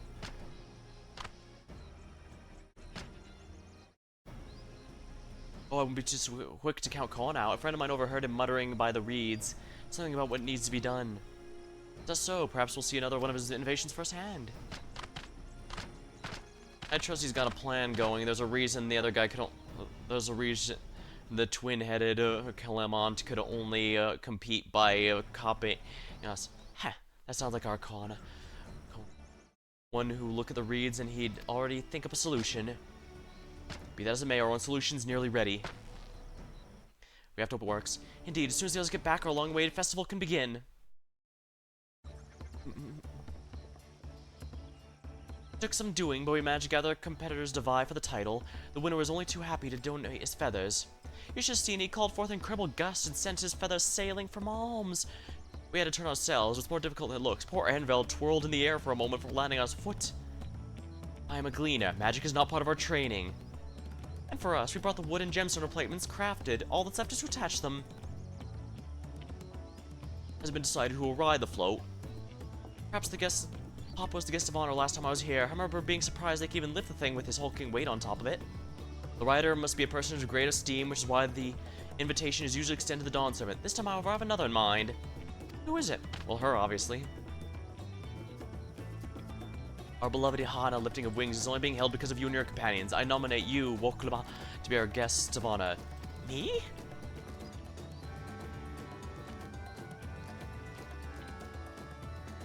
He has to take time to think about it. Boat won't make me seasick, will it? Alright. I don't think so. It's not that kind of a boat, so... Then weigh anchor. I can hardly refuse a request from one more enthusiastic about the festival than me. I'd be delighted to ride the float. Thank you, Woklama. I have rules for the rest of you well. We'll be carrying the float in the slow procession towards Zaki, where the sacred likeness isn't scorched.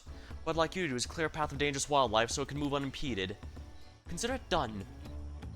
You expect me to sit still until Wokavu's finished the float? Let me come along and help out. As you know, I'm not much for fighting. I'll stay behind and assist with the repairs.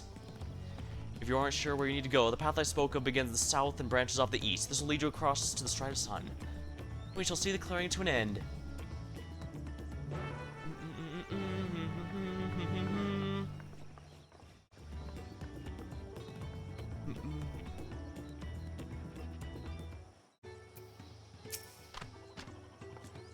Recession often runs afoul of territorial creatures on the way. I greatly appreciate you removing those threats in advance.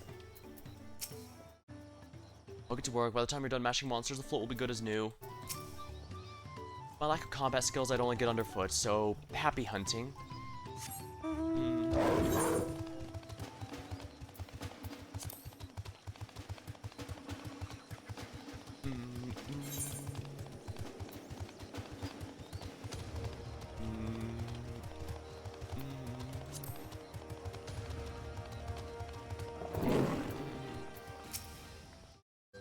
Weapons at the ready. We'll make quick work of this task.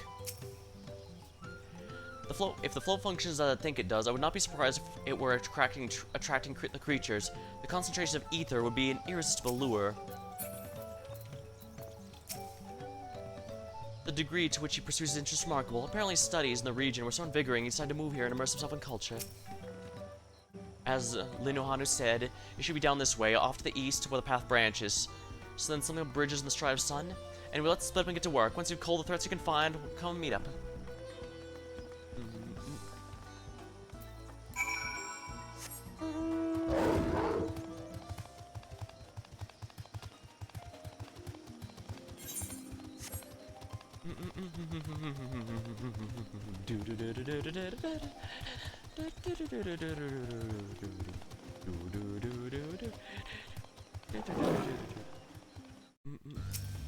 Oh wait, I do have prep. I was gonna say, luckily I don't need to do prepping as Reaper, but I do, actually. Also, I need to get in the habit of prepping everything before I go in.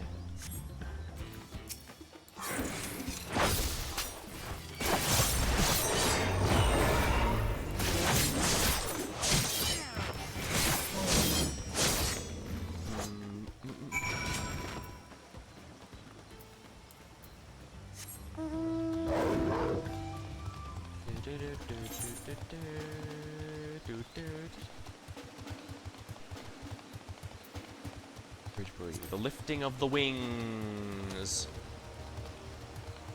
Hello, Kryl. I told you, you don't need to watch over me anymore.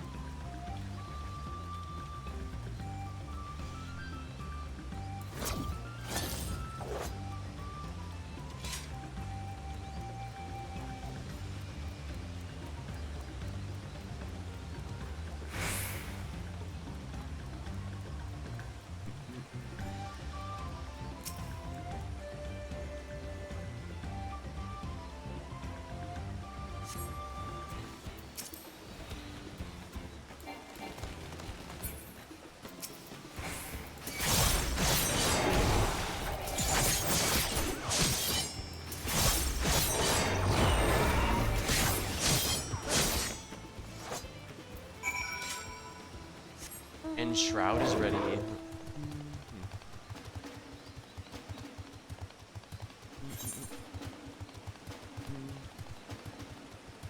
Feathery dust up.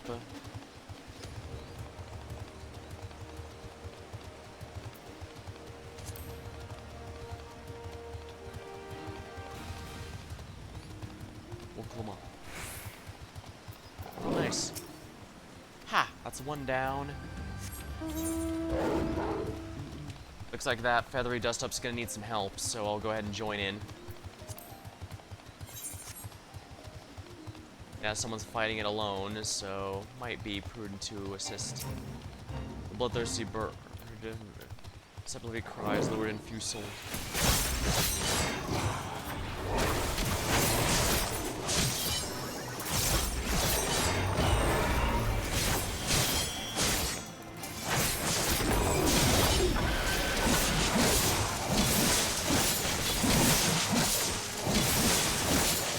Oh yeah. I mean, I forgot to apply the debuff. That's my own stupidity at work.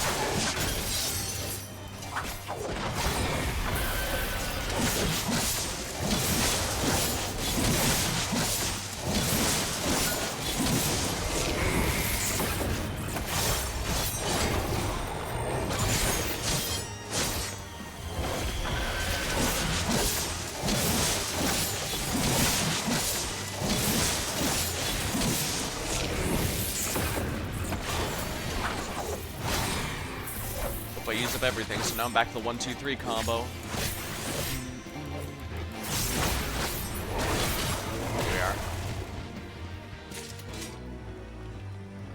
there we are. At this rate, we'll soon have the route secured.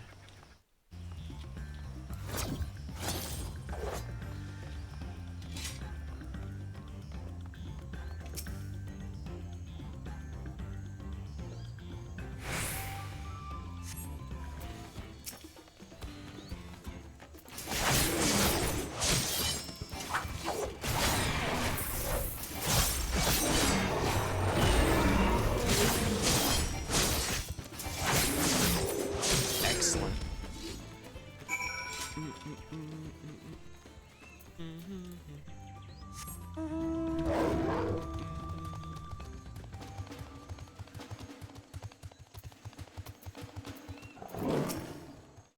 Now this is my kind of busy work.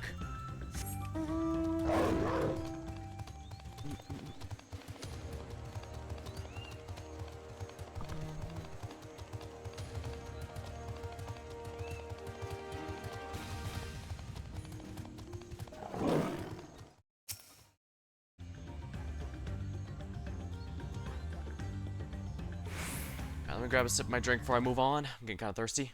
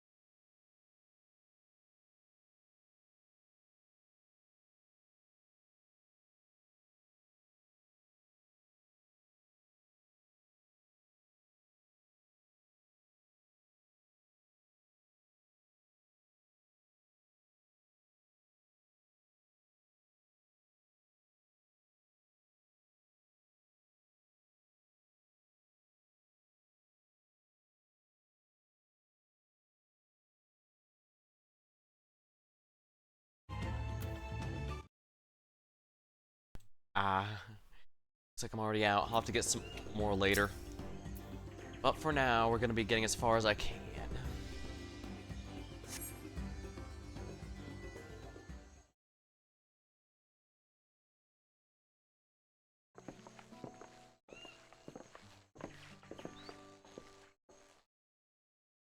Ah, you were a step ahead of us. This must be the likeness of Kijawa. The Hanu deity of the harvest. Looks like a fun primal fight. Wonder if we'll be facing them next, even though Seiken is one of the deeds. Reminds me of something I saw in Academia or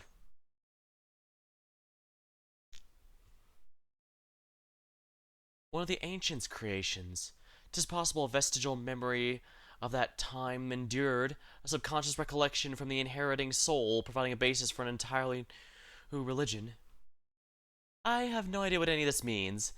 As far as I know, this one was worshipped in another continent. This ancient fate was then brought to Tyrol by the first Hanu. Hanu migrated here from another continent? Then mayhap the two do share a common ancestor. This is all fascinating, but should we get back to Linu Hanu?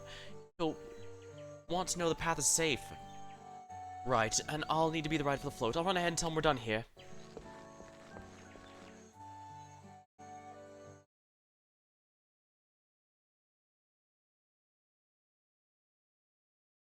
Meanwhile, in Okanu...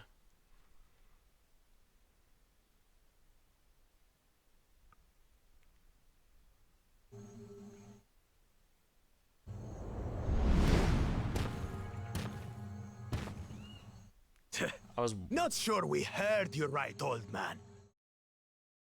Why don't you say that again? Ah, crap. I was thinking maybe they'll smash it, but all that would do is guarantee that... Because, well, obviously they have several witnesses. They're not going to give him the right to win if he just sabotaged someone else's. As many times as you'd like. The third promise tasked me with repairing this float, and I'll not relinquish it to an uncultured brute like you. Much less one that can't even manage a simple greeting. We wanted to handle this in a civilized way, but we're more than willing to kill you.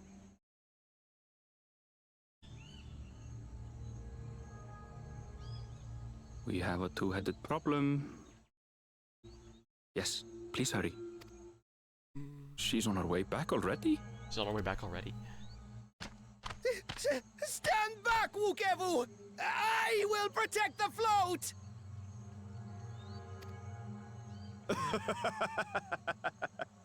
Are you trying to be brave, little bird? I mean, isn't that what you value? Your whole complaining people are Could cowards. never have repaired the float alone. Not properly. But thanks to Wuklamat and her friends, we can hold Ihihana again! Then again, I'm pretty sure he's only saying what he likes when it's convenient. As was mentioned, he seems to only really care about the glory of it and doesn't really care about even the ruling. This is a priceless treasure! And as festival leader, I would die to protect it! Oh wait, he talked about his friends and family, didn't Very he? well, if that's what you want.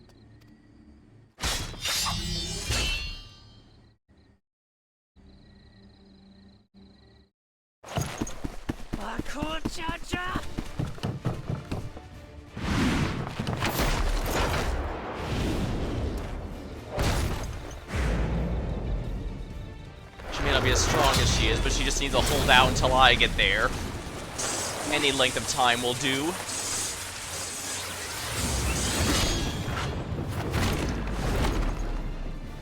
I put everything into that blow. All you need to do is tank him. As long as you can survive till I get there, I have more than enough damage to win the race. Good. The better for you to understand the gulf between us. But you need more lessons. We'll carve them into your mangy hide until you cry and beg forgiveness.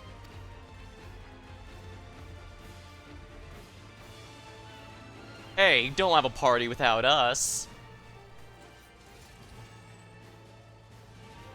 Your brilliant plan was to steal the float and take the credit. The so-called blessed siblings are nothing but cheats. Your scorn is sweet music. Come, weaklings. We'll crush you each in turn. Or all together, if you like. Best bet would be to make this a full party situation. Calm yourself, Chosen One. If you fight in earnest, this will end in a massacre. What's more, we have word that our other prospect is on the verge of success. Then it would be foolish to expend effort sweating nuts. Lucky for you. Eh?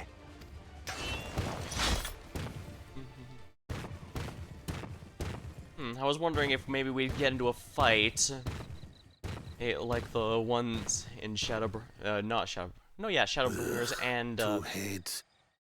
I see Mamuk still clings to that loathsome hope. Oh, hello, Thorny. Welcome to the stream.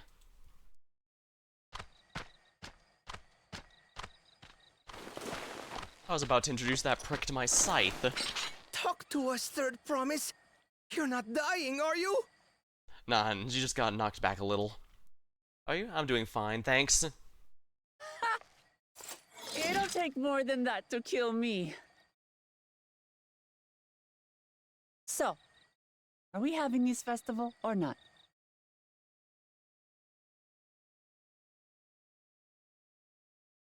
Yes! Yes, we are! I'm enjoying the new expansion quite a bit. Tried out all the new classes unlocked and I've been playing. Hello, Infinity, welcome to the stream.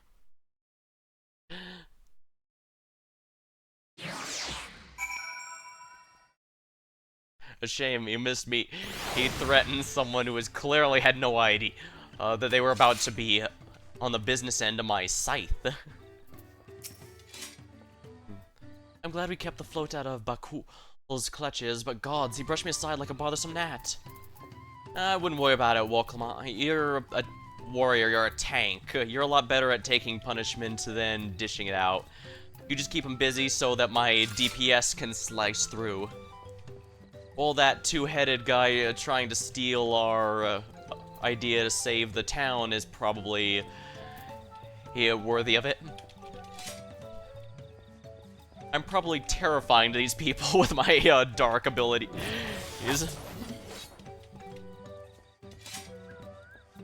I mean, I even get a minion and a monster on my side because of that.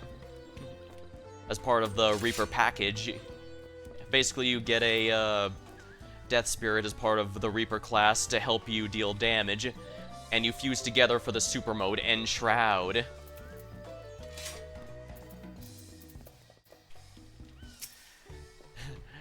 A tense encounter. I'm thankful Alpha No thought to share those link pearls. If it's one thing I've learned in my life, it's that poor manners often betray poor character.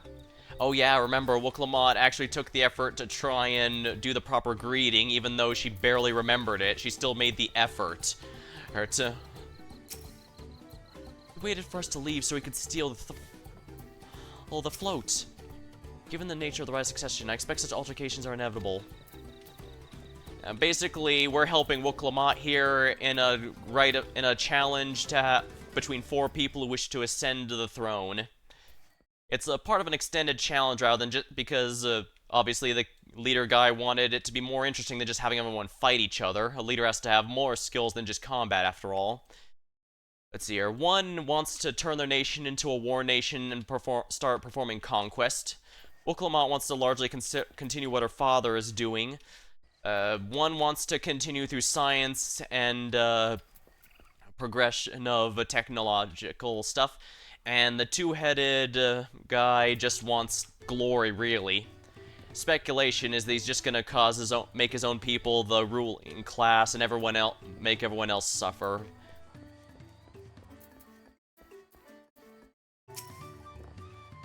Thank you for coming to our rescue. I tried to protect the float, but against two-head, I may as well not have been there at all. Nonsense, you stood your ground and bought us the time we needed to make it back. You're incredibly brave.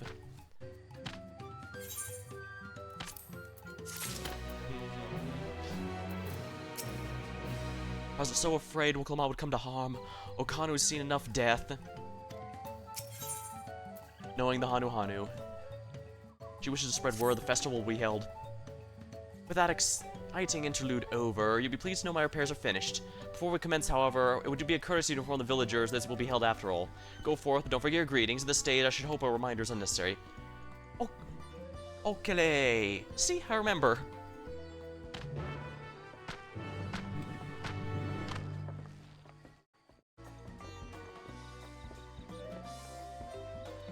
Use your keyboard software. Keyboard. Oh, thanks.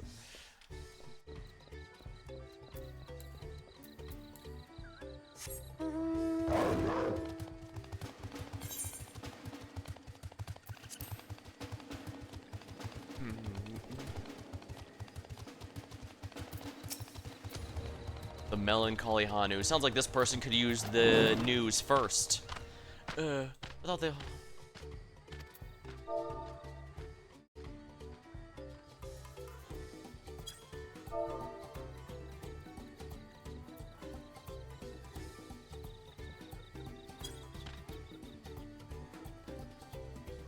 Okay. Thank you for letting me know. I'd much like to attend the festival. Repairs need to be finished. Oh, what to do.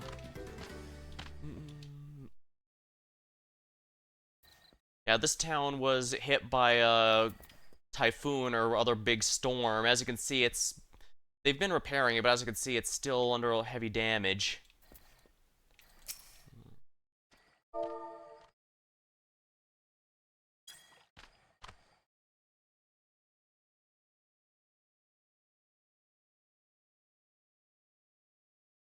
Festival's about to begin? What do you expect me to say? Besides, of course I'll be there. Cleaning up the storm's aftermath may have been hard, but lifting wings is a tradition, and a joyous one at that.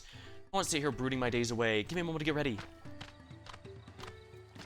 Well, people are already in higher spirits just by hearing that the festival is actually being held in spite of the damage, so hopefully that'll help. Mournful. Okay.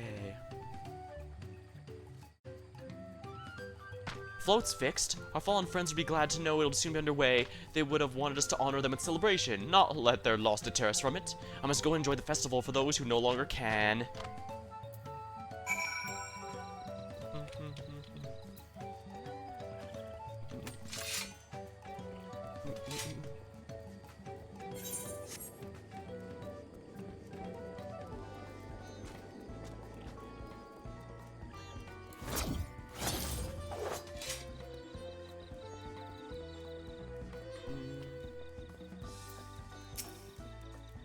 Hanu will please hear the festival's going on ahead, I imagine. All that as well. Once your friends return, the lifting of wings shall begin at last.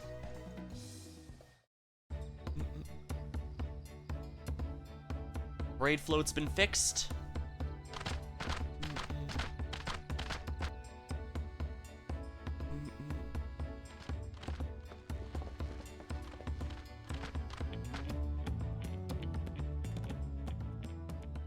So few have come.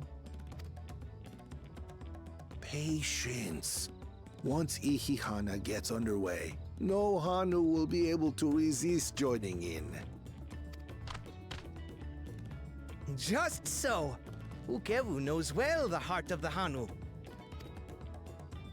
Have faith, Third Promise, and climb aboard the float.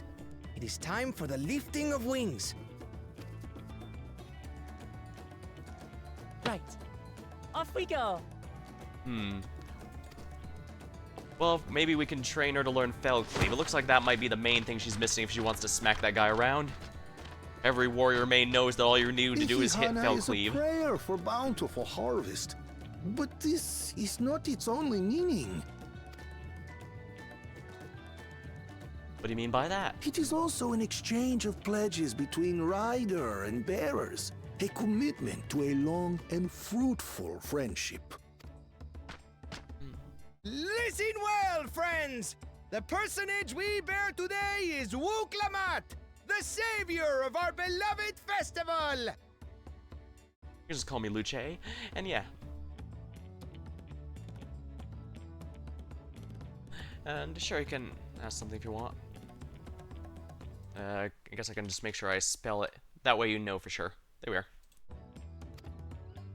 Let your shoulders burn, or your feathers fall out! But do not even think of dropping her!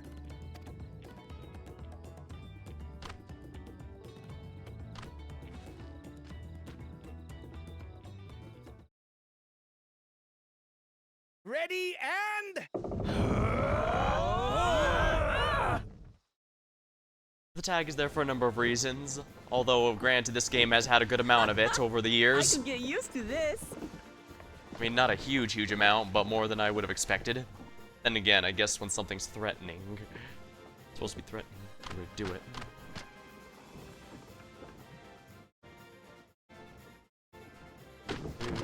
Will empty bellies stop you from joining in the fun? Come and help us carry the float! Stream isn't specifically themed around that, but it does show up here and there. So figure why not. Well, well, well. To see the day that Dawn's promise would ride our boat again. We've not had the honor since you were here, Gulul Jaja.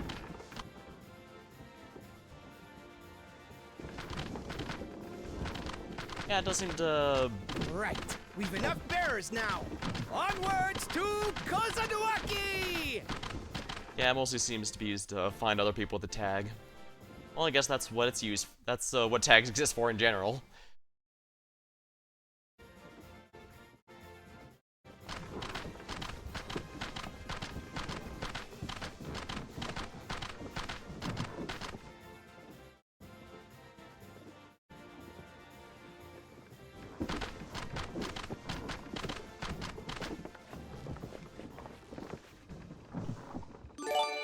Oh, thanks for the follow. I stream just about anything here, so feel free to stop by if something catches your eye. Watch well, for you are about to bear witness to the true glory of Ihihana.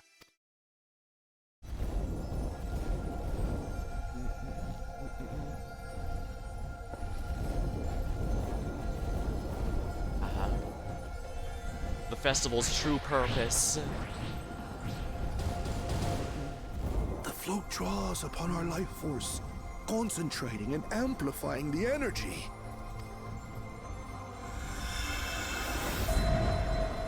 Kishaihi then receives that energy and expels it in a great burst, where it showers down upon the land to replenish its vital currents.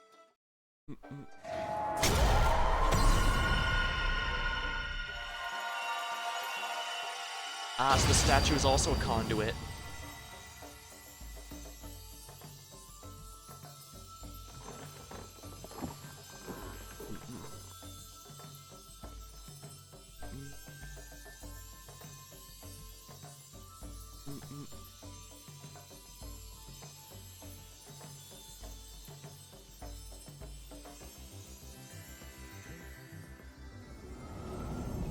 It's revitalizing the reeds.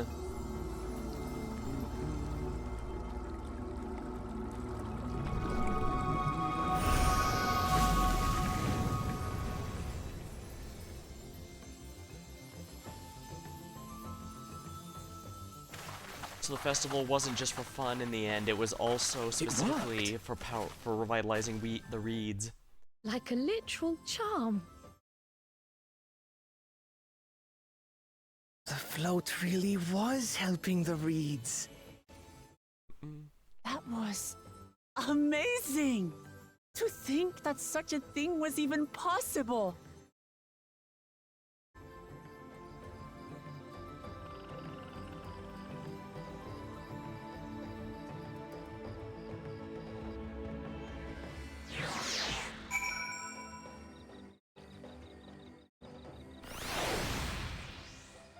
I'd say that's a quest well done. I told you, didn't I? Spectacular. Water's just right. I wasn't sure what to expect, but the festival was admittedly impressive. Even deprived of their usual sustenance, the Hanu seemed invigorated by the moment the festival began. Ihihana truly is magical. With their field rejuvenated, the Hanu too might finally replenish their flagging reserves of ether. I'd like to take a turn riding the float. What, look fun? Don't pretend that thought didn't cross your mind. I was too quick to dismiss the idea the float had arcane properties. I think I wanted to believe that no one knew more about Ihihana than I did. As it turns out, there's many things I've yet to learn. Should I have left the float behind like that? I was so excited to see the reeds. But nothing to worry yourself over. My brethren have been swept up in festival fever. Last I checked, they were taking turns carrying the poles on the way back to the village. Please feel free to look over the fields and enjoy the sight of what you've accomplished.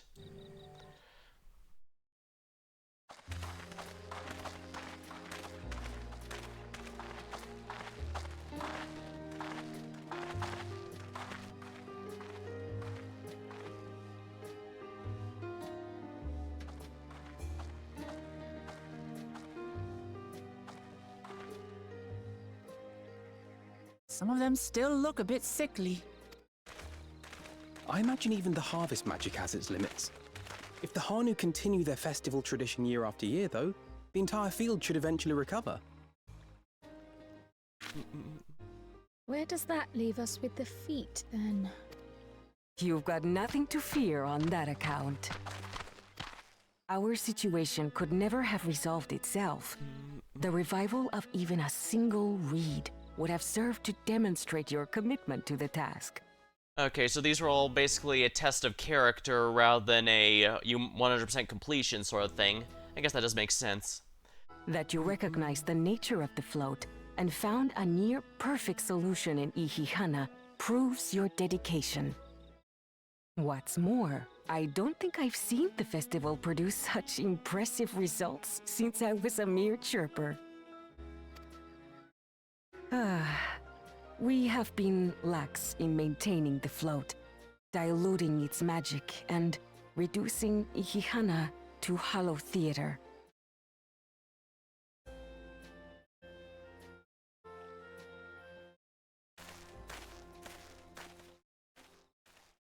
Kona!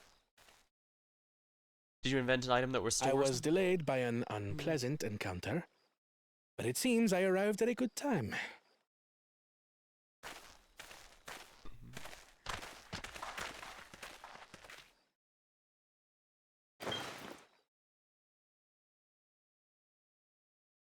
Ah, he's gonna use his invention on one of the fields that was missed. We'll see if that also revives it.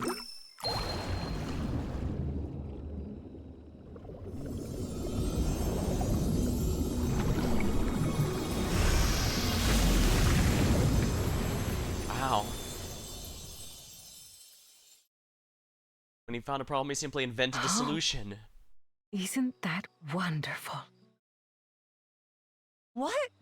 You just pour in some mystery liquid and problem solved? Stagnant ether was to blame for the reed's poor condition. I assumed that was an alchemical concoction which enhances ethereal conductivity. It utilized the flowing water as an ethereal current, thereby promoting the transfer of life energies. A method I could not have devised without the education I received at the studium and the cooperation of my Archon allies.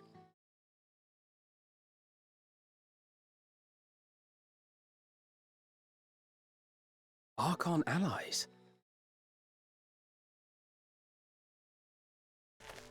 You see, Lamachi, this is why we need to embrace foreign knowledge and technology. Embrace the future. Employed appropriately, they make light work of what would otherwise be arduous labor. There's no need to lug around heavy floats. Well, not needed. The festival Well, also lifts spirits. You always were the clever one, brother. Still, the float ritual didn't just revitalize the reeds, it also revitalized the people, and keeping the people in good spirits is also important. Your approach was no less effective, Wuklamart. It achieved the same result. Indeed it did. And you enjoyed the festival, yes? I did. It was so much fun. Having visited your village before, I thought I knew everything about it. As it turns out, I knew very little. About the reeds, about Ihihana. With all I've learned this time, I feel as though I've really come to know the Hanu. And I like you even more now than I did before.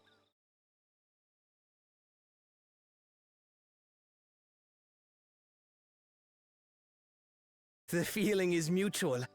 And it's not just you who had a lot to learn either. I'll never look at our float the same way again. Morale, that was the word I was The two of you struggling have to find before. exceeded expectations. Come forth and claim your stones.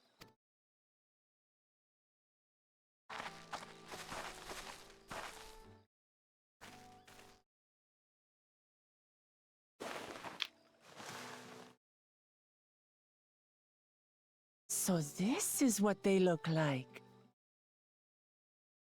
Go on, set it in the tablet.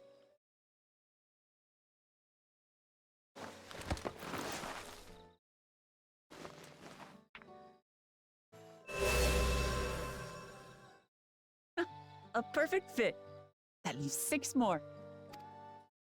And on to the next.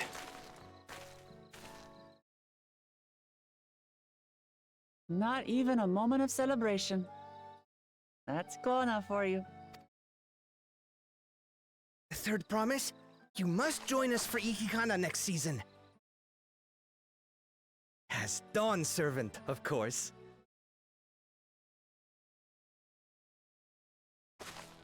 Right. It's back to Tulihiola for now. Thank you for having us. I look forward to seeing you all again.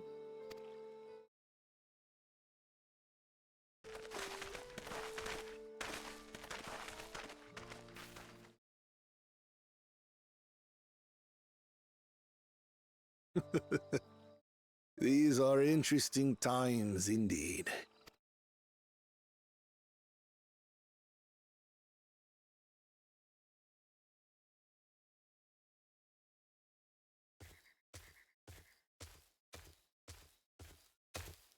The concoction was brewed by Kona himself.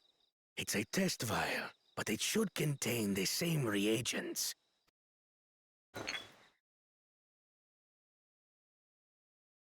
Good work.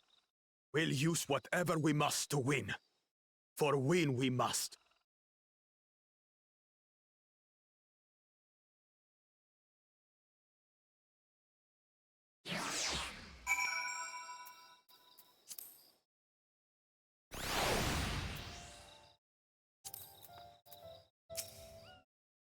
Two-headed troubles aside, we'll climb on to complete the feat and earn a keystone. That is what matters.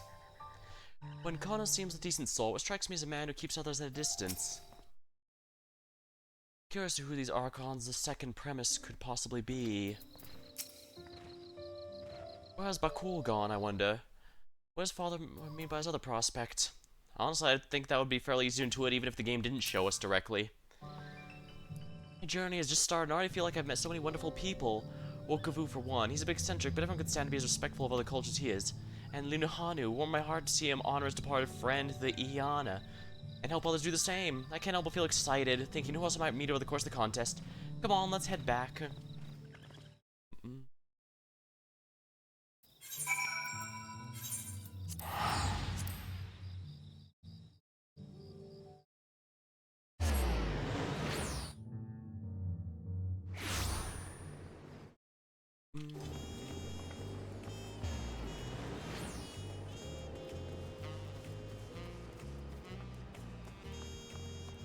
Wait, no, I know there's a shortcut to it here. At the marketplace.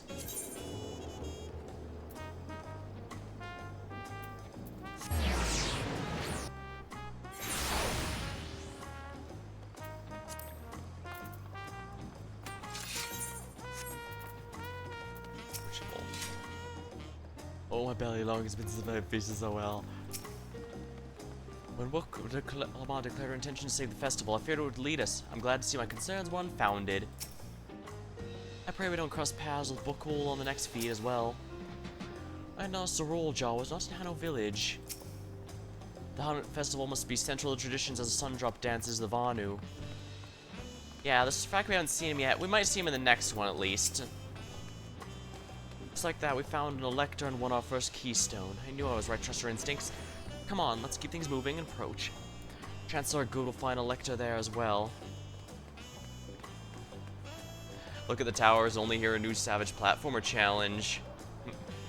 I've never been any good at the jumping puzzles. Chances are good to find a lector there as well. Before we do anything, however, we should see what your opportunistic pet friend has to say.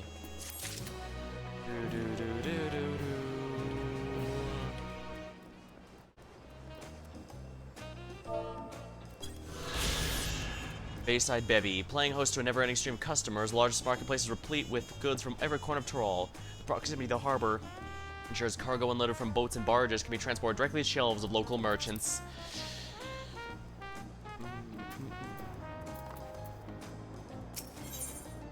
To Okapaka. I've been waiting what it feels like days and eaten through enough of Brokavu's tacos to feed an army. Some of them roads for wagons I wouldn't trust a car on. Well, cars, unless they're specifically designed for off-road, do require a bit better roads. What is it you'd like to know? Our main concern is confirming the state of the road ahead. As I recall, to reach it, we depart from the Arc of the Dawn, then take west the first fork. Should we be wary of anything along the way?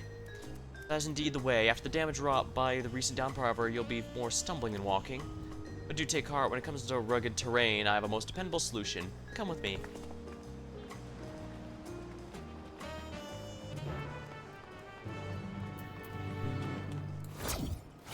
Please tell me I'm not the only one who hears the London Bridge song with the quest accepted theme.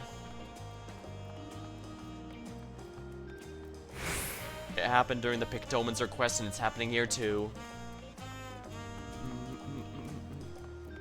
I imagine I'll be doing the first dungeon a little after this.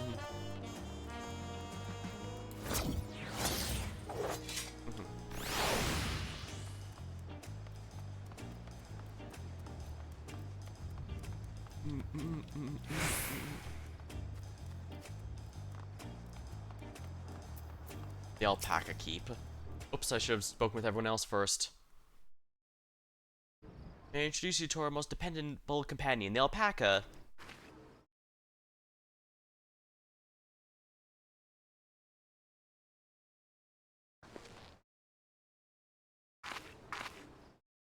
These animals can traverse Orcapaca's steep mountain trails as though they were a gentle field, and while carrying heavy loads, our merchants would be lost without them.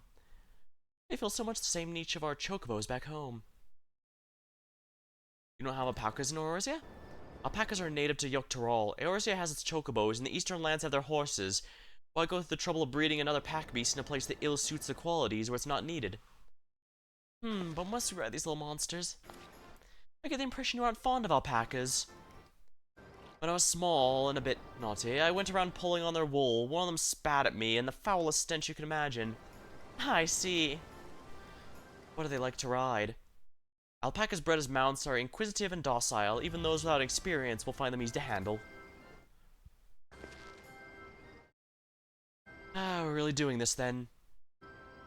So, was my information useful to you? Very helpful, even if it wasn't what I wanted to hear. Good, I'll take my payment now. Pay you? Huh. Didn't we just... I should have expected as much. Let me see what you have on me. The Pelupelu have a value the act of spreading joy through trade, as you should know. They take pride in making deals that benefit both parties. There you go, a fair price for your fair advice. Yes, trade with the third promise. My friends will never believe this. Should be on my way now. Safe travels. Off we go then, thank you. They seem to be a new set here, because they're clearly not Lalafels, the beardless dwarves, and they're not, they're clearly shorter than my character, the Makode. I better not get spat on again. You brought that on yourself. Remain calm and gentle, and so will they. I'm not happy about this, but if we ride alpacas to reach them, if we need to ride alpacas, that's what we'll do.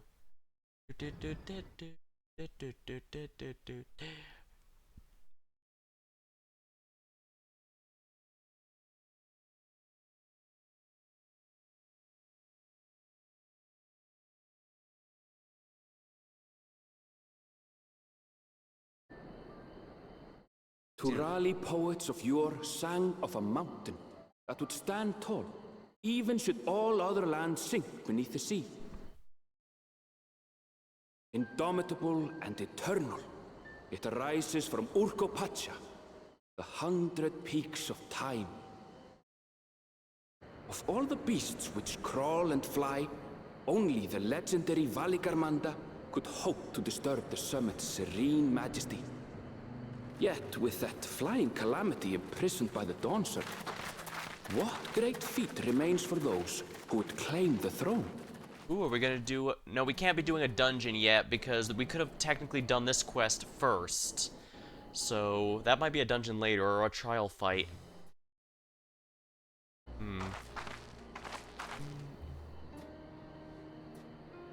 So this is Urkopacha. I've never actually been here before.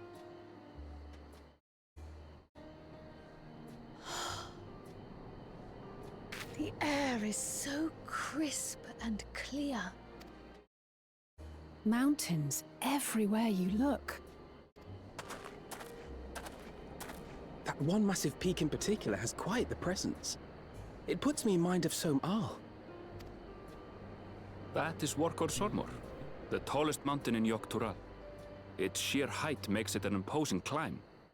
But there are other reasons the ambitious keep their distance. The big bird monster in there. Oh? Do tell. Where to begin? Excuse me, but you're Wuk Lamat, are you not? I hadn't thought to encounter one of the Dawn's promise here of all places.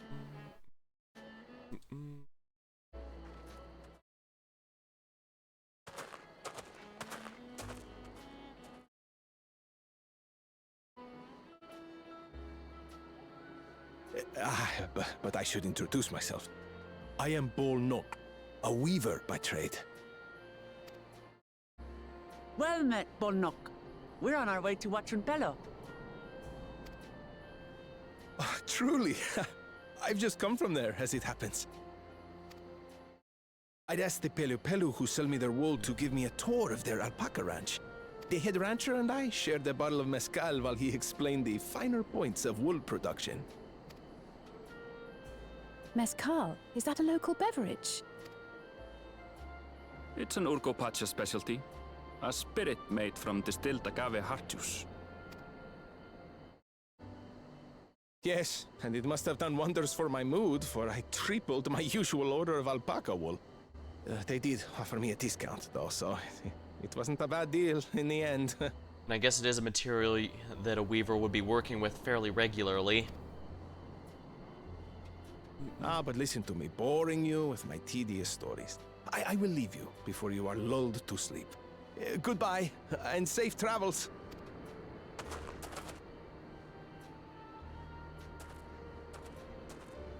Oh, silly me.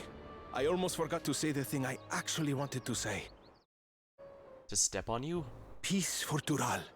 I agree with your vision, Third Promise.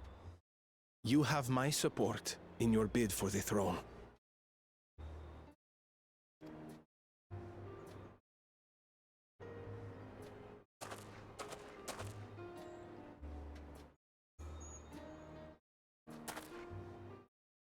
I gather from his tale we would be foolish to underestimate Pelu Pelu merchants. Yes, they do more than run the markets in Tuliyollal. Pelu Pelu peddlers can be found everywhere in Tural, traveling from place to place on their sturdy alpacas. They are effusive and engaging speakers, and many's the customer who's been talked into spending more than they bargained for. They won't find this customer so easily charmed.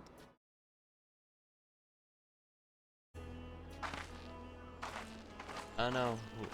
I did make a Watching joke earlier. peddlers down the path, off the main road. Don't get lost. I was gonna say, I did earlier joke that if you she struck me as the type where if you flirted, she'd just get embarrassed and run off. It's or right deny it. there. Yeah, that's a bit of a settlement it's hard to miss. Ah, that person's a viper.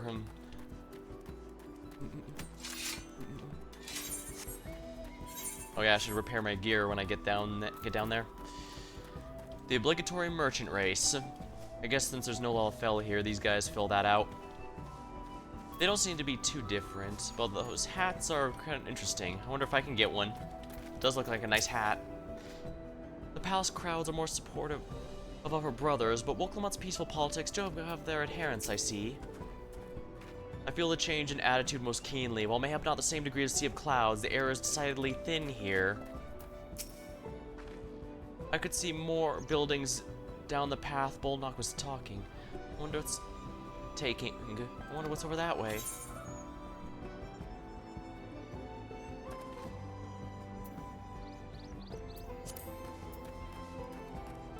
I should probably, attune to this ether right before I forget. That way I can teleport here anytime I want.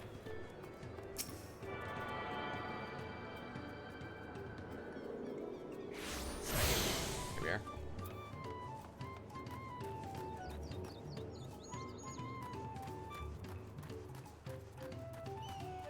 I think most relaxing is a cup of coffee. I wonder if we can get one of these hats later. Goggles, beaks, and side flaps and all that. It still looks like a pretty nice hat. I'm sure I could make a good glamour set with it.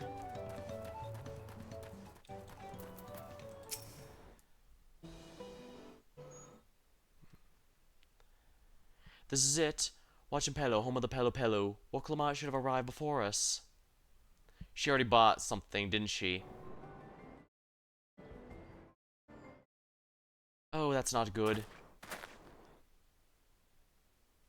You call this wave the right to succession? Ooh, that means I'm exchanging words of future dawns. Please, this not comes far from decided. It's simply a possibility right now. How fortunate, then, that I deal with cloaks woven from luxurious alpaca wool. Such a garment looking magnificent draped over your shoulders. A nation's ruler should dress their best for adorning people. Finery, that's right. Well-stocked shelves but a few steps away. Finest. I like the sound of that. So a quick look wouldn't hurt. What did we just talk about? Erenvale, when did you... Well, she's not as bad as... a Shatona from far off Zoctoral. Northern winters are bitterly cold affairs, I'm told. I can't imagine I survive without a lovely warm cloak of a Packwool. No thank you, I'm in no need of new clothes, and neither's the bird promise. Another time, perhaps. Of course, my shop door's always open.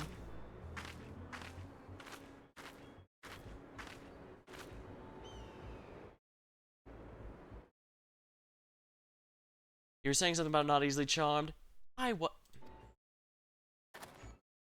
As mentioned previously, these live on bringing happiness through trade. They won't cheat you or sell you defective goods. They will, however, disarm you with their deft turns of phrase and unwitting customer. Like Wukamafel Prate. I've approached time and time again. Your only recourse is a clear and firm refusal. They won't pursue the matter should you make your disinterest plain. I value insight into the minds. Let us all take Erenvel's words of caution to heart. Well, at least it's not as bad as Estinian, but we'll still have to follow the Estinian rules here and keep the wallets. Wonderful. What does Reaper actually get again? Yeah, these are just upgrades to my existing skills, but Sanctify them. Ooh.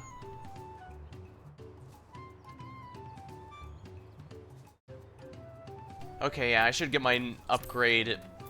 Yeah, Gluttony, the skill here will be upgraded in just one level, so that's something to look forward to. I love Pictomancer, but man, Reaper still feels really good to play. I swear, I let her have my sight for one moment. All these houses and buildings made to Pelopelo size. Mine too, come to think of it. It would seem the Pelopelo were also partial coffee. It's coffee.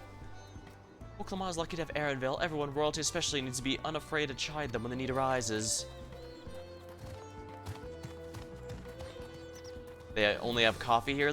You mean to tell me there's no tea? Can you smell that rich aroma? Comes from this coffee. It does just brew. You've had enough. Just one more cup.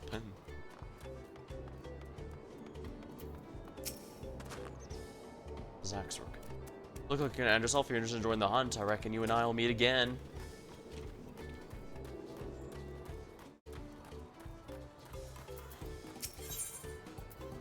Searches the Elector. Not my funnest moment, I admit, but now that we're here, let's do what we came to do. Find the Elector. Allow me to propose a strategy then. Ryle, Alice, and I will speak with the merchants. Walklemont, you and Erenvale might try approaching travelers nearby, passers-by. Coda, pray investigate any of the other establishments that catch your eye. Should we learn aught of use related to the third promise?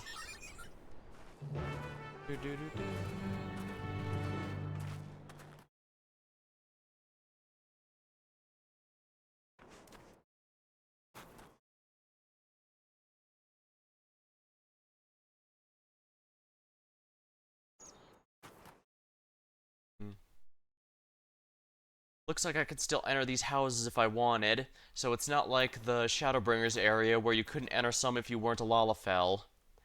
There's nothing actually in them, strictly speaking, it's just entirely for flavor. Since it's a dwarven city and all, you know? Dawn Servant Selector? I thought you were a new face in town. Here for the right succession ticket? Me, I don't care, it's on the throne, as long as they keep Tyrell peaceful. People tend to not be in the mood to relax and sip our excellent mezcal once arrows and spears start flying, if you know what I mean. Speaking of, would you like a cup? A joy shares doubled. No, thank you. I'm afraid I'm a bit busy for that. Too busy for that. Alright, you're acting about the elected business? Being but freshly returned from my trading route, I've heard there's contest afoot, but not much else. Our head ledger, Tobley, should probably tell you more about it. Yeah, I definitely want that strange bird hat thingy.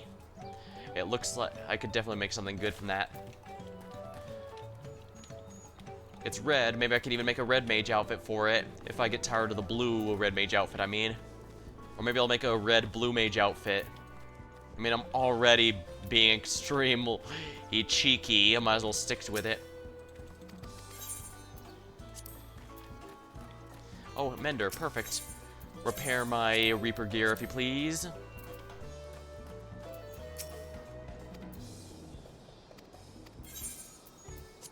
Do do do do do do do.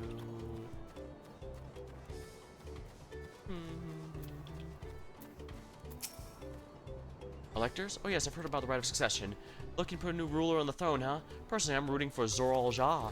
If the first promise wins, he'll expand our sphere of influence, and that means access to resources and customers in the thousands of column, potentially so many new trading opportunities. Others have been coming around my way of thinking, so I'm thinking of crafting goods inspired. Would you care to purchase something?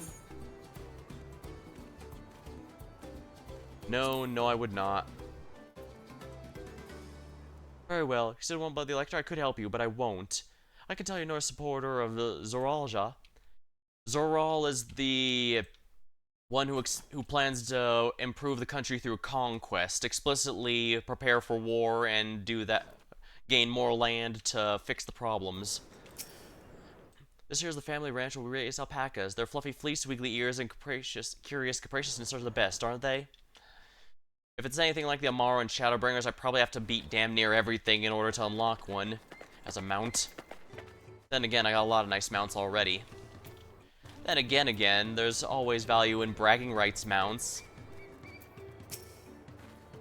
Hello, I'm Mablu. Do you have a question for me? Yes, actually, I'd like to know about the, Sorry, I don't know anything about electors. Just take a moment to see what prize alpacas before you leave, though. Oh, be sure to admire them from a respectable distance. Get too close and a nervous darling might spit on you, and that stuff stinks. It happened to a visiting buyer a while ago. Tobley, that's the head of the rancher, is so mad at me for not giving proper warning. No one makes a mistake without it noticing. He knows everything that happens on the ranch. Well, I guess this means we know where we need to go.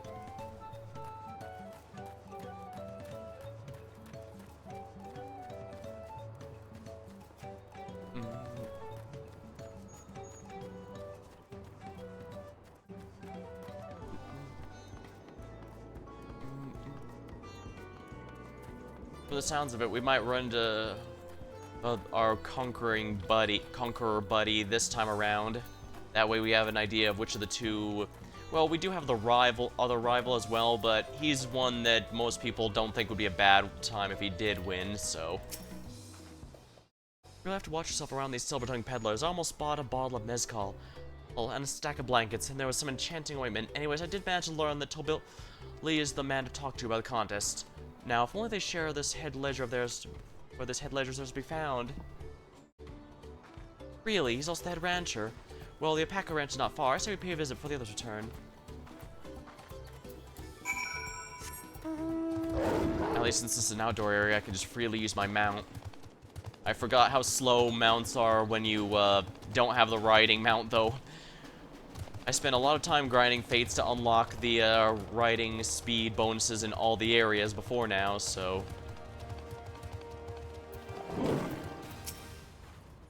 Back already?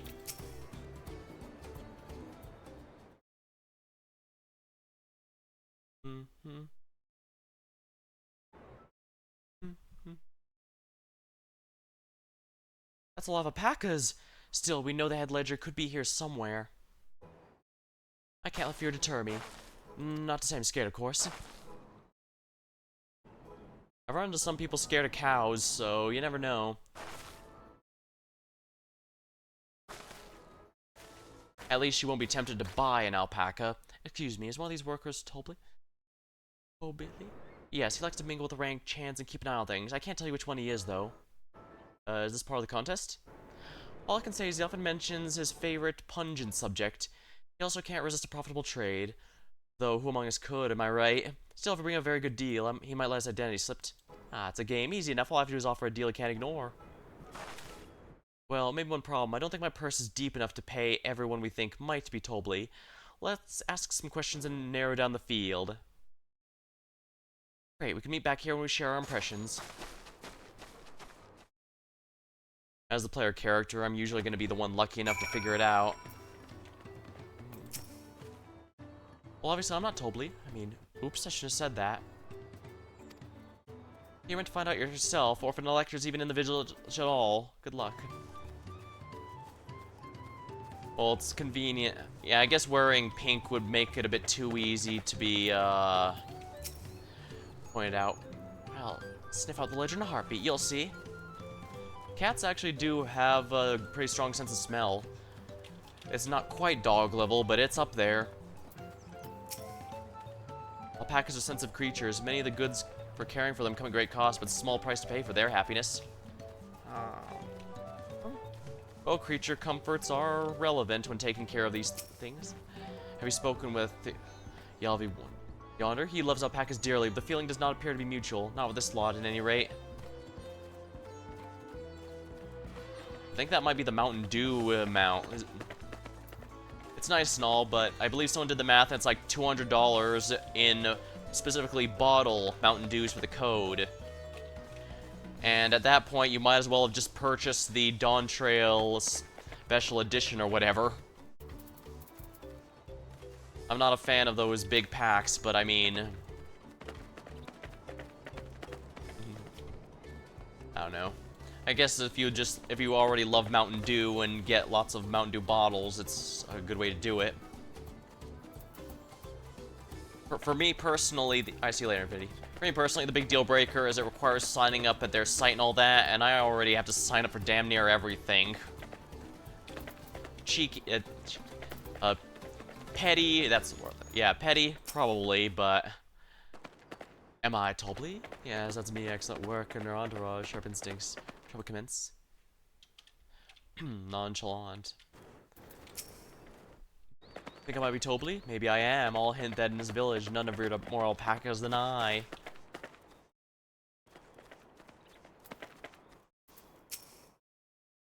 Visitor from across the salt. Be warned, the alpacas will spit if you startle them, as you just keep your movements slow and deliberate. It's probably this one, because remember, we heard from before that he always warns people about the spitting alpacas.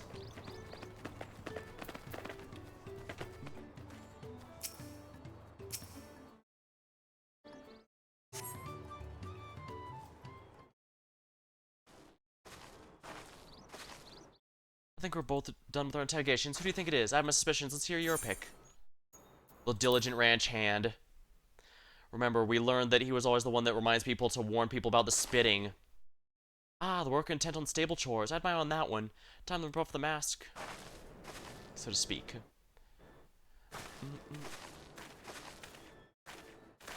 You know, to Tobley, improve it up our deal. A generous sum of coin for confirmation.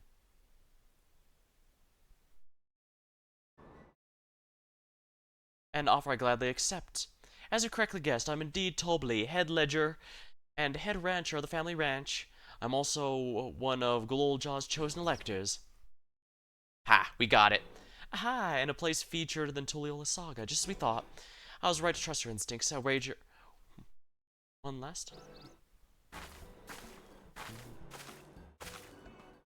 She found you out fair and square, Tobley. And I'm glad she did. It would have been pity if her bid ended here. Luckily, I remembered that important detail from before. Although I guess he is also the only one that didn't claim whether he was. Reducing the Dawnservant's elector was the first step of the feat. Too simple a task for this aspiring ruler, eh? Right. Not hard at all.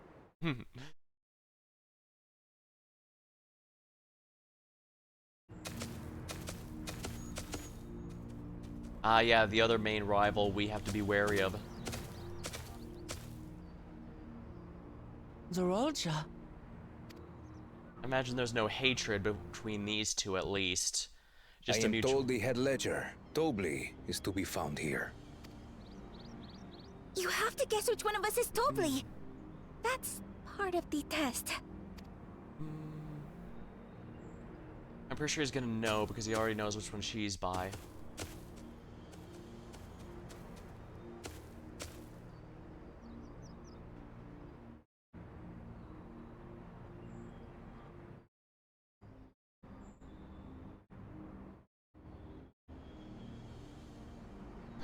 He was just had to stare and intimidate. Tobley.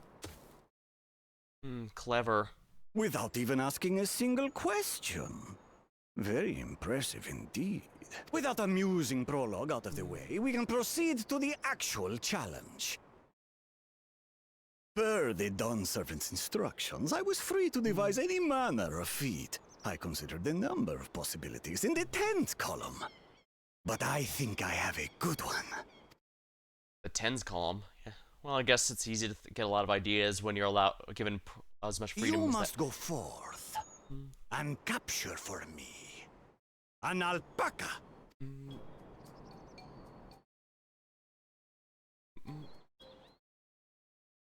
That seems rather simple, don't you think? While I've not had the best experiences with alpacas, aren't they generally docile creatures? That doesn't sound like much of a challenge. Bring out the example!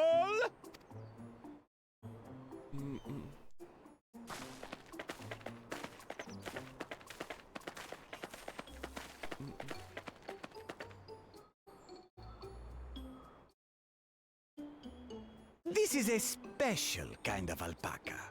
Would you please approach the animal, Third Promise? Who? Me? Well, it should stay calm if I stay calm, right? That's what Erinville said.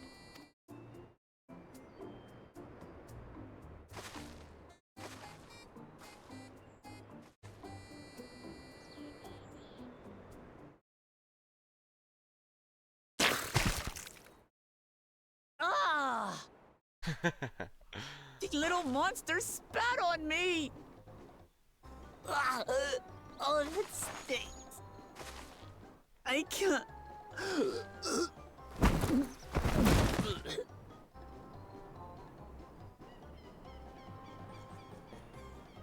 Alpacas are paradoxical creatures, being both extremely curious and extremely cowardly.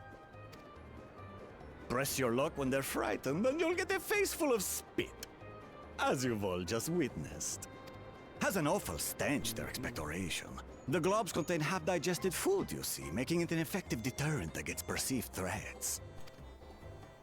Wild valley breed like this one are especially timid and can therefore be quick to lash out. They're also especially hardy. Indeed. We take the rugged wild alpacas and breed them with our gentle domesticated stock. This produces the strong but biddable pack animals prized by our traveling merchants. Interesting.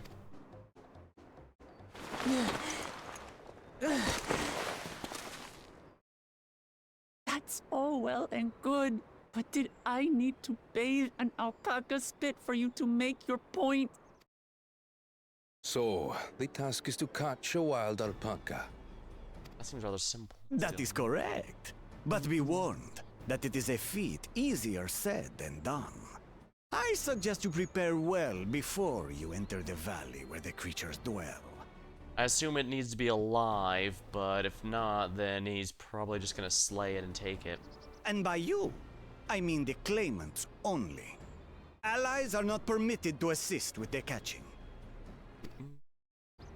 The alpacas will help me judge which of you is worthy of receiving a keystone.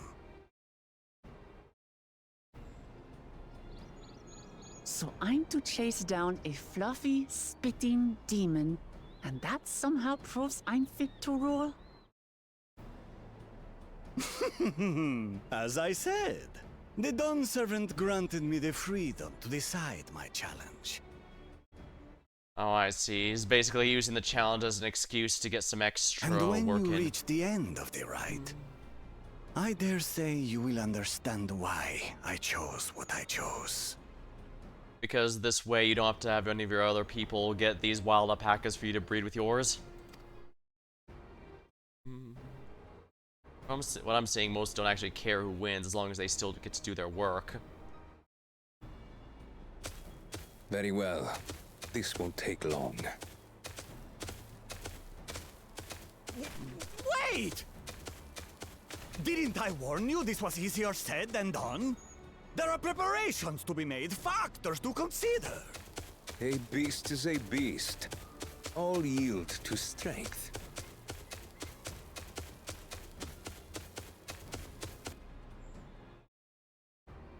You might want to mention you need it alive. So far, this experience has done absolutely nothing to improve my opinion of alpacas. Well, it could be worse. You could have a weakness to chickens. But that doesn't mean I can't do this. Revolting spit aside, They're just another animal.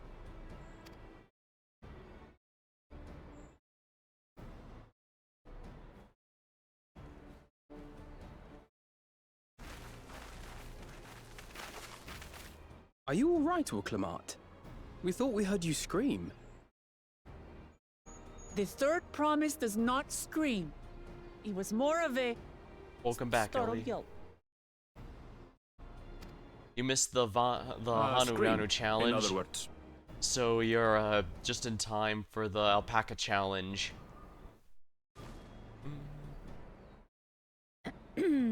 Did you find the Elector? Oh, we certainly did.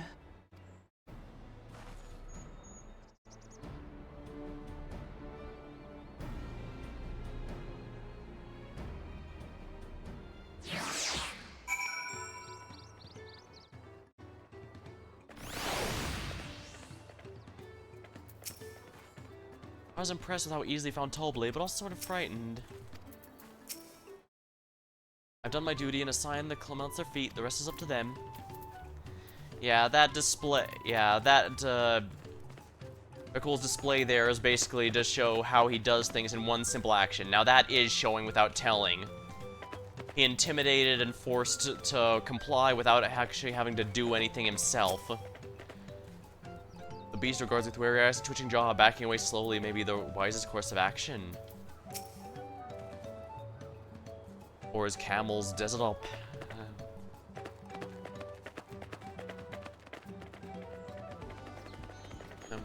Mountain camels, I find this kind of entertaining.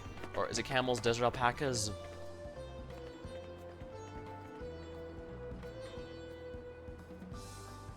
Non-spicy McSpicy chicken. The only spicy chicken fast food I've had is the Wendy's one, because that actually did have a bit of a kick to it. I did say remain calm was key, but the same rules don't apply to wild alpacas. Zoral. Oh, it's Zoal. Job puts me in the Mangorlemon's one exalted son. Of the two, though, Zenith was undeniably more arrogant. Yeah, Jokal is the other one. Zoral's the... I keep mixing up everyone's names, probably because they're not here as often as everyone else. Also, I'm forgetful in general. Judging by the volume, alpaca expectoration must be an aster order indeed. I'm content to remain ignorant of the smell. Yeah, I will say, I do like how this path has been doing a lot of showing without telling. And I had to go wash that nasty stuff off the face. I think I got all of it. Would you mind taking a sniff? The stench has ruined my sense of smell. Hey, I saw that look. Can you smell it? Just be honest.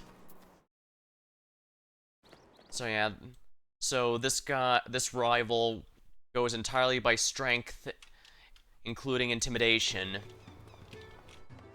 Probably the closest thing to an Unga Bunga. No, possibly even more so than Jakul.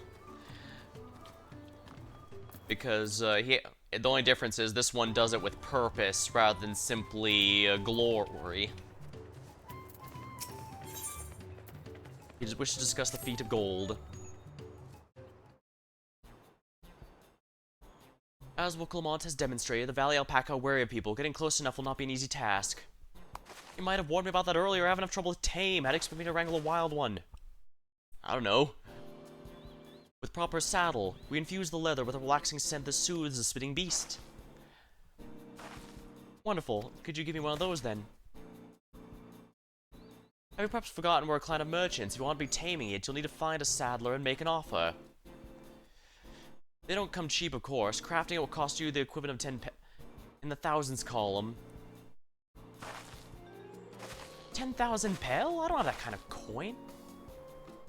Converting to gil, that's about 1 million or so. Mayhap if we all pitch in. No, this is my feat to accomplish. You wouldn't feel right having others pay the cost. I'll find the money, somehow. Well, you can also, theoretically, you might be able to also pay in favors, but... Well, in that case...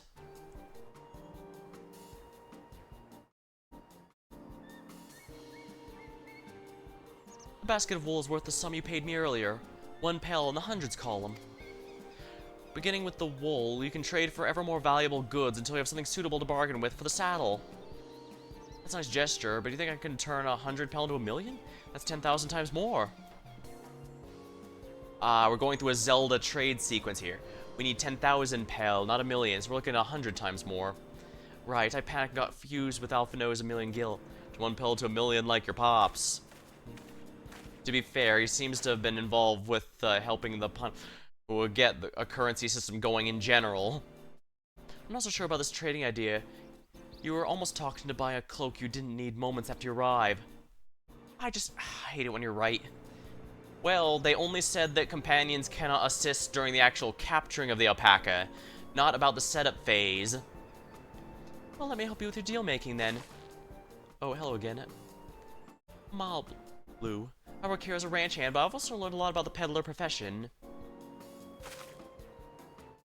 It's alright if I aid them now, yes? I guided the Clements toward the first step of the feat like you asked. As long as she goes alone to capture the alpaca, she can get assistance from others whenever she likes. Okay, so we do get a technicality here. Hooray, let's see about getting that saddle then. I don't know why you made the offer, but I could use an ally with a beak for bargains. Welcome aboard. Should the rest of us stay behind, perhaps? It may be easier to haggle lower prices without so many voices chiming in.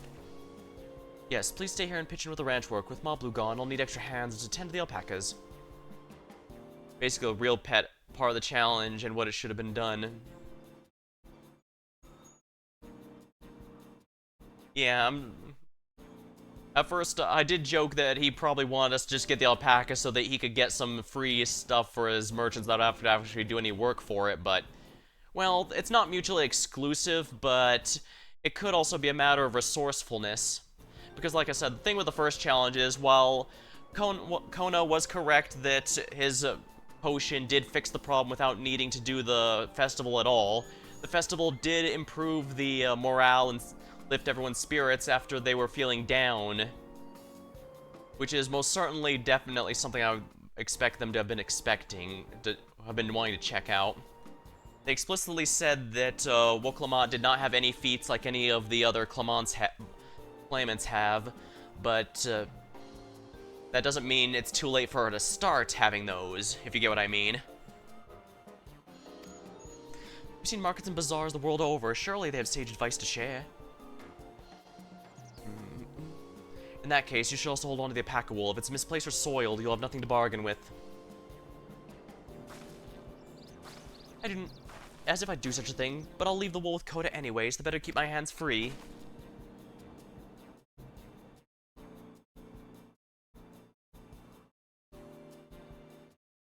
To begin, I suggest we try trading the wool to Havel, the saddler. He won't agree to the deal, of course, but he can give us an idea of how much he'll accept for his wares. Understand the needs of your people, yeah.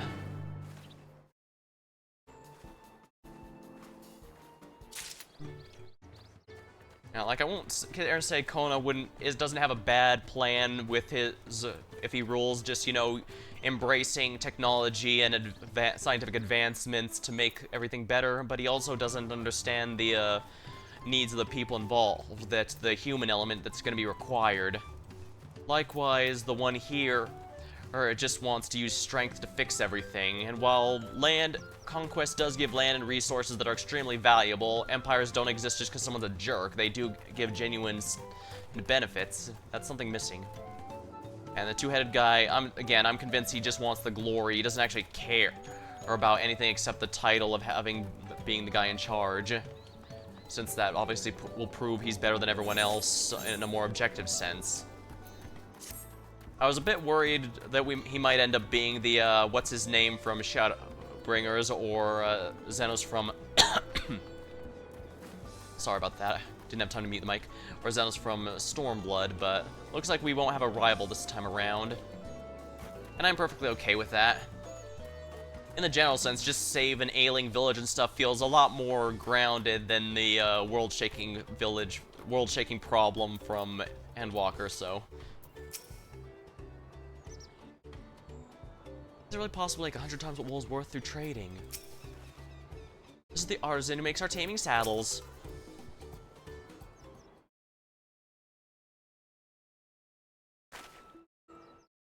In a way, this is kind of similar to what Liz had to go through in Stormblood, now that I think about it.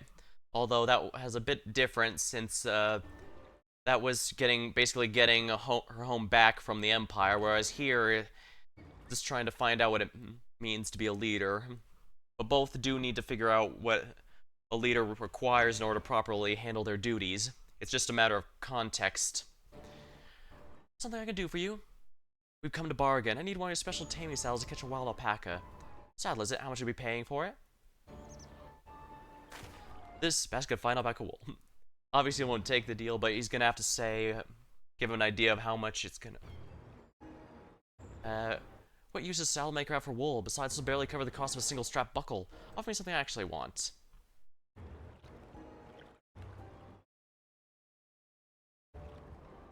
And what might that be? Mezcal. I like to nurse a cup at the day's end while I inspect my finished work. Bring me a jug of quality stuff and you got yourself a deal. This bodes well for us. Such mezcal can be found for only 5 pel in the thousands column. With that, we just, we went from 10,000 to 5,000. Hold on, did you say third promise? My offer's changed. My saddle's gonna cost you a jug of premium, age 3 years at least. 3 years? That stuff was valued at 10,000 pel or more. Why have you doubled the price? Because I must support the man of ambition who will see my business prospers, or Alja will go to war and his cavalry will need saddles, lots of them. It's nothing personal, but I won't sell you my craft for anything less asking price. Okay, so this is a bit. My guess is he probably gave like half the price that he offered us to start with. Don't mind me, War of Light, under the apocalypse, saver dying worlds, or millennia-long wars. Honestly, I think the fact most of those titles didn't follow us here is another reason why our character was so eager to go here. It's basically a fresh area. They don't know that I'm the hero who saved the world, so I don't have to worry about being flocked by everyone so easily. I mean, a handful did know. One of the NPCs that unlocks stuff actually did mention they know who I am, and that's why they offered me the hunt quest and all that. But by and large, I'm not being swamped with admirers and stuff. I can just be a regular, everyday hero errant.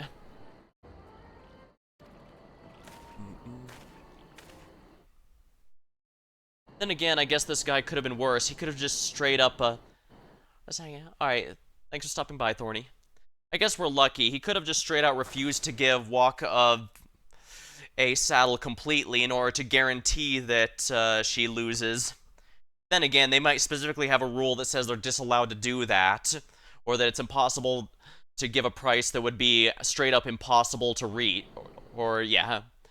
So yeah, they'll probably disallow it from making something impossible or something that is functionally impossible, well, because that just straight up isn't fair. Can't say blame him. I'm known for championing peace, and peace is unlikely to bring more customers. You'd be surprised, honestly. Those of our grandparents' generation remember the dark days when the clans were at war. Many of these Pelu pray for your victory, Woklamat. The younger ones, though, to them, strife and bloodshed are as children's stories. They think themselves safe from these horrors and take the peace now for granted. Still, others are unsatisfied with the quiet prosperity and crave a future like the Second Promise envisions.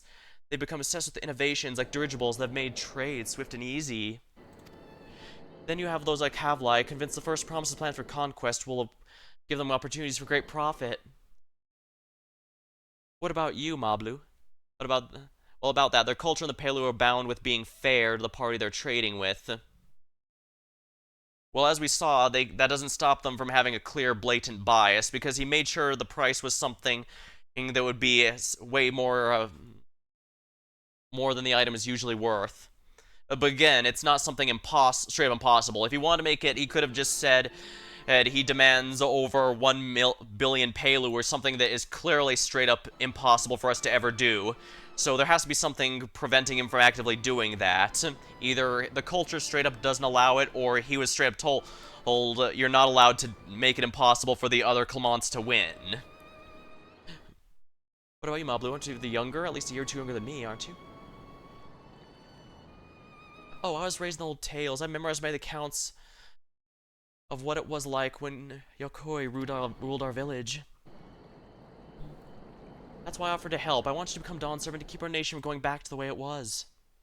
Well then, I guess I better make sure I win the contest. But the type of mezcal the saddle maker wants is very expensive. Well, we weren't expecting to need 10,000. Weren't we expecting to need 10,000 from the outset? Nothing's changed. We just need to get on with it. I may not have a head for trade or stomach for alpacas, but I won't give up the piece of when Tuliol is on the line. And neither will I. We will make you Dawn servant. Aiming for that 10,000 jug right away will only bring us failure and frustration, so let's try exacting the wool for anything even a touch more valuable. The trick is to find someone who needs alpaca wool and is willing to trade less at a loss to acquire it. Someone who supports your bid for the throne, for instance. Right. Someone was biased against us, but there might be someone biased in our favor. Oh, that's right. That guy is a bid for it, and he needs wool. Of course, the Weaver. Volnok was his name, wasn't it? He went out of his way to say he agreed with my vision, and he was here to buy wool. I think I remember the direction he was going, but for now, let's head back to the road where we first met him.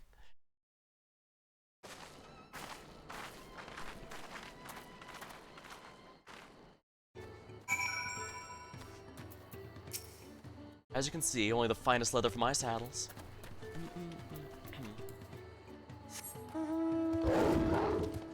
Technically speaking, I have 1,000,000 gil on me, but I'm not going to offer it because I'm pretty sure this is also part of the test. I can help with my own advice, but I won't just hand over my money. Besides, it's probably...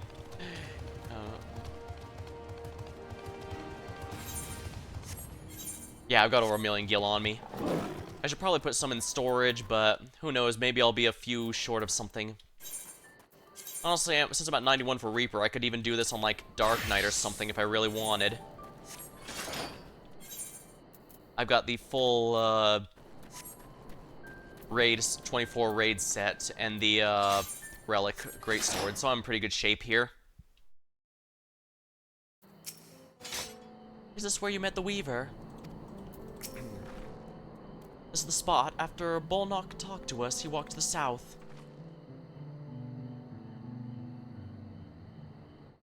This is actually her challenge the point.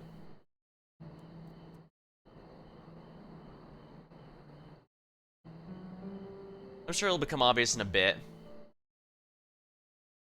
Yeah. I'm pretty sure, yeah. That's also why I'm pretty sure they sent her to the Hanu just because she needs to understand when people are down, something has to be done to help. Technically speaking, Kana's plan still would have lifted their spirits, just not nearly as much as having the festival go on in spite of what's happening. He's probably going to Ikolvo's Inn. Most visitors end up staying there. Let's go and check then, shall we?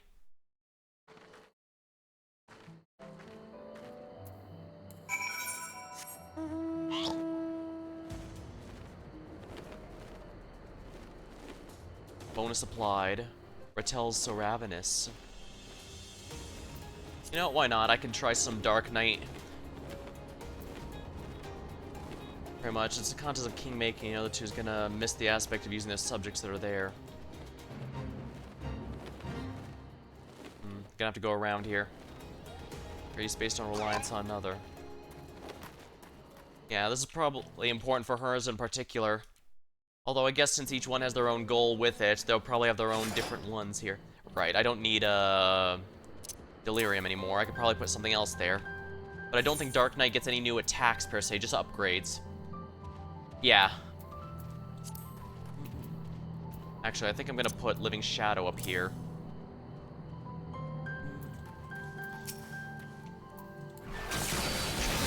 Driven to desperation by hunger pangs, a clan and encroach upon.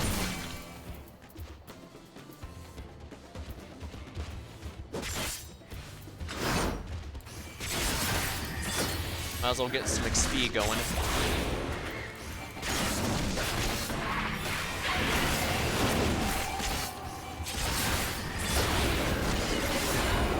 You know, what am I doing? I'm a tank. Tank privilege, baby.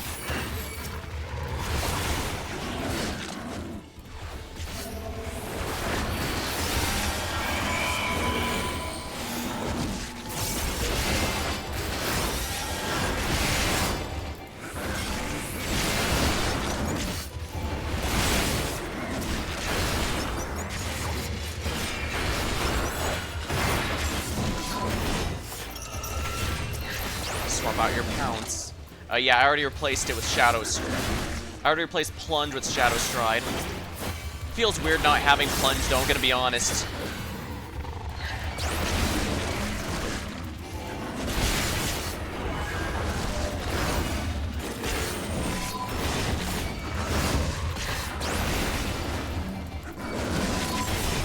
Save them off before they develop a take backwards or worse.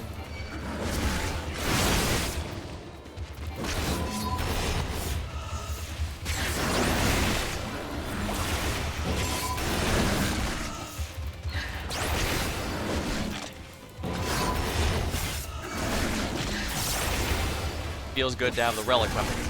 Sure. Coming out Monday. Alright, thanks for stopping by, Finn. See you later.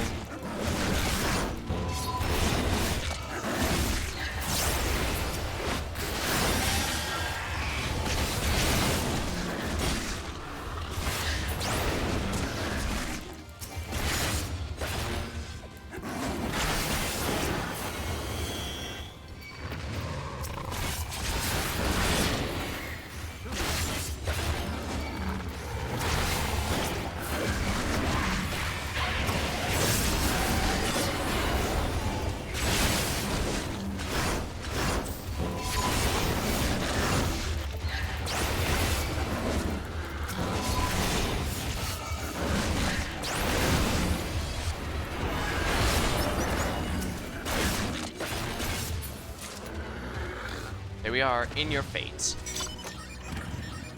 Excellent.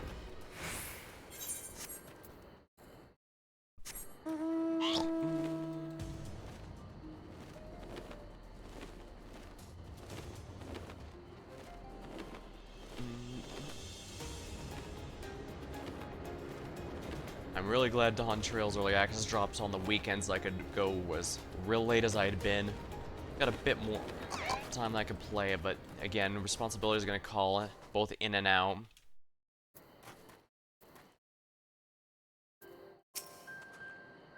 Oh, me again, but wait, weren't you on your way to Montepello? He's willing to offer something wonderful in exchange. Ah yes, please repair if at all possible.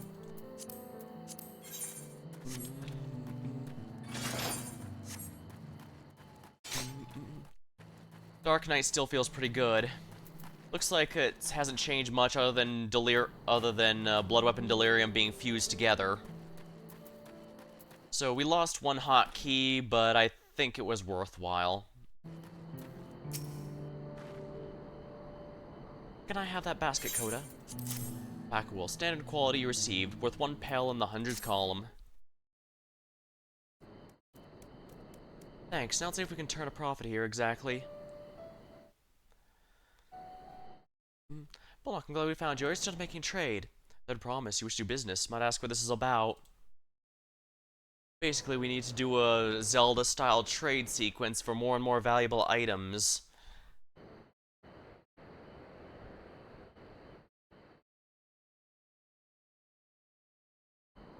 I see. So the goal is to turn that basket of wool into a jug of 3-year premium mezcal.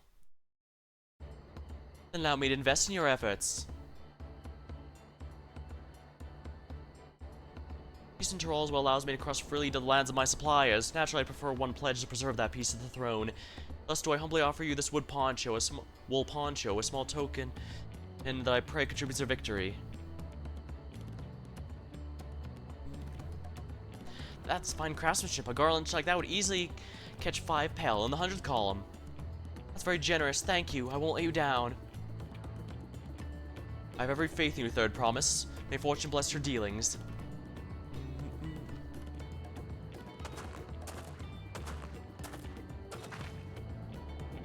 I can't believe you quintupled your investment with the first deal. We're off to a spectacular start. Only because Coda remembered our Weaver friend. All I did was hand over the wool. Oh, that's not true. The connections you build with people are vital. That's one of the most fundamental precepts of trading, one which you've instinctively mastered. You think so? I know so. I'll take our 500 pel poncho and trade it for something even more valuable. Here, Coda, you take the poncho. If it's lost somehow, Aaronville would never let me hear the end of it.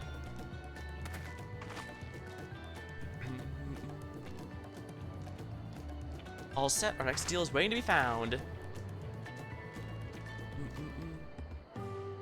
Excellent trade. Neat. Oops, I missed what it said. That's okay, I know precisely how to do that. Success. You traded a 100 pel basket of alpaca for a 500 pel wool poncho.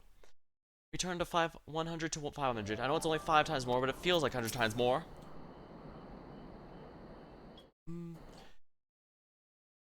Leveraging connections is a sound strategy, but we should also consider supply and demand. An individual in urgent need of a good poncho will offer more than a merchant simply looking to stock his shelves. That makes sense, but how do I find someone in need of a poncho? Someone who isn't wearing one, maybe? Well, that's the obvious answer, isn't it? Look for a person without a poncho and hope they're eager? Yes, there you go. We find a demand for our supply. So where do we begin our search for prospective buyers? There are any number of places. We could do worse than starting right here at the inn. There might be interested travelers. There's a few places of which a poncho might be useful. Who needs one? A lot of Mamulja hardly wear anything to begin with. Those are probably Landsguard or sellswords. A Mamulja who soldier for a living probably would prefer not to wear much above the waist. It hampers movements. So even if they have bared shoulders, if they're carrying arms, they can be struck off the list. Yeah.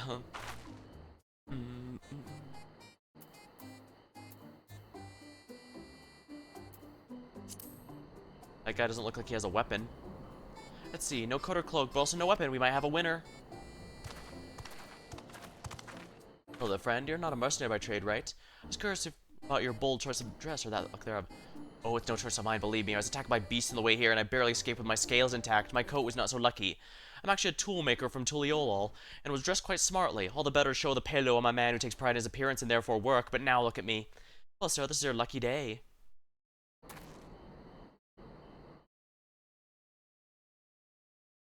What a splendid poncho. This would be a perfect replacement for the coat I lost. Would you be willing to part with it if you'd like to make a trade for one of your fine tools, perhaps? What about this hatch? I crafted it myself and will vouch for its quality. That blade looks sharp, half well made. I value at 1 pel in the thousands column. Looks like we doubled our profits out of that. Oh, from 500 to 1,000, we have a deal. Wonderful. A fine garment such as this put me on even footing with any pillow merchant. Like the eponymous owner of Miplu's mate garden, for one. Her field hands use hatchets to harvest them, and I thought to impress with the tool I showed you. No matter, I have other wares to sell. Glad I am to have met you. Glad I am to have met you. You hear that? We already have our next buyer. To Miplu's mate garden we go. Oh yes, what's a fair distance on foot? We should take alpacas.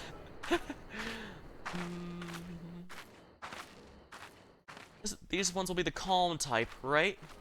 Beats me. Did they add an entire UI just for this quest? That's hilarious, but I like it. Success, you traded 500 for 1,000 pel.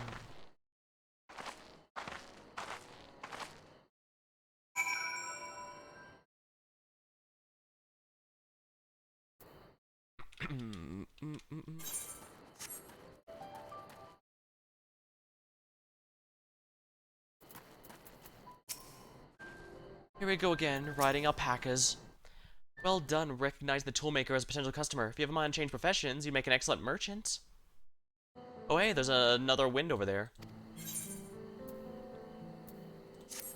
Before I turn in this quest, I'd like to grab that, ether current. Ether currents also make noise in the general direction, so even if you don't see it, you might be able to hear it. It does use the attuning animation. With ether current, better understand the move.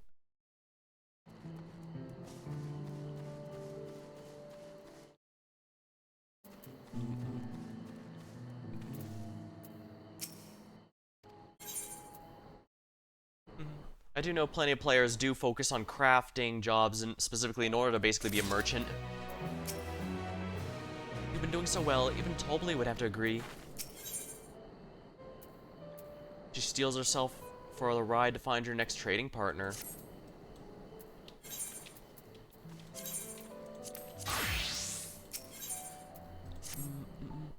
Before I get moving, you should be the one to hold this.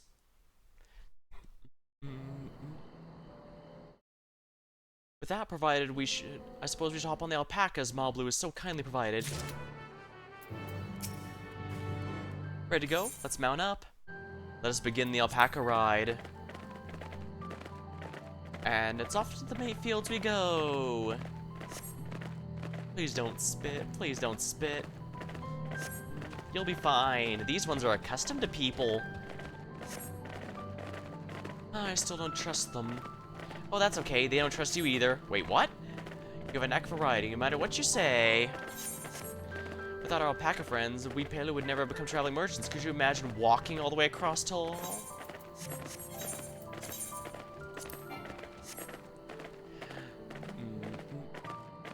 I swear the mountain is too tall to be real. It does seem to go just straight up after a point. Orkazomar. What's that name? Forbidding sight, isn't it? One I've never appreciated up close. You have to take the long way around the cliffs to get there. The highlands belonging to the Yokoi.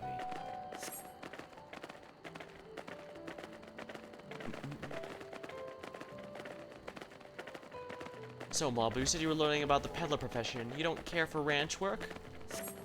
No, I love it. I love working with the alpacas. But becoming a peddler has always been a dream of mine. I'm just not sure I have the talent for it. If I can help you buy and taming a saddle, though, it'd be proof that I can do this after all. In that case, you'd best get ready to be a merchant. Look, we're almost there.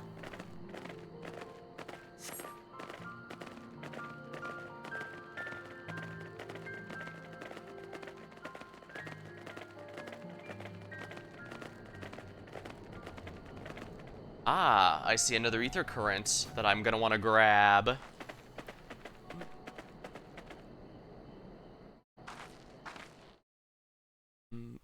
We made it without a single smelly incident. I sent the alpacas back to the inn, so we'll walk around the main road when we go to the village. Speaking of roads, you were adopted by the Dawn servant, weren't you? That I was. Then perhaps you understand, I was an orphan too, you see. Tulbley took me in. He took in all the ranch hands, actually. All of them? Wow, this man can't stop adopting children. Takes one to know one, I suppose, between him and your father. Yes, and everyone works hard at their chores, grateful for the opportunity to repay the head ledger's generosity, yet here I am, the one wanting to go off and be a merchant. I'm sure he'd want you to follow your dream.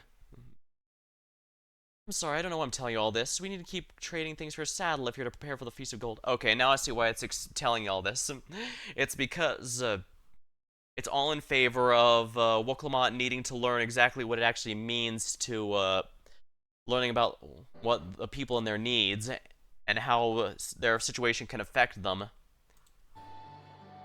It's mate harvesting season, they can't have too many quality hatchets. Add that Woklamot's way with people, and we should have no trouble making a favorable deal. That's Miplu herself over there. Pass the hatch to the third promise, and we can get to bargaining.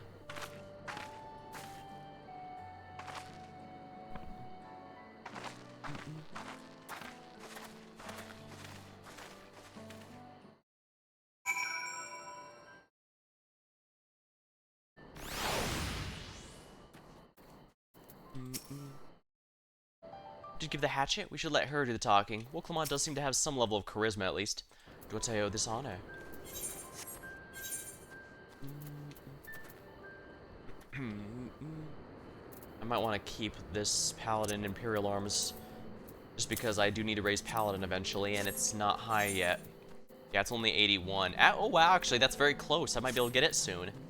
But first things first. You have that little axe for me? Fine hatchet. Finely crafted hatchet you receive for trade. Worth 1 pel in the thousands column. Thanks. Now let's see what I can get for it.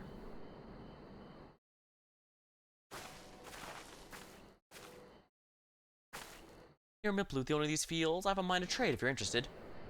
Well, the third promise. I might be convinced to entertain a proposal. What do you have to offer?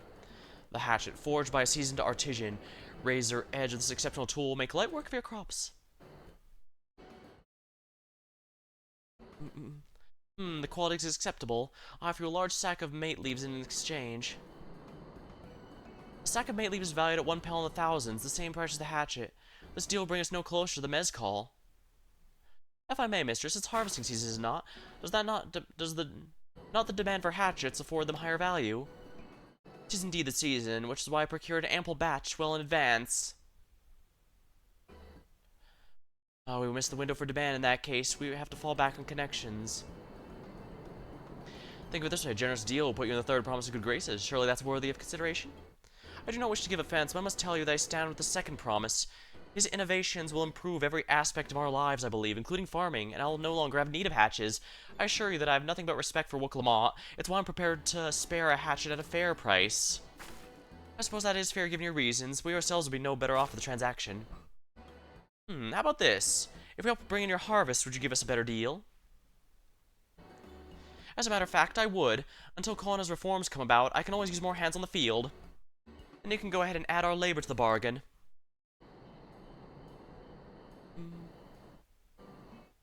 Added value tip the scales. How could I forget one of the most basic rules of trading? You can rest here if you'd like, Mablu. Kona and I have a mate together. Oh, I'm helping oh no, I'm helping too. Off to the fields then. Mind you, pick the healthy leaves. I'll take 5 good bundles from each of you. The strength may have saved the world, but using it to help of good harvest is perfectly fine too. It'd be a waste to use it for purely combat. Hey, if I'm a strength-based class, you can bet your sweet bippy I'm gonna use my strength stat. Yeah, 3,000.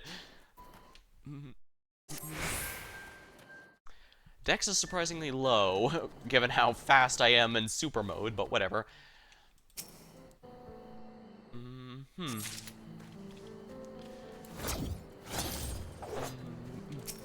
Now I get to reap harvests of actual plants rather than just souls. Isn't that lovely?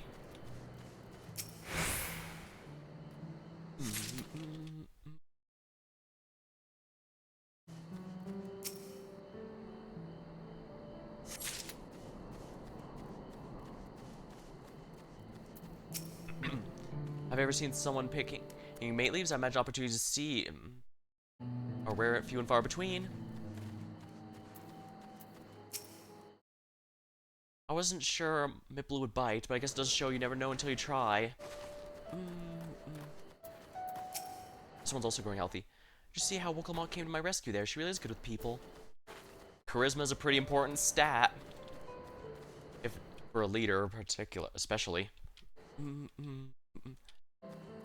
Truth be this makes me wonder, maybe that is something that's important. In that case, maybe the amount of people backing a candidate also matters.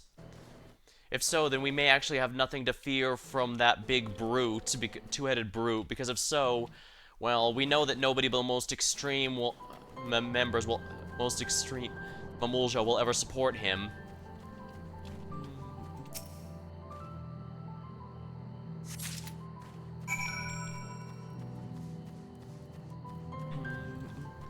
I see.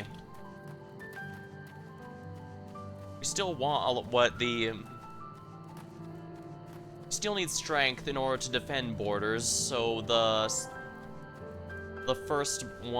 first has his value. You want to embrace the future and not to ignore things that will genuinely help people, so the second has his. And Wook's probably gonna be the third because she has the charisma and understanding of what the needs of the people. Or at least that's what I'm guessing is gonna be her claim to fame in the end.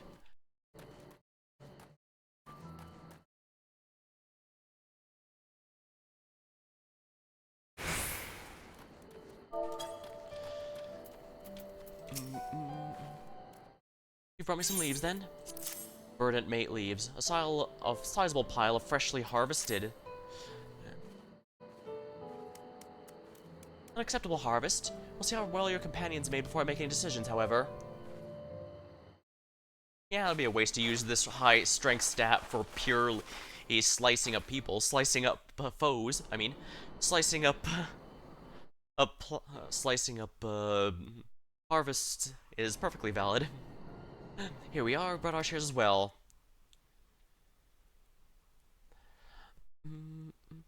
Thank you, Third Promise. This is more than enough to hold up your end of the bargain.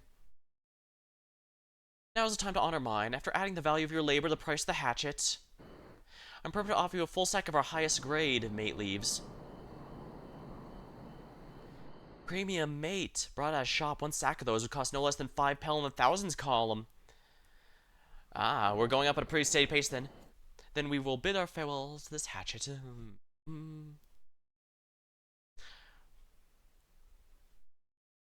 I'll give it to a good home. Talk of the contest side. I'm glad we could come to a mutually agreeable trade.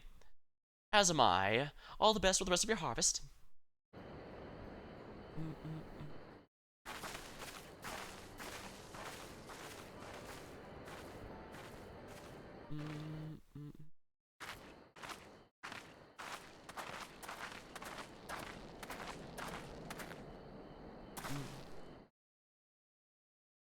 Moblu, what's wrong? It's as I was saying before, even after everything Tolby's done for me, I'm planning to abandon it all to become a merchant, but then I needed your help for getting a basic rule of trade. How can I expect him to accept my decision then?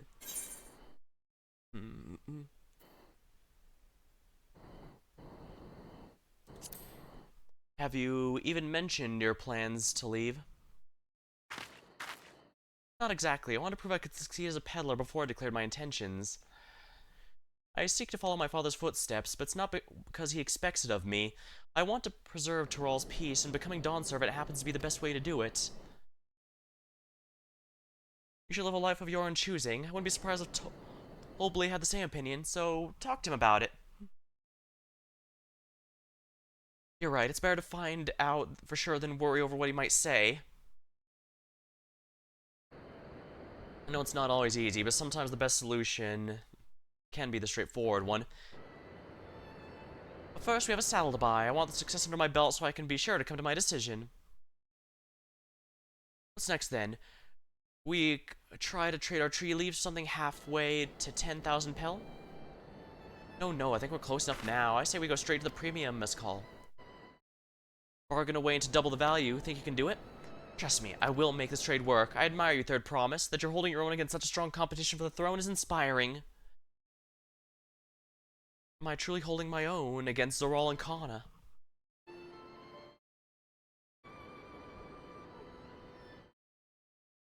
I mean, of course I am. I'm Moklamad of Dawn's Promise, after all.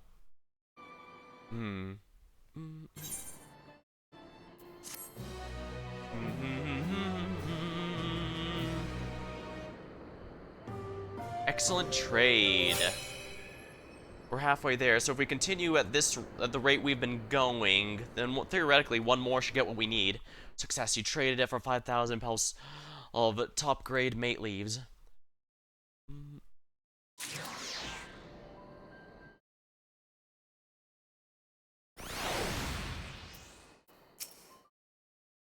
I've never been one to take it slow. Once I have a goal in mind, I'm full speed ahead. That's who I am. Before we go, let me give you the mate leaves. I don't need to risk proving Arenville's point.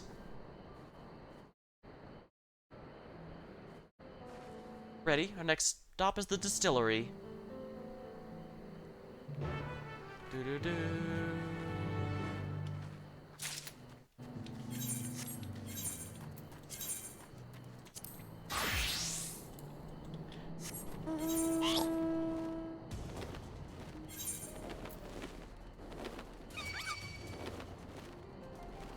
The dank knight is on his way.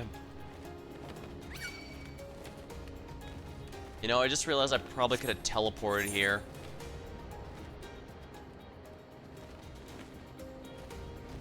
To irate, to migrate.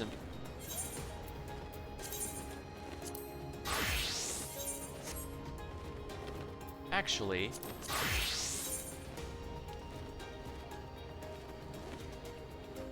quests are gonna give me a lot of XP, so I can probably afford to do this as Pictomancer.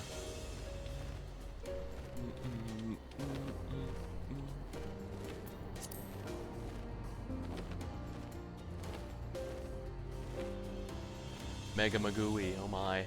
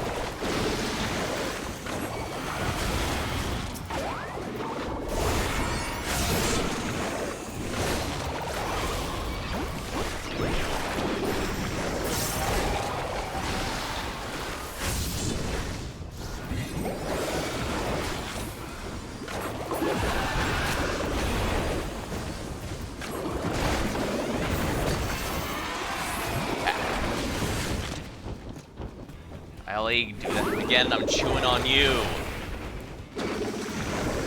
Ah, crap. Or I might want to not die.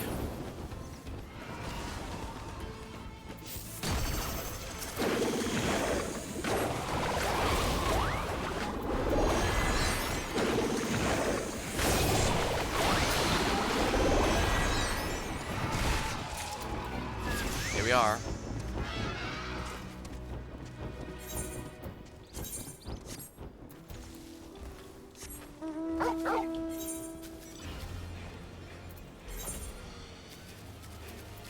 Might as well just keep walking, I suppose. Oh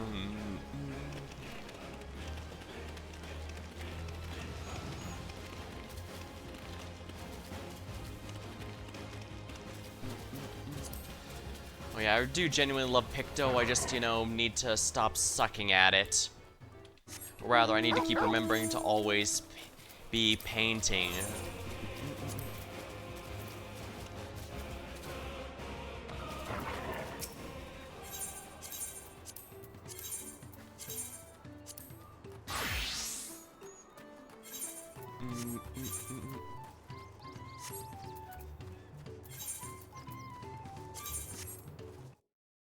Is there no skill in instant paints or something? Oh, it does.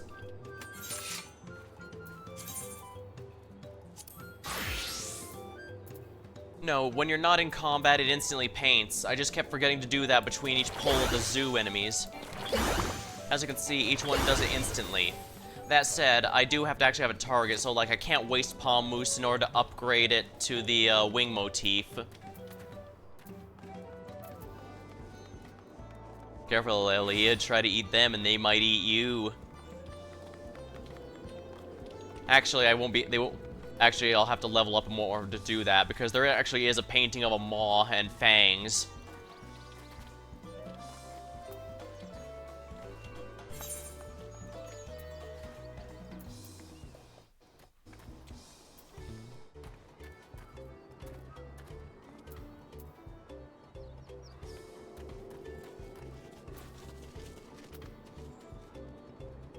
Yeah, maw motif. Creature when the requirements are met. Alright, so it goes Moogle, Palm, Claw, Maw. And then it goes with Retribution and Maydeen. That's quite a while, and it seems like that might be better than the 1-2-3 combo, which is kind of funny. Then again, with only 2 stacks, I can't do them all at once. Dank night, Tom. Won't speak by a man by the name of Gobley. Even among his fellow distillers, he's regarded as a master of his craft. He knows the value of his products, so if we convince him to trade for twice what the leaves are worth, we're gonna need targeted information. That means asking around, taking gossip. Maybe we could talk to people in the distillery coda, perhaps walk along and do the same in the village entrance. I'll head to the north, see what I can learn.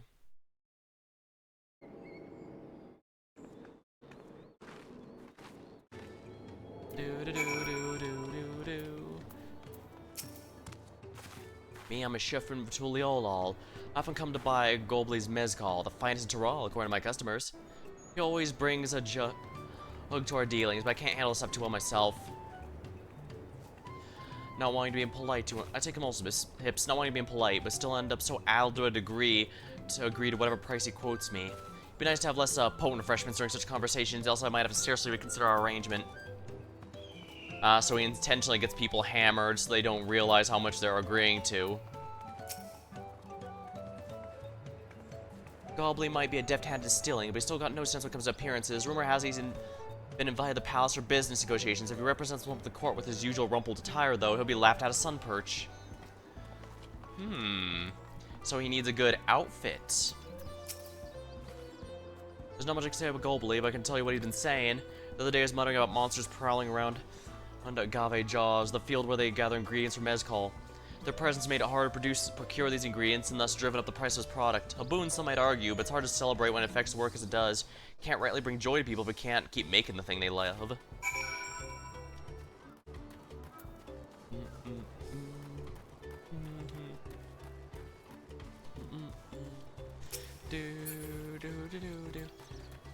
Alright, that exists. Sorry, I've been just so distracted with Dawntrail.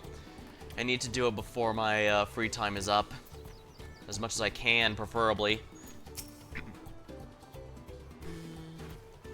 So what'd you find out? The most promising one is that we need to kill monsters here. Oh, we can make use of all these tidbits. Oh, this deal's good if sealed. As for me, I'll go find where Gobley's working. There's a millstone on the top of the slope. You go ahead and bring Wuklamot.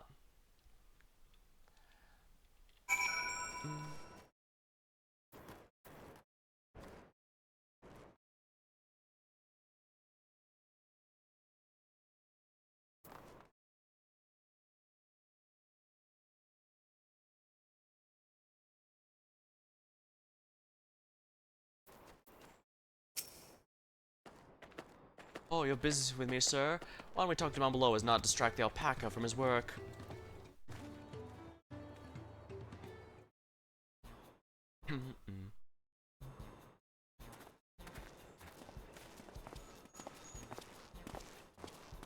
Skipping Mesa. Oh, you mean Ray? Yeah. Mostar. They're trying to make... You can tell they're definitely trying to make them as appealing... Everything as appealing as possible as of late, but... I get what you mean by that. Isabel, keep it brief if you would. I'm a busy man. We're on the market for some 3-year-old jug of premium mezcal. Assuming you have any on hand, that is. Ah, an excellent choice. I must warn you, though, it does not come cheap. We don't have the pail. We can offer a sack of mate leaves exchange. Top-grade stuff, just like the mezcal. No deal. Mate leaves are all well and good, but I don't have any use for them.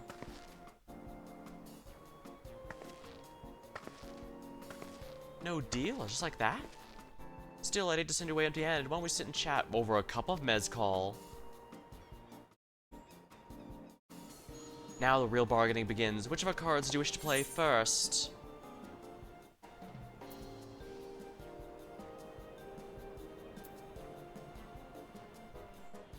Which card will you play?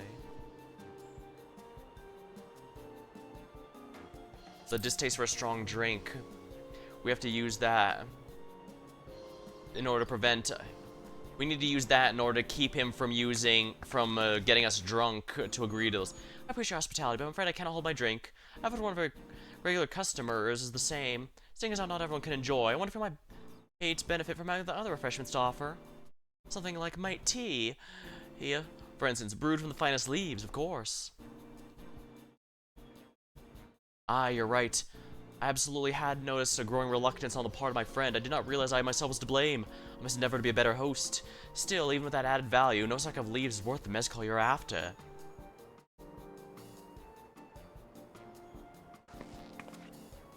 Should we offer to call the monsters causing trouble? Not yet. We have to keep that card up our sleeve until we need it. Yeah, the point is we bring these up as they're needed. As I expect you're aware, the rite of succession is currently taking place. That's why the third promise has graced us here with a presence. When the contest is decided, the subsequent ascension ceremony and banquet will be a prestigious affair. If your mezcal will be served there, it would certainly bring your distillery immense fame. Wait, could it be your rumored invitation to the palace to discuss that very possibility? As a matter of fact, yes. I must admit I'm still reeling from the abruptness. It would be a great honor and opportunity if I could secure the deal. Oh, I still think exceptional should speak for itself. That said, there's no such thing as being too prepared and first impressions last. You want to be wearing your very best when you walk into Volok's Shunsa. You'd be ashamed to miss the chance of a lifetime simply for want of proper garments.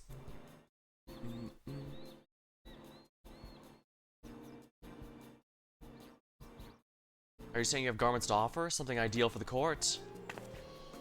We have no garments in hand, I'm afraid. We can provide you the next best thing, an introduction to a weaver. His name is Bolnock, and his works are highly regarded in Tuliol. Yeah, I see where... Yeah, I can see the clicking in our heads thinking, okay, I see where she's going with this. As a supporter of Wuklamot and Key and observer of palace politics, he'll doubtless be happy to guide you the selection of an outfit to fit this golden occasion. That's certainly a tempting proposal, one of which I should take full advantage, but the scales aren't quite balancing.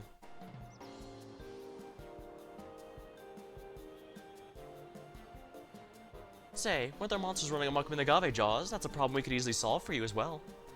Truly, that would be most grateful for your immediate assistance. I was resigned to hiring sellswords to clear them out. Factoring in the saved expense and introduction, this is shaping up to be a sound bargain. Alright, you have a deal. I knew you'd come around. Give us a moment. Code and I will take care of those prowling nuisances.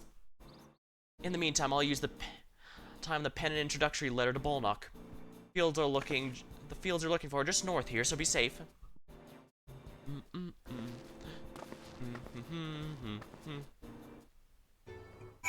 Do do do do do do do do do do do do do do do do do.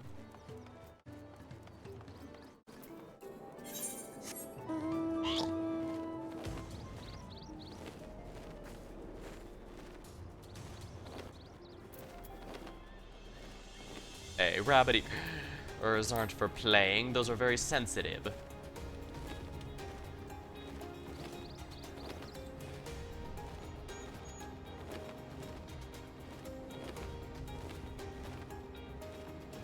Waklama.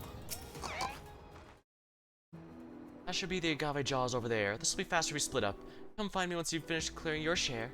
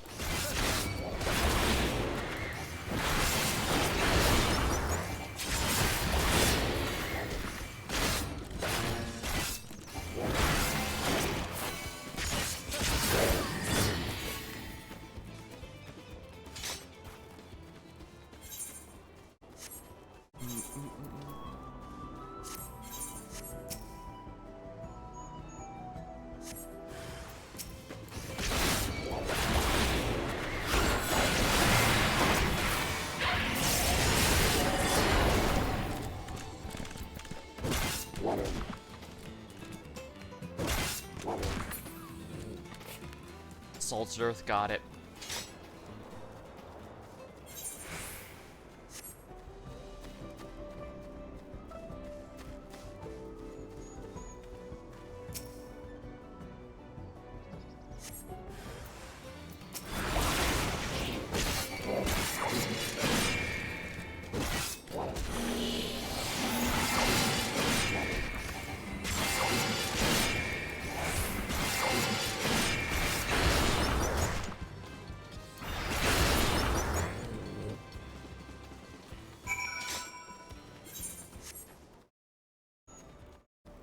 Dankness says one once again. Remember the creatures I hunted with Papa. These are no challenge at all. Come, let's head back to the distillery. All that's left is to give Moblu the sack of leaves so that she can seal the deal.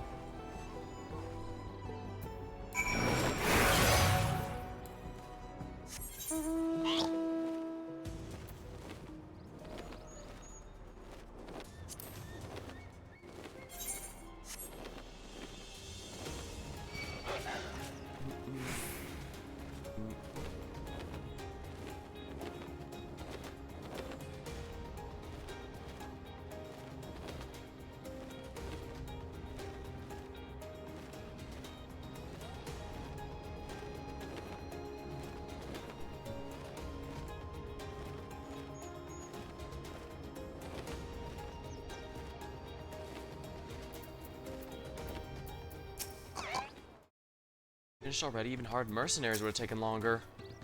Go on, get a sack of leaves so you can seal the deal. Those monsters were no trouble for you, it seems. Now, if I could just have the sack of leaves. Top grade, premium received in that shit.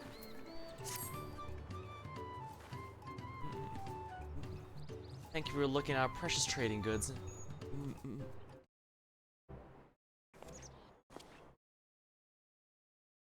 Your monster problem's been resolved. Here are the mate leaves and a written introduction to Bolnock, as agreed.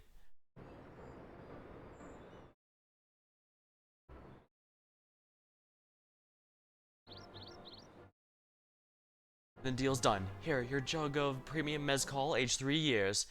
Please accept it with my compliments.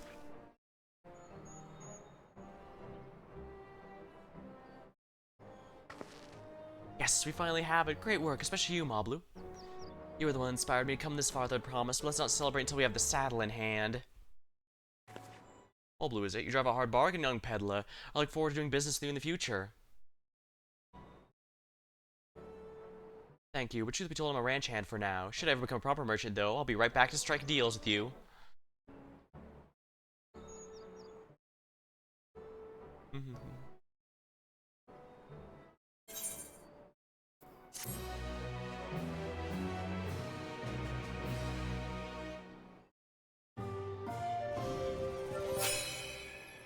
Premier promo mezcal. Use excellent. That's a lot easier.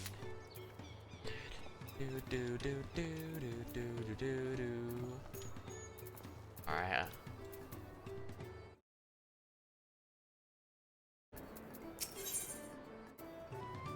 Pokemon is ready to return to Halvi.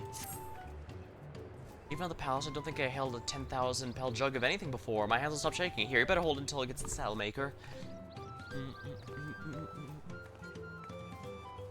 Can you imagine if we dropped and had to start all over? Luckily, Halvi's place is not far. We just need to head across the plaza.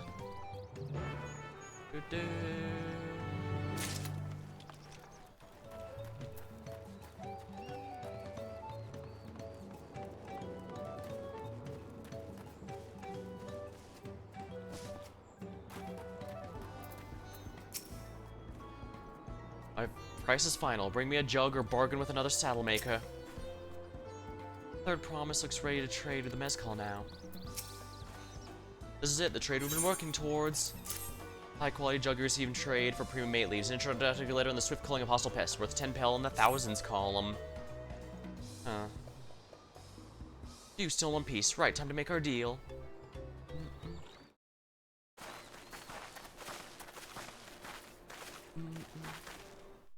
Get your tools ready, saddler. We brought a precious mezcal.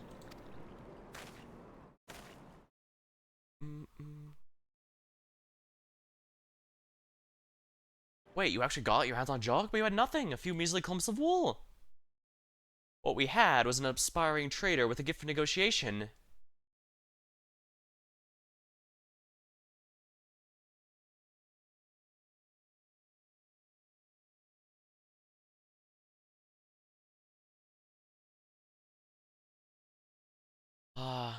Although I'd sooner aid no Clement but Zorala, I cannot go against the guiding principles of the Pelu Pelu. Alright, so yeah. The rules are so ingrained, Andy knows that we're straight up refusing service is just too unheard of to even consider. For all we know, he might have given it to Zoral for free, but yeah, Zoral just went off without any preparation, so it probably will get it later or something. Oh, the trade is a fair one. I'll craft your saddle, Third Promise. Great. Stay and wait if you'd like. I have all the requisite materials. This will not take long.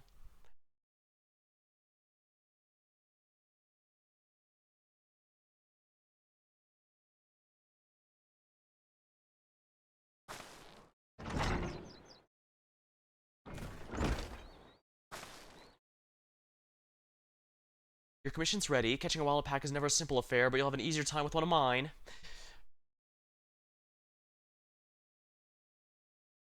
Now, if you don't mind, I have other work that needs finishing. I can taste the smooth mezcal already. And by work that needs finishing, he means drinking.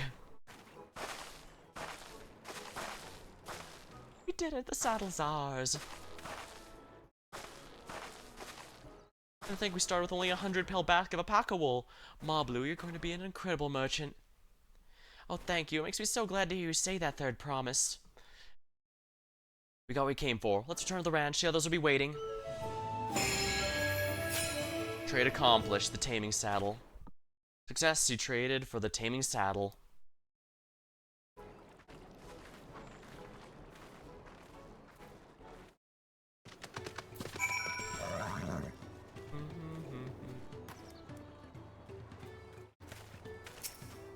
I think that guy's a red mage. I think he's using... I don't know what kind of rapier that is.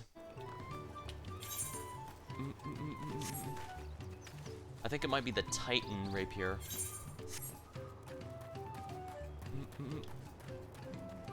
Wooklamat in the saddle.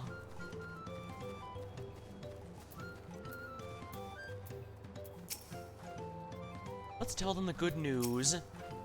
Looks like everyone's been pitching in with the alpacas. I made the mistake of startling one and caught a glob of spit over my trouble. I began to understand Clement's aversion to the animals. Tobley and Erenville have been teaching us how to care for alpacas. One gentle girl ate the feed straight from my hand. We've been away for some time. I assume the trading was productive then.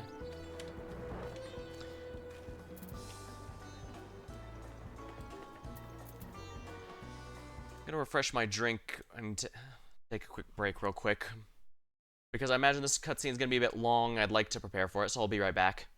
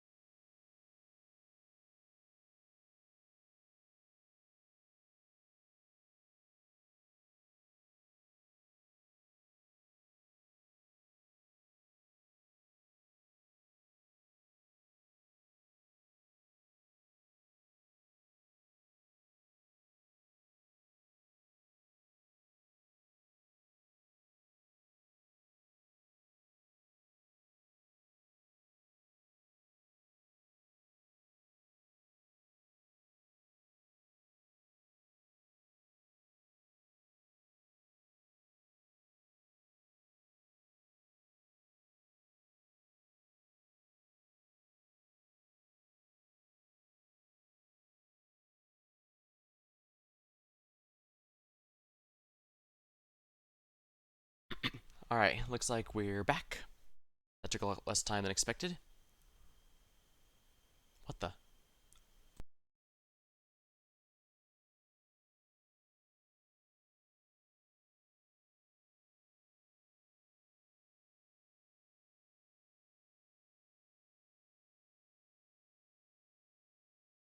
Well, that was a little weird.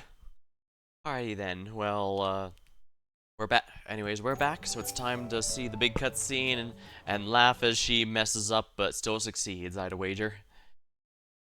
You've acquired the saddle, then? Yes, and thanks in no small part to Malblue. Before we rush to catch an alpaca, let me teach you how to saddle one. I'll bring out one of our wild-born friends so you can practice.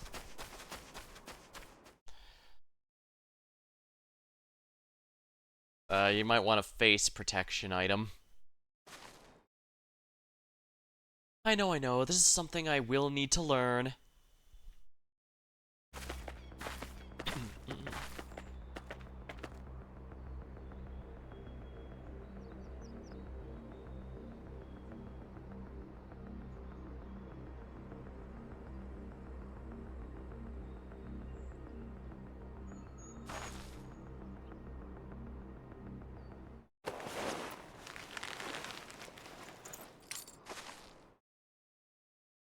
Great sunken gods, I did it! Hopefully she's not praising Cthulhu.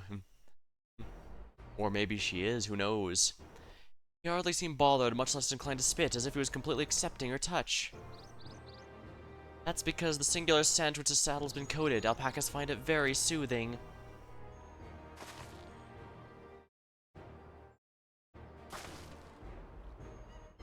You know, I've never taken a good long look at one of you before. Actually kinda cute. Ah, you're only now noticing that? It's Zoral. He's back. He got a golden fleece? Having done exactly what he set out to do. The alpaca, is it just me or is it glowing? I've heard tales of such a beast. They say the golden alpaca lives a solitary existence deep in the valley, where it shuns the company of both man and its own kind.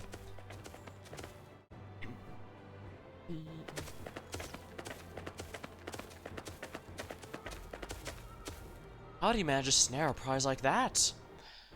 The beast knows its better, is faced with overwhelming strength it will yield rather than risk death. An apt illustration how greatly the power of the first promise exceeds yours, Wicklamat. strength alone won't win him or our father's throne.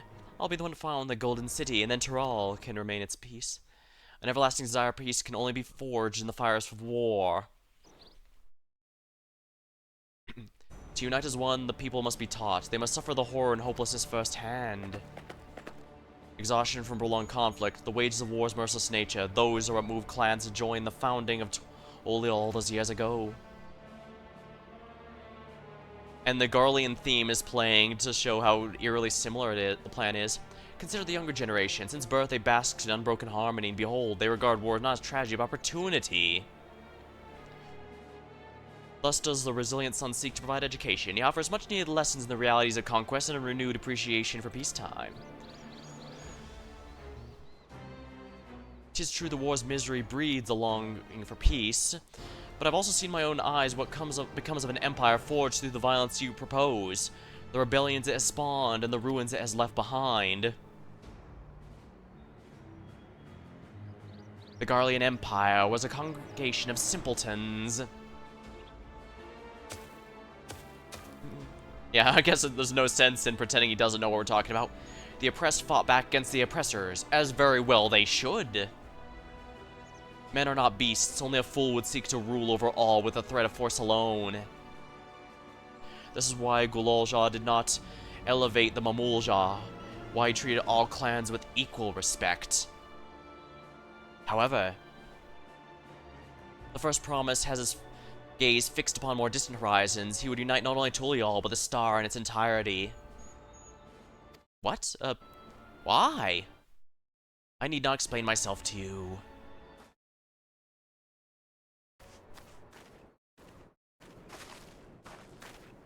Oh, well done indeed. The first promise has completed the feat of gold with an appropriately golden flourish. May I present to you your much-deserved keystone.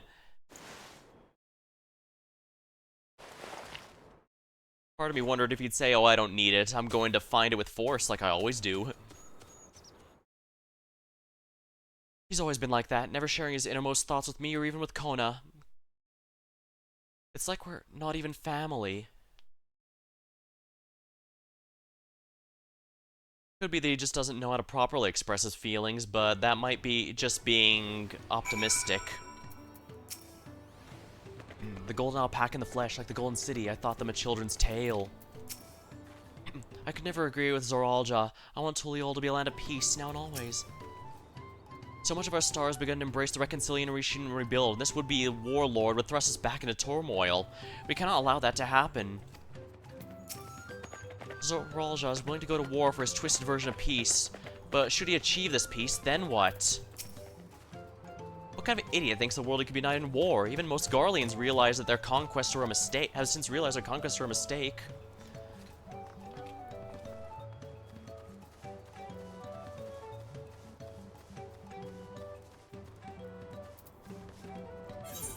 Yeah, I mean, he did notice that it was a bad idea to have the it was bad for the Garleans to have one person raised above the others. But he also seems to have failed to realize the Garleans didn't really have much of a plan after they succeeded. Had they succeeded. I mean, you can argue that Woklamant trying to just keep the status quo here is not a good idea. In fact, to a degree, even I'd say it might be good for her to embrace some of the Techno Brothers' ideas to keep things from stagnating. But at the same time, well,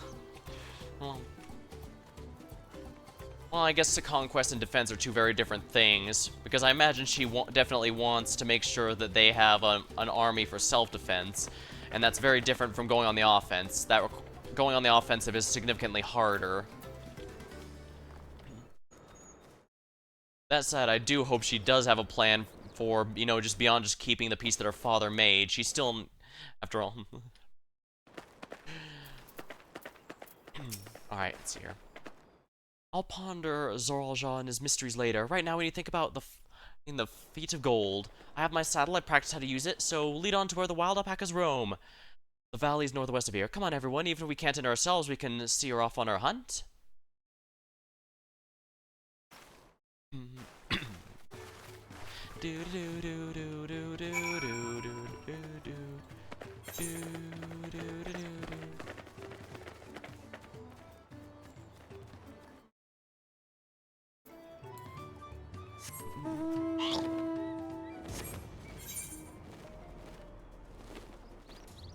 Mega Mooey Mayhem.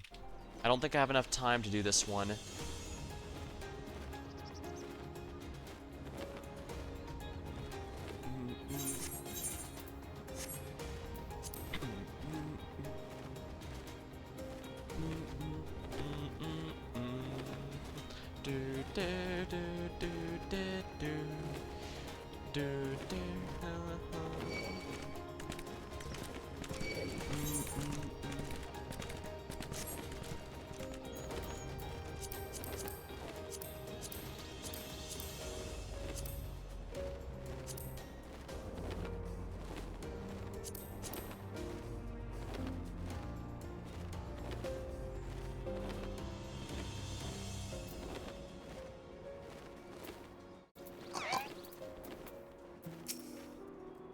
Malibu's right. Least we can do is know we're cheering for her.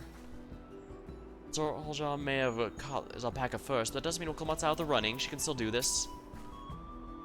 Orinoka is steep and treacherous place. Only those with the head ledger's blessing are permitted to go there. I never set foot beyond this point. The valley is said to be home to fiends far more ferocious than spitting alpacas. How deep do you think the valley is? I glanced over the edge on the way here, but the mist is too thick to even speculate.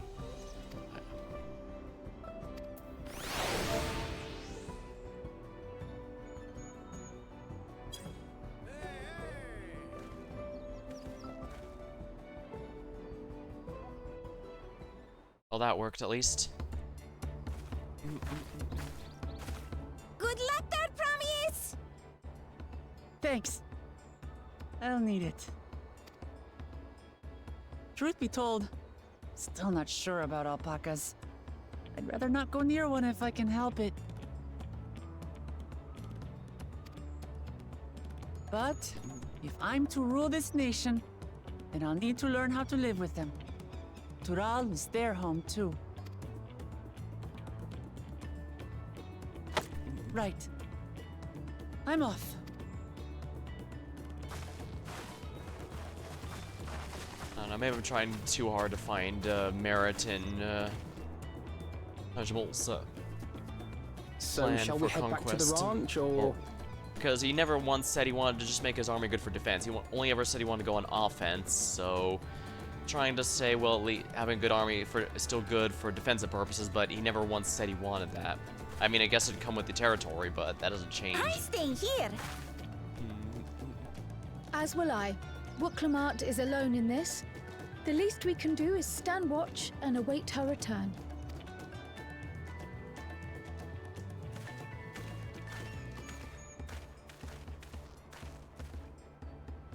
It may be a while yet. Help me pitch the tent. Well, alrighty, that sounds good.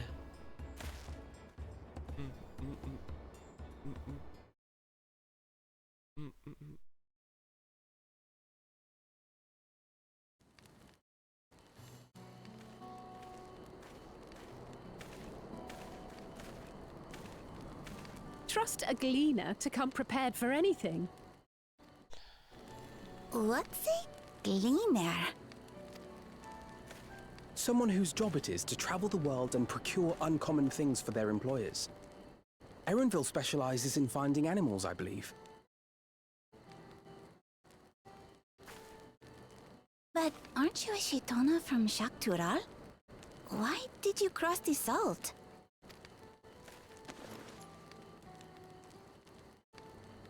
When I was much younger, the thought of leaving Tural never even occurred to me. But then, some years ago, my mentor tasked me with a difficult hunt. Something I could never find, she said, so long as I clung to the familiar.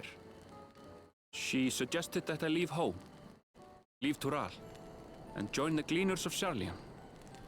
As one of their number, I could experience the world, immerse myself in myriad cultures and customs, see the many faces of nature. And once I had learned what is truly important, I would find that which I seek. My younger self took those words to heart. And off I went to become a gleaner. Her words alone moved you to leave behind everything you'd ever known? You must have great respect for your mentor. As it happens, cleaner work was much to my liking. And I all but forgot why I had pursued it in the first place. I was gonna say, has he ever actually found what he was supposed to, or is it symbolic? Yet, events conspired to put me back on the trail I'd abandoned. Wait, are you saying you were tasked with finding the City of Gold? I was. And though my hunt is now entangled with the right of succession, I mean to see it through. Everything seems to come back to that City of Gold. Weird.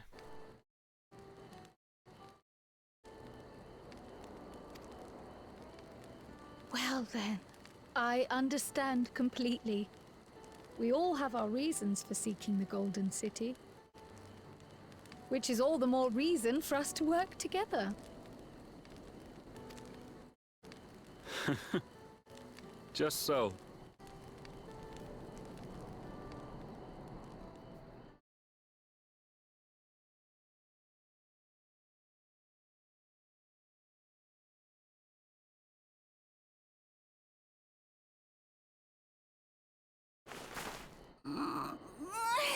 She should have been back by now. What if something's happened to her? We need to tell Tobli and arrange a search party. Wait. Do you hear that?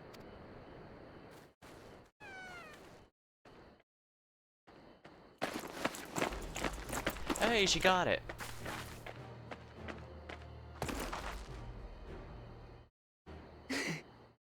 I did it.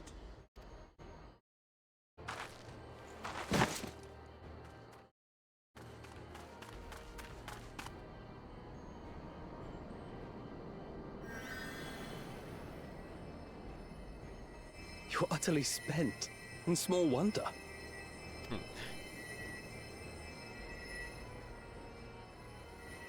Well done, Third Promise. The ranch isn't going anywhere. Take a rest in the tent.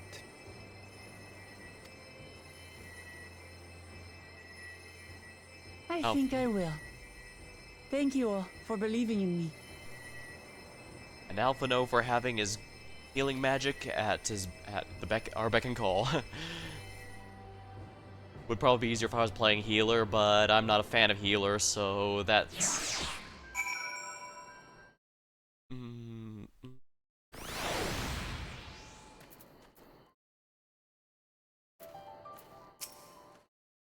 Oklahoma had no serious injury to speak of, however she'd clearly been pushed to the very limits of her endurance. I spoke too much. If Oklahoma up to it, we should be heading back to Tobli. Alphino was quick to lend a hand with dismantling a tent. Is this to be his new obsession, now that he's mastered collecting firewood? That's such a sibling thing to say. We were out for quite some time, but I'm glad Oklahoma was able to find her alpaca, and Aaronville's choosing to share a story with us was a welcome surprise. Thanks to Alphino's healing hands, I can actually stand again, maybe even walk. So relieved the Third Promise back to us safely. And the alpaca she tamed is a healthy-looking beast. Surely this will be enough to satisfy the feat of gold.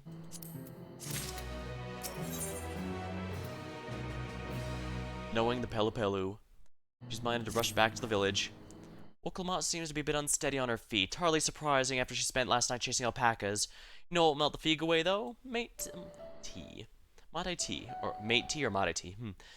I'll run to the ranch and get a pot brewing. That way you can take your time. The tea will be ready by the time you arrive.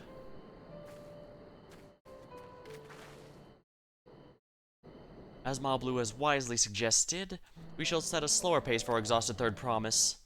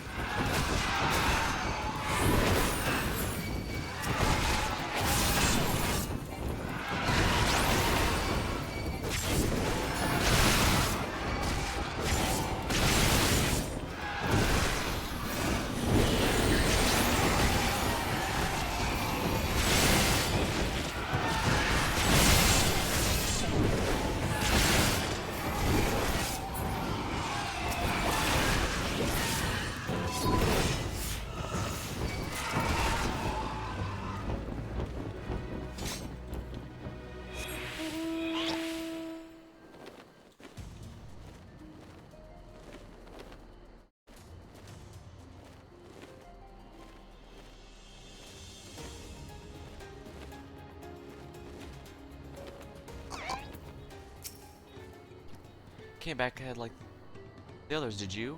I shot along with the tea. Well, come on, can't be that far behind.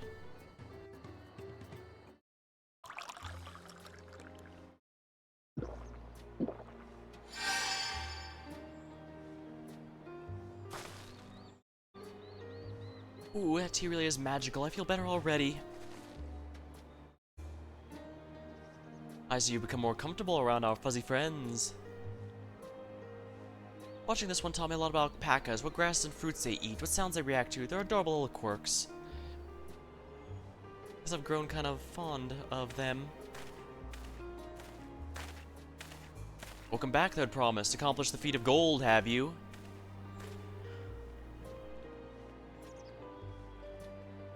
Yes, there's no mistaking a valley alpaca. Luckily, there's no points for overachieving, so... doesn't matter that it wasn't a gold... he never specified we need to find a gold one. I commend you on your success. Well done. We did it.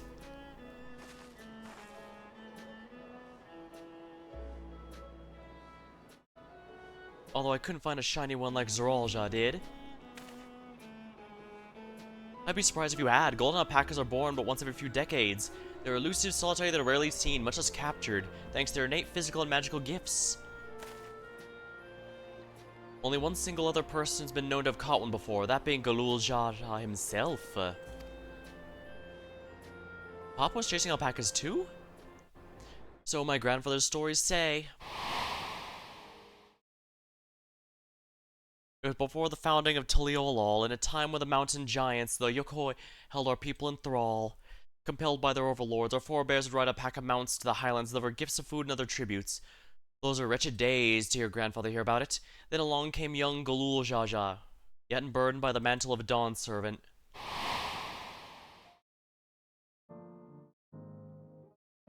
Our people were amazed by this imposing two-handed figure, equal to the Yokoi in stature, and puzzled by the entourage of mismatched companions. Some trembled in fear, believing a new conqueror had come. Yet he had no such inclinations. He sat and spoke to us, sipping from cups of tea we offered, and grew somber when we learned of our plight. None could have anticipated what their visitor would decide to do next. Galul Jaja ascended the cliffs to face the giants and freed the Pelu Pelu from the Yokoi's subjugation. I can't help but notice we've never seen what the Yokoi look like. Every single one has been extremely vague, and that leads me to believe when we do find one, it's going to be a big deal. He then turned a praising eye upon our riders and proposed we take the road to peddle our beverages. The suggestion seemed obvious for one who had traveled as he did, intent on fostering an amity between the clans.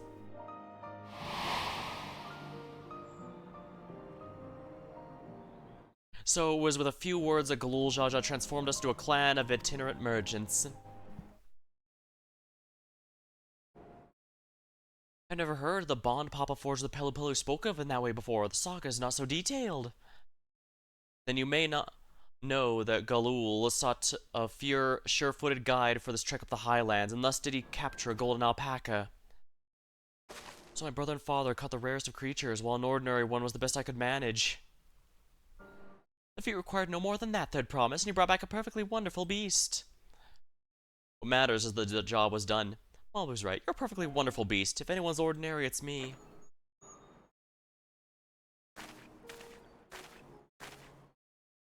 Not only did you accomplish the feat, you also made many trades and brought joy to many people in true Pelu Pelu fashion. I sorely doubt your sibling could have achieved the same result. You should be proud of the accomplishments which earned you your keystone. Yeah, the issue is the other people are doing the job for the keystone precisely as written, rather than the whole actual point behind them, is what I'm getting out of this.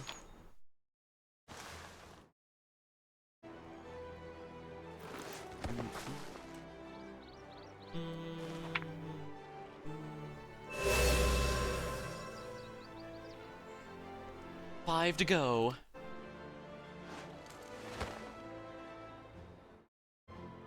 You're well on your way, Third Promise. We'd have been lost without you, Mablu. Thanks to you, I've learned so much about the Pelu Pelu people and their customs. It might seem obvious, but I've come to realize the importance of properly knowing something. It was because I didn't understand alpacas that I was uncomfortable with them. I'm thankful to you as well, Wiklama. You've given me the courage to say what I wasn't sure I could ever say. Oh, right. Tobli, I want to leave and to become a merchant. I appreciate everything you've done for me, and I've loved every moment caring for the alpacas. But this is something I need to do. I need to walk my own path and make my own trades.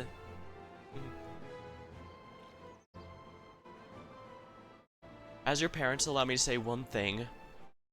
I've always tried to give my wards lives full of as much happiness as I could provide, yet never once have I wanted that to be the only happiness you knew. You have my blessing to walk any path you choose. It gladdens me to hear you found a calling you wish to pursue with passion. You'll make an exceptional peddler, I'm sure of it. Thank you, Tob. What'd I tell you, Mablu? There's one last thing I can help you with, Third Promise. You need to find the Golden City, right? That's the end goal. Then I suggest you talk to the Yokoi.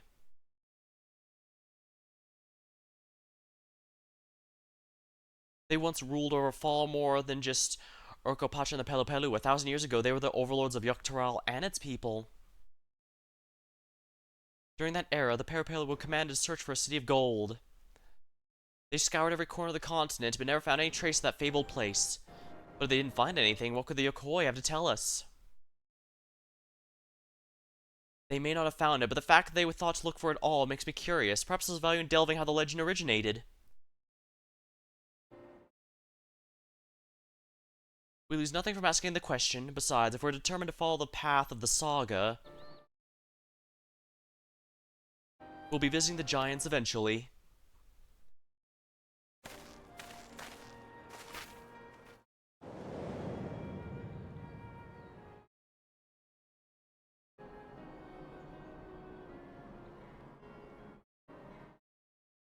Oh, Kyle, I have a question I've been meaning to ask you since we finished the feat. Where did you acquire that earring? My earring, do you recognize it? Yes, pieces just like it first became fashionable in Yoktoral around 20 years ago. Since then, it's become common to wear one as a charm for safe travel. 20 years ago, about the time my grandfather made his journey, yet the Dawn Servant implied the earring was connected to the Golden City in some way. Surely there's more significance in simple fashion. You want to know how it first came to be crafted? I could try to find out. Seeing as it's a regular seller for many merchants, I'm curious to learn about it myself. I'd appreciate that very much, thank you. Jumping feet first in the peddler business, eh, Mablu?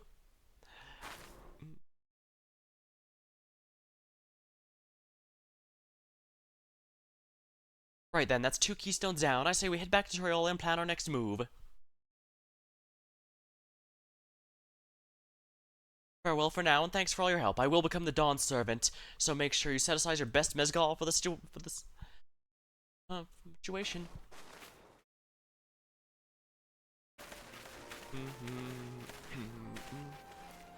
She has a fearsome opponent in that brother of hers. He even brought a golden alpaca to heal. But you heard Zoral's supporters talk. They might see opportunity in his expansionist ambitions, but they find the man himself intimidating, terrifying even. Whereas I've grown to love Wiklama, everyone she meets comes to love her too, and that's why she'll win the throne. You might be right, Mablu. You might be right.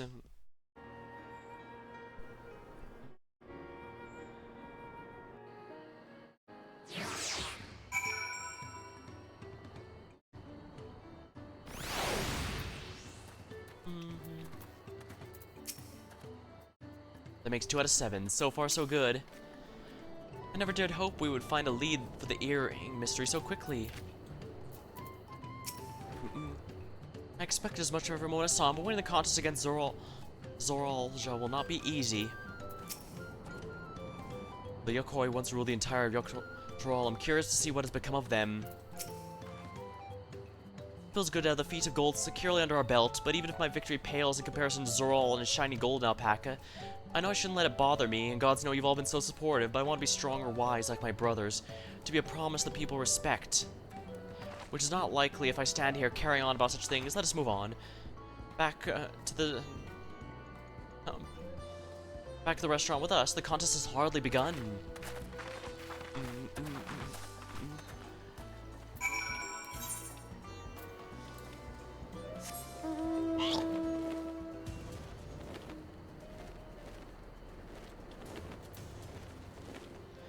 know, I'm pretty sure I missed one of the air thingies up here. I can just warp back as soon as I'm ready, anytime I'm ready, so it doesn't really matter. Oh, right, repairs.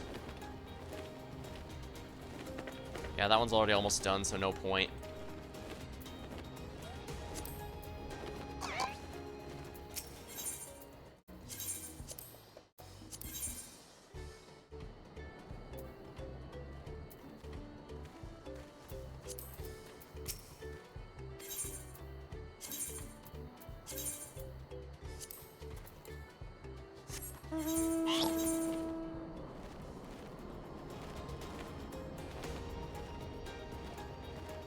Is that a boss or multiple? There's multiple of them.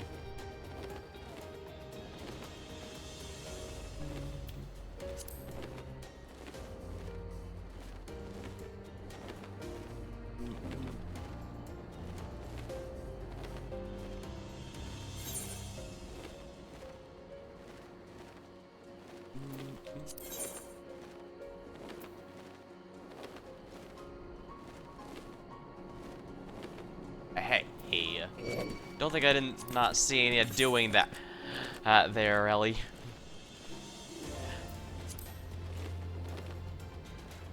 Alright, wait, right, there's one over here somewhere, but where is it? I know I saw it in a cutscene, but then it vanished. Did I already get it?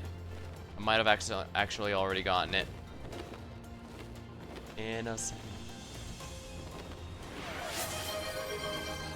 Oh, obtain hydration. Yeah, that's probably a good idea. Holy crap, almost 7 hours. Yeah, I think I'm gonna finish this quest and call the stream. I'm exhausted.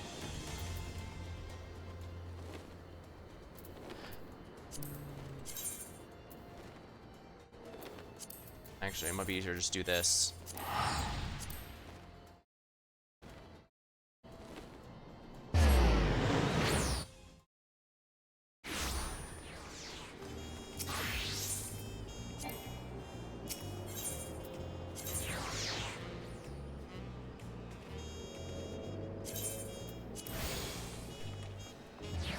Easy.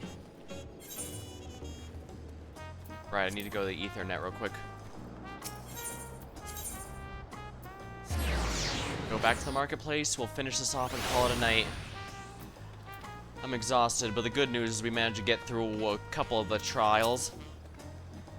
Palely remind me of the Lalafell, never letting their size slip them down all the back. They move at their own pace, making textiles and mezcal. Raise alpacas, bear the market. I the losing side, made a good start on these. Hopefully we keep up. Ah, so my comparison to the Lalafell wasn't, just me being crazy. Well, not just that, at least. Melikona no Boka appeared in Watchin' Pelo. I imagine they're under somewhere, making progress even as we are. Yeah, in a contest like this, it does only matter time till the Clements are pitted against one another in direct competition. I've heard there are hot springs in Okapacha, mayhap time permitting. I've not forgotten about our obligations, of course. Having immersed ourselves in the cultures of others, though, my anticipation for new experiences this adventure bring has only grown.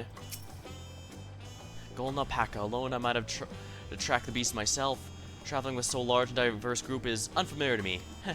If she could see me now. I'm getting the sense his mentor is his mother, since he refused to mention who his mother was when we tried to ask, or rather he got interrupted.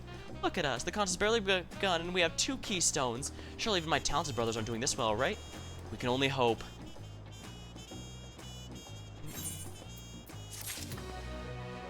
The success of others. She's eager to attempt the next feat. Level 91 too. That said, I'm going to have to call the stream here because like I said, I'm exhausted. So that's going to be all for tonight. Until next time, thank you for watching, hope you had a good time, and I'll see you later.